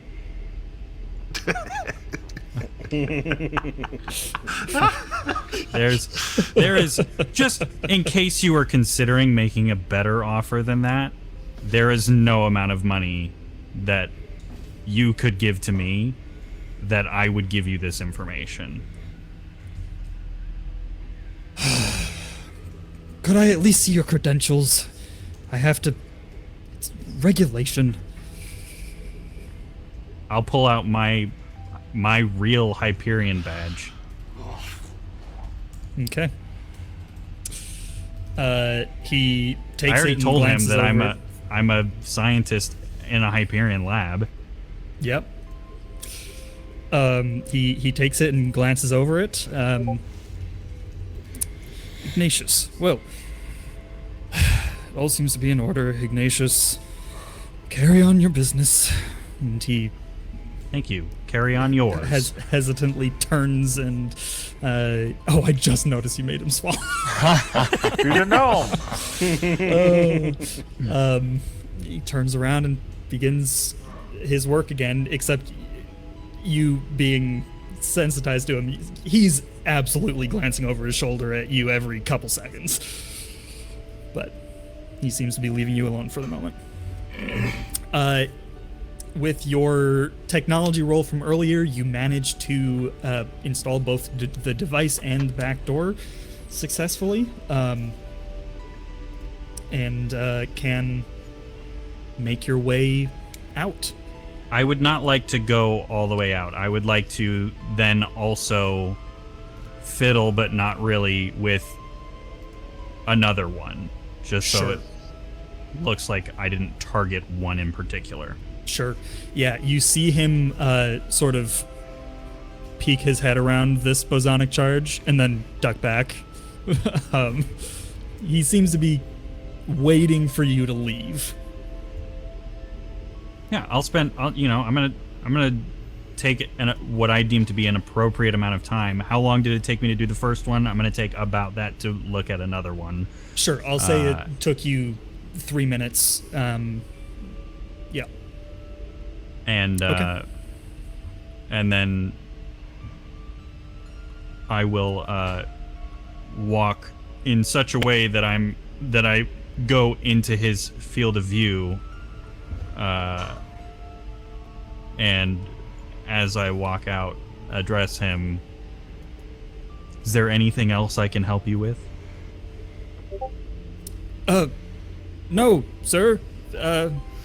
Thank you for your service. And I leave. The instant you're out the door, he is over at that bosonic charge, looking at what you did, trying to figure it out.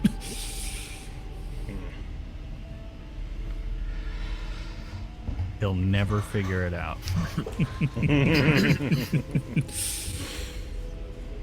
We shall see. Okay. Okay, let's jump back up.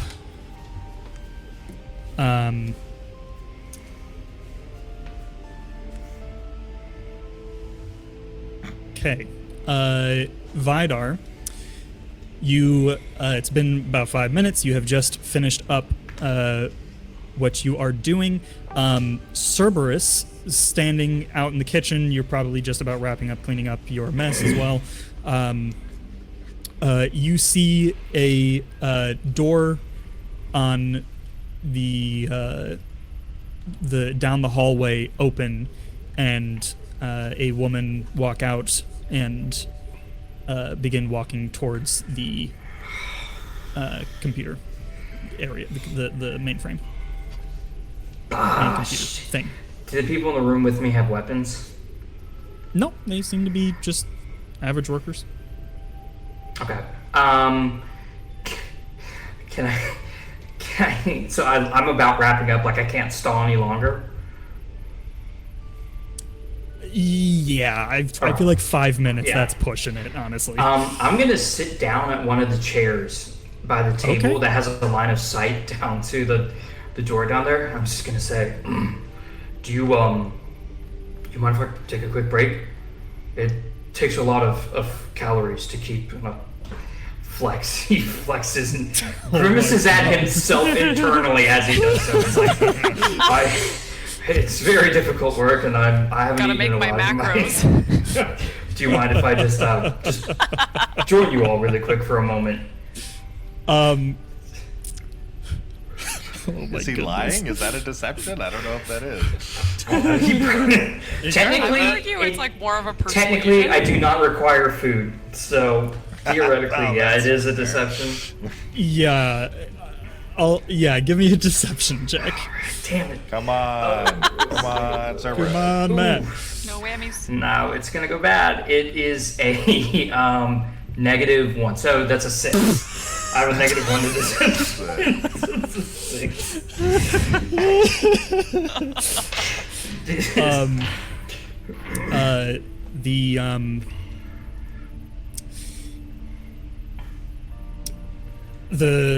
The woman you sat next to looks at you, sort of glances at your flex, and then back to your eyes, and then she sort of like squints her eyes a little bit and looks a little closer. She says, "But you don't need to eat, do you?"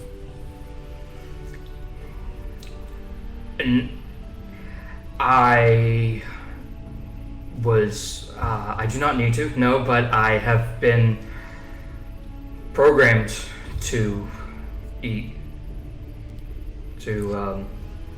If you're indicating I am something other than human, I've been programmed to eat so that I don't stand out in situations such as these. I apologize. Okay. Droids can't eat. Yeah, I mean, I guess you can have some food. Great, thanks. I'm just gonna sit and sweat and just like sit there and just wait. But she is like glancing at you every few Oh seconds. man, yep. All right, I am just glaring down the hallway like, all right, let's go. Come on, Vidar. Okay. Meanwhile, Vidar, just as you finish up, unplug the bad USB and turn around, you see a apparently green-haired woman walk into the into the room, walking purposefully towards the console that you just left.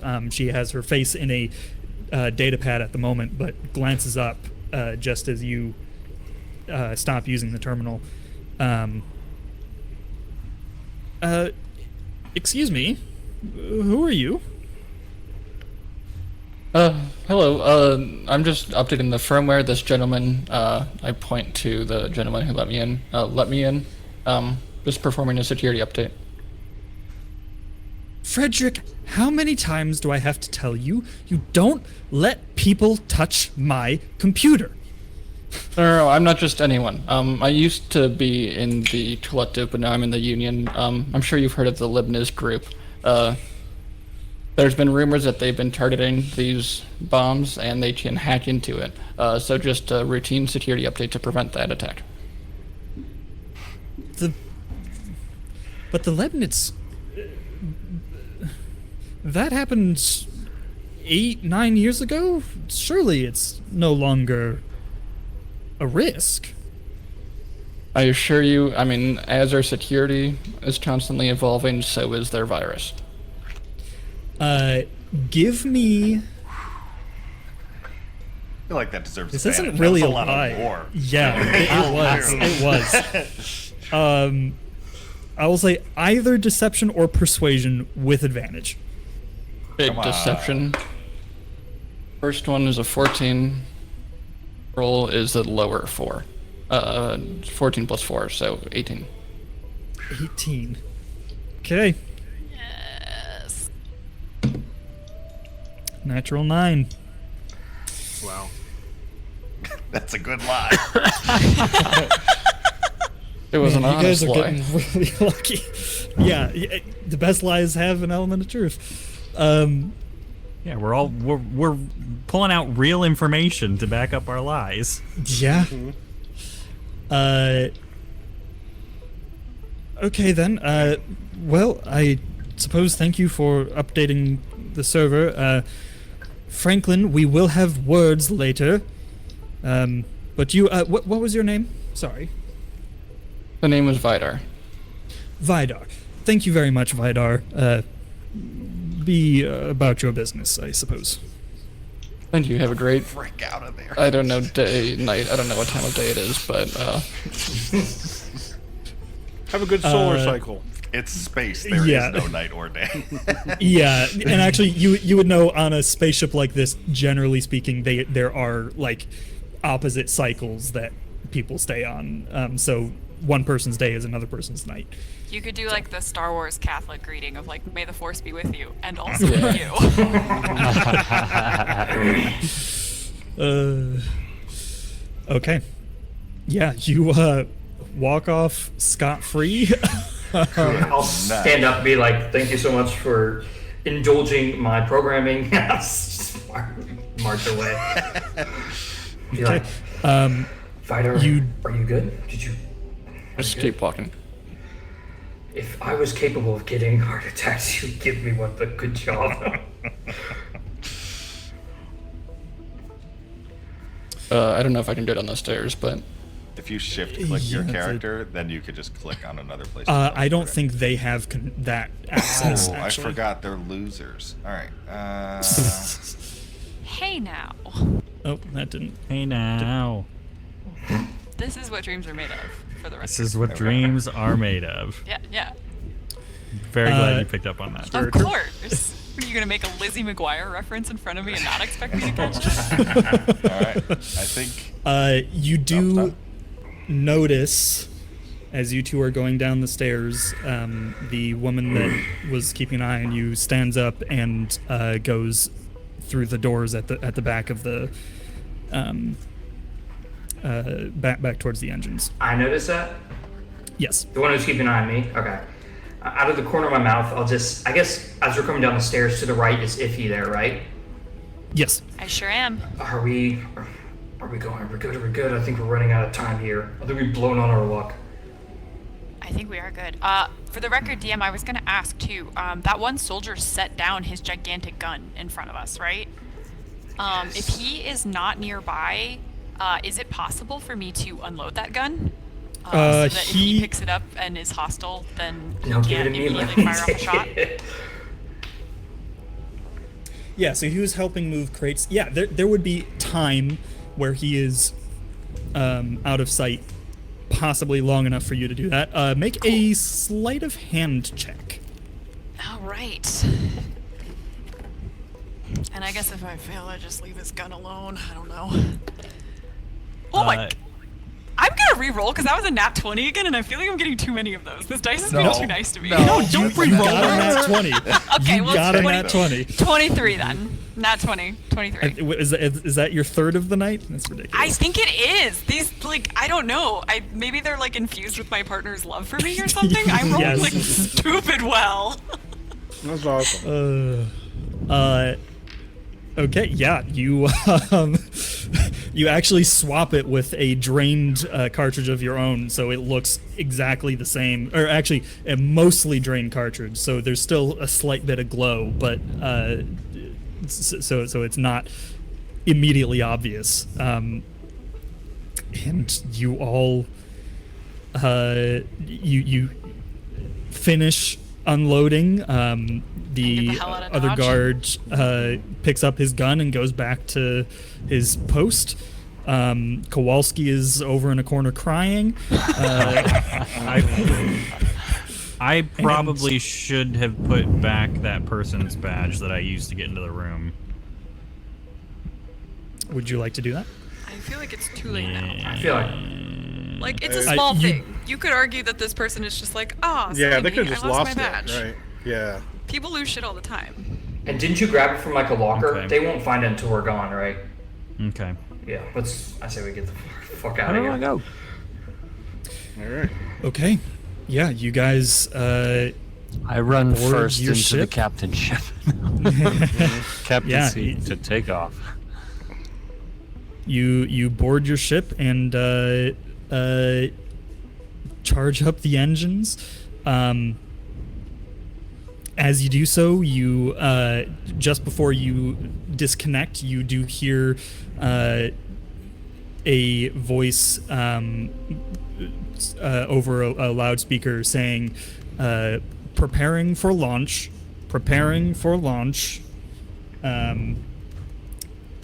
And yeah, you All right. you disconnect your ship and escape. Holy frick. Yeah, That should not have worked. None of that should have worked. Excellent That work. was, bonkers. Wow. We did good, guys. Good teamwork.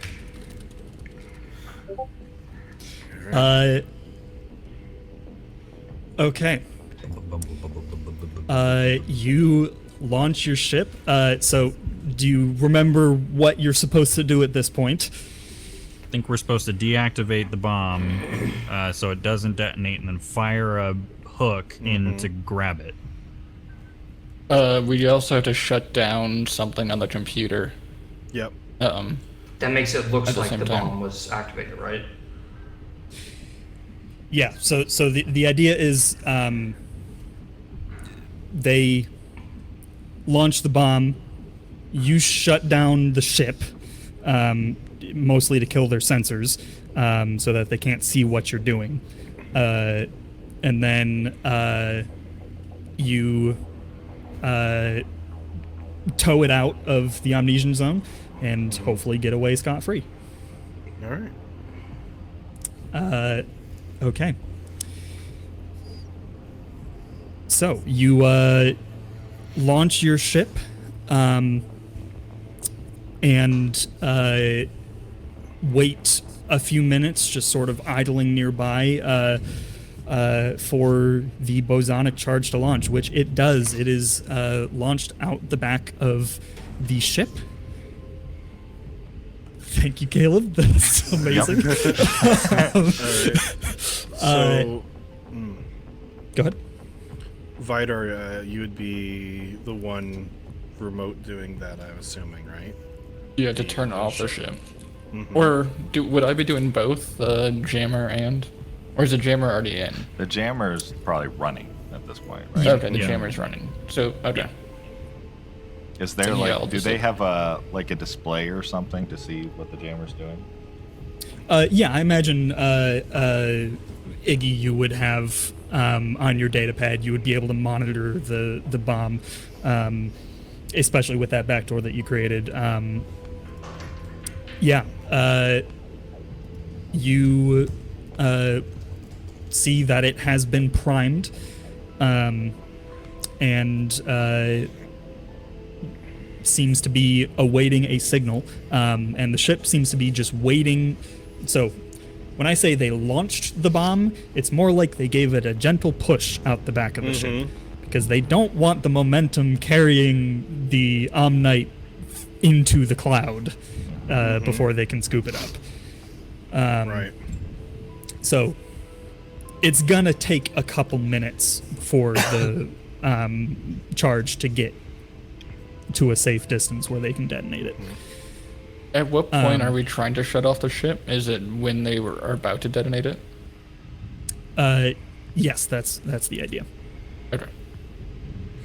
I'll also say, Iggy, you can also be monitoring sort of the network traffic, as it were, of the ship, seeing what signals they're sending out and whatever. So you can try to keep an eye on when they're trying to detonate it. Okay. Should we be, as a ship, like, moving away on, like, impulse engines or something? I imagine, yeah. Just so they think we're business as usual. We could also try to like radio them and be like, "Hey, do you guys mind if we kind of sit at a safe distance to watch this? It's not every day you get to see a bosonic blast." No. Okay, we'll just impulse that. We're gonna impulse. Rule 0. After we just stole some badges and everything. Yeah. You go. You sort of like slowly move away, and are like monitoring the radio chatter, and you hear the command go down to activate the charge. And Vidar, I assume you hit the button? Yep. Okay. You activate the virus, and the lights on the freighter suddenly flicker, going haywire. After a moment, they go out altogether. You are tracking the bosonic charge on the sensors. What are you guys doing? This is the moment. Fire away. Let's get that hook on it. Yeah, All so right. we're Captain, let's get the hook on this guy. So All right, so I launch the hook magnet. Okay. The magnet shoots out towards the charge, latching on securely. As you begin reeling it in, you see a few lights flicker back on in the ship. Ignatius, you having this connection to the bosonic charge, see that a signal has started broadcasting, an activation signal. It seems that this happened to be one of the first systems to come back up on the ship. It shouldn't matter, though. You have the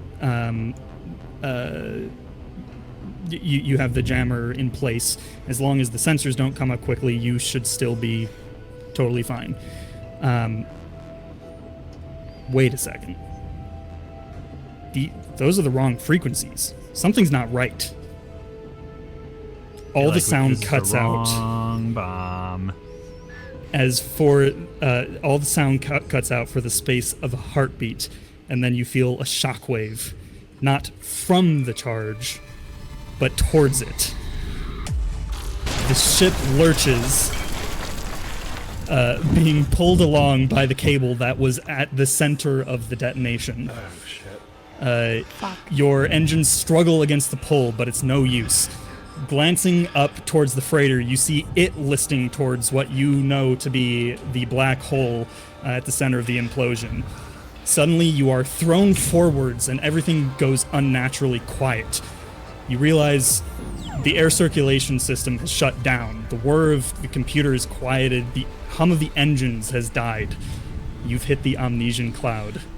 What? The view out the front window is quickly consumed by the glowing blue mist as you sink deeper and deeper into the cloud, knowing There's nothing you can do but hope your momentum carries you out the other side. Hours later, Captain Naka, you notice, just watching out the window the whole time, you notice a change in the constant blue glow. There's a dark spot ahead where the glow isn't as strong. You think for a moment that you must have hit the other side of the cloud and the Omnite is thinning, but you realize quickly that it hasn't been long enough and the area is too localized for that to be the case. The shape grows slowly in your view, getting larger and larger. When it's taking up nearly half of your field of view, the space in front of you suddenly clears, and you see a planet, one that you have never heard whisper of. Your ship begins to accelerate as it plummets towards the planet. As you fall in, you see the heat shielding spark into flame as your ship hits the atmosphere. You punch through the clouds and see swirling blue lights filling the sky. You're moving too quickly. You can't see what's going on. But you do manage to see what seems to be a small town on the surface of the planet that you are plummeting directly towards. Your ship impacts with an incredible force, and you all black out as the ship crash lands on the planet. You slowly come to consciousness and see forms on the ground that you don't recognize. The ship torn apart, your companions scattered. You have crash landed on an unknown planet. And that's where we'll pick up next week.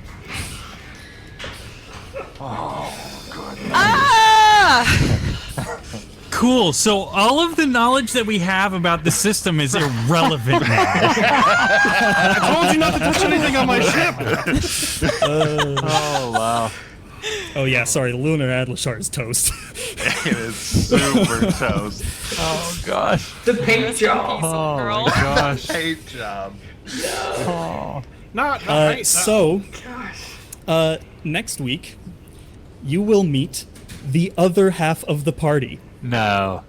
Excuse There me? Their are first session 12 last players. night. This is such a Excuse me? What? So you know Oh my all that gosh. stuff that we gave you, all that information about the world that we gave you? Yeah. Yeah, that's half of it. 50% of what's going on here. Wow. Owen Wilson Good wow job. noise. Yeah, what the fuck? Good job. Good job, boys. What the Yeah, so fuck? you guys Wow. you guys get to get to learn about a new place. But I had my windows pulled up the whole time. The other world. What the? This is your second session in a row, you said? Yes, we Oh are my so God. tired. Oh gosh. Jesus, This is guys, actually my go to second bed. session in a row as a player too. So Oh, nice. yeah, that's why I couldn't join you guys yesterday. Is because I'm joining another campaign too. Oh my Gotcha. gosh. I don't love myself, and I say yes to everything, and I love myself a lot, so I always say yes to D&D. Yes. So Oh my gosh. Mad Yes. props, DMs. Yeah. Good job, Good guys. job, guys. Yeah. Beautiful. We've Great got job, Steven. lots Caleb. of secret, lots of information to share. Wow. Well, we don't, but some other people might. In the same way that And so do you. you will have information they don't have. this is gonna be. Bang. Do I still get to keep my captain chair? We'll have to see. You pull it out of the wreckage and like schlep it to your back. Oh my You gosh. shall see. Hey, that thing's been through a lot. Yeah, it has. It has. Nick, can you add some flames to your Enterprise bridge background? Hold on. Let me find. I Oh, bet I that's can, what that is. actually. I didn't look Yeah. closely enough to see. That's incredible.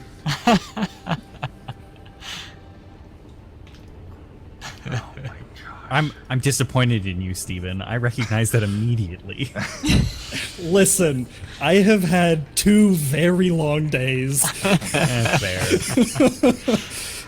Yeah, so when I first logged on today, it was just Grant and Nick in the call, and I, like, Nick said something like, "Oh, I can hear you, but I can't hear the other person. Is that supposed to happen?" I'm like, "Oh yeah, that's intentional. You're not supposed to know who else is in the call." And then about 5 seconds later, Grant said something to me, and I said, "Oh, thanks, Grant." Just immediately giving it away. Yeah, When That would be Caleb, hard, though. when That would be Caleb hard. was messing with the introduction video, he accidentally hit the full player screen, and I Yes. saw at least Nick's face. Down to bottom. Yeah, Yeah. you didn't actually have to keep a secret of who all was playing for me because I don't know any of you guys. So In the next little while, you'll be getting invites to a server invite. So Which that we can is talk where speaking you will in these do all stupid of your chats. conversation. Yeah. We have 18 private chats Yeah. Oh my that we've had to gosh. juggle. Dang. Oh my Got gosh. One for so each many. pair and one for each individual. Yes. Oh my gosh, I didn't even think about, because like when we were talking about that yesterday or the day before or something about how you have so many private chats, and I was like, oh well, yeah, you know, if you have one for the pair of us and then one for each of us, that's 3 for each faction, which means you have 9 private chats Yep. No. Times 2. times 2. times 2. Oh my god. Yeah, it's impressive how much you guys have hid this, I guess, or managed it. So- No clue. So you now know why there's been such a veil of secrecy. Not only Love it. do we have to keep it secret who's playing, but also if you were to start speaking at all about where you were from or anything like that, the Alsham Union or, you know, the DGN Collective, those words would mean nothing to the other players that you're about to join. So It would quickly become obvious what was happening. yeah. So, like we said in the beginning, the veil of secrecy has not been lifted and will be lifted next Monday. So, for the next week, you now know the reason why you cannot speak about this at all. All right. But Beautiful. Beautiful. we made it. Well, damn. That freaking heist went way better than I thought it was going to. Yes. Oh my god. That heist was amazing. We had like 4 natural 20s. We had a ton of rolls above 16. Like what The worst heck, failure guys? was eating pizza. Right. Oh, that reminds me. It doesn't really matter, but as you guys were starting to drift into the cloud, you would have seen the cloud of fighter jets begin moving in towards you. After the ship had been disabled, the freighter. Towards us, but they wouldn't be able to go through. No, but they were. So, this is metagaming a bit, but that person that you lied to went up and told the captain about what happened, and were made he aware. He radioed Wait, the one out I lied to? The one, yes, the one you lied to, Matt. Yeah. That was a really dumb lie in hindsight because I God thought I'm a warforged. Yeah. Oh, is that what you are? You're like a reskinned Warforged? Yeah, basically, yeah. That's cool. Hopefully that didn't Which, spoil anything, by the but way, yeah. that's why I was saying no to Repair Droid, because technically Warforged are still healable. Yeah, But- that's Yeah. fair. The Thank you for men's- letting yeah. me have it, though, because Yes. that, I would've think gotten going stuff. forward, I'll probably actually play it like that. So it works. But It's a weird little, like, specific healing spell, almost. yeah. Yeah. Just for Cerberus. That does mean, however, I that will need normal it. healing stuff would not affect you, just to be clear. All right, I'll take it. But yeah, so the captain then radioed out to the ships, just making them aware that something weird's going on. And then when they saw the freighter be disabled, they started moving in. I don't know if But you got Cerberus would sucked know in that by the was- black hole, Yeah. so If Cerberus knew that was his fault, he would apologize. But I don't know if The freighter, by the way, also got sucked into the cloud. Oh, good. Oh, dang. You don't know where it ended up. You were separated pretty early on. the freighter with the other multiple bombs on board. Can I? What? So the bomb, the bosonic charge that went off, was that the one that we expected to be sent out, or was it a different one? That was the one that you expected to be sent out, but you seem to have received poor information about which bomb would be susceptible to this vulnerability. Copy setup.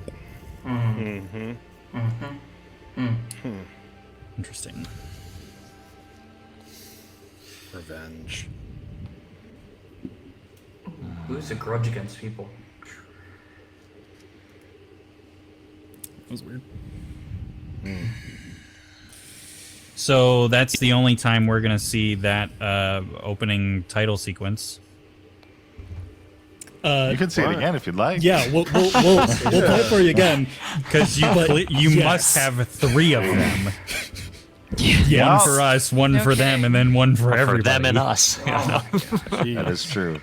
In order to send you this audio again, I'll be sending yourselves back at you. So if you make a bunch of noise, you'll hear yourself.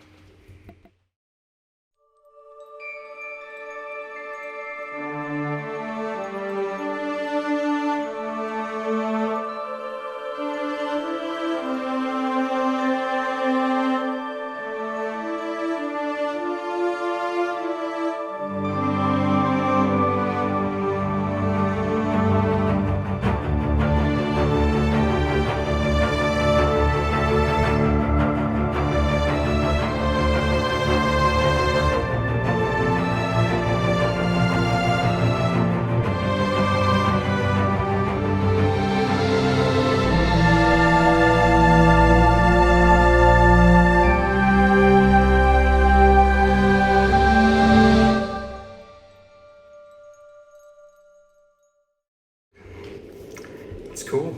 That's really That cool. was fun. I let my partner watch it that time because I've already seen it. Nice. He's very impressed. I heard that. Did you hear him? Yeah. That's awesome. Also, just want to call out that incredible music that we had commissioned. That Yeah, Garrett did a great job. yeah, Yeah, you damn. did incredible. We've been listening to it a ton since we got it. Yeah, I can. It's good music. Once I get the full server up and running, I will send everybody the song if you'd like to listen to it, and the video should you want to watch it. As often Oh as you yeah, want. I would definitely I would love to show my other D&D group the video. Like, Sure. I think they'll all feel really This is- emasculated, intimidated. It'll be fun. I don't know, like Yes. just so Discord. There was a handful of other people in the other group that have admitted to watching it. I think at least 30 times at this point. Their version. I mean, so. Really Wow. slick. Yeah, it's really good. Yeah. Jeez. Yeah, are there any questions that we reasonably can answer at this time before we end today? So Nick, you are very on fire. I apologize. Yes. Yeah. I don't know. It's He's all going down with the pixelated ship. though. I'm not sure if it's gonna hurt me or not. I mean, look at this part right. Wait, where is it? Right here. It's like Yeah. 1 Yeah. pixel, It's pretty. Yeah. 2 pixel, 3 It'll pixel. do. It's not It great. works. It works. Getting a no. I'm Sounds like I'm no questions. Minecraft fire. Yeah, I don't even have the room Yeah. to think about questions. I have many questions, but none reasonably answered, right? Good. Well, I added the qualification. Yes. Yes. I'm also the kind of person where if you're like, do you have any questions? I forget like any question. Like I forget sentence structure completely. You Like I gotta can send process a little messages bit. afterwards. That's fine. Like Yeah. Yeah. All right. I gotta percolate on this for a little bit before I can come up with anything clever. Jeez. Well, everybody wave bye to the camera then. This was so fun to play with you guys though. Like Yeah. you're all awesome role players, which is lovely. Thanks. I can't wait for the coming weeks. This is going to be great. Oh, I already love Ro. He's a stinker. Like. There you go. Oh, and John, this is your first ever game of D&D. First, Yeah. No, are you kidding me? Yeah. For some reason, I thought you'd played before. That's awesome, man. Congrats. You know, did the pretty only excellent for a the only single thing game. that clocked for me was just your like sort of unfamiliarity with the character sheet, but like your role playing and stuff, you're a natural. Thank you. I never would I'm- have guessed this was your first one. Appreciate it. Fun? Was it fun? Oh my gosh, yeah. Good. I love theater, so yeah. It will now be next year my full-time job. So Yes, that is true. Oh, it is full time. yeah, next year. Congratulations again about Congratulations. that, dude. Yeah. We're playing with the next Matt Mercer before he becomes famous. Stop. Well, then, if you ever start the second Critical Role, I would like to jump on board. Yeah. Merchandising opportunities. Thank you I'll very come in much. for a guest spot. Incredible. I'm gonna stop at least the recording for now. You guys are all Yes. welcome. Oh, to say Ugh, whatever. So say bye. to the Bye, camera. recording. Bye.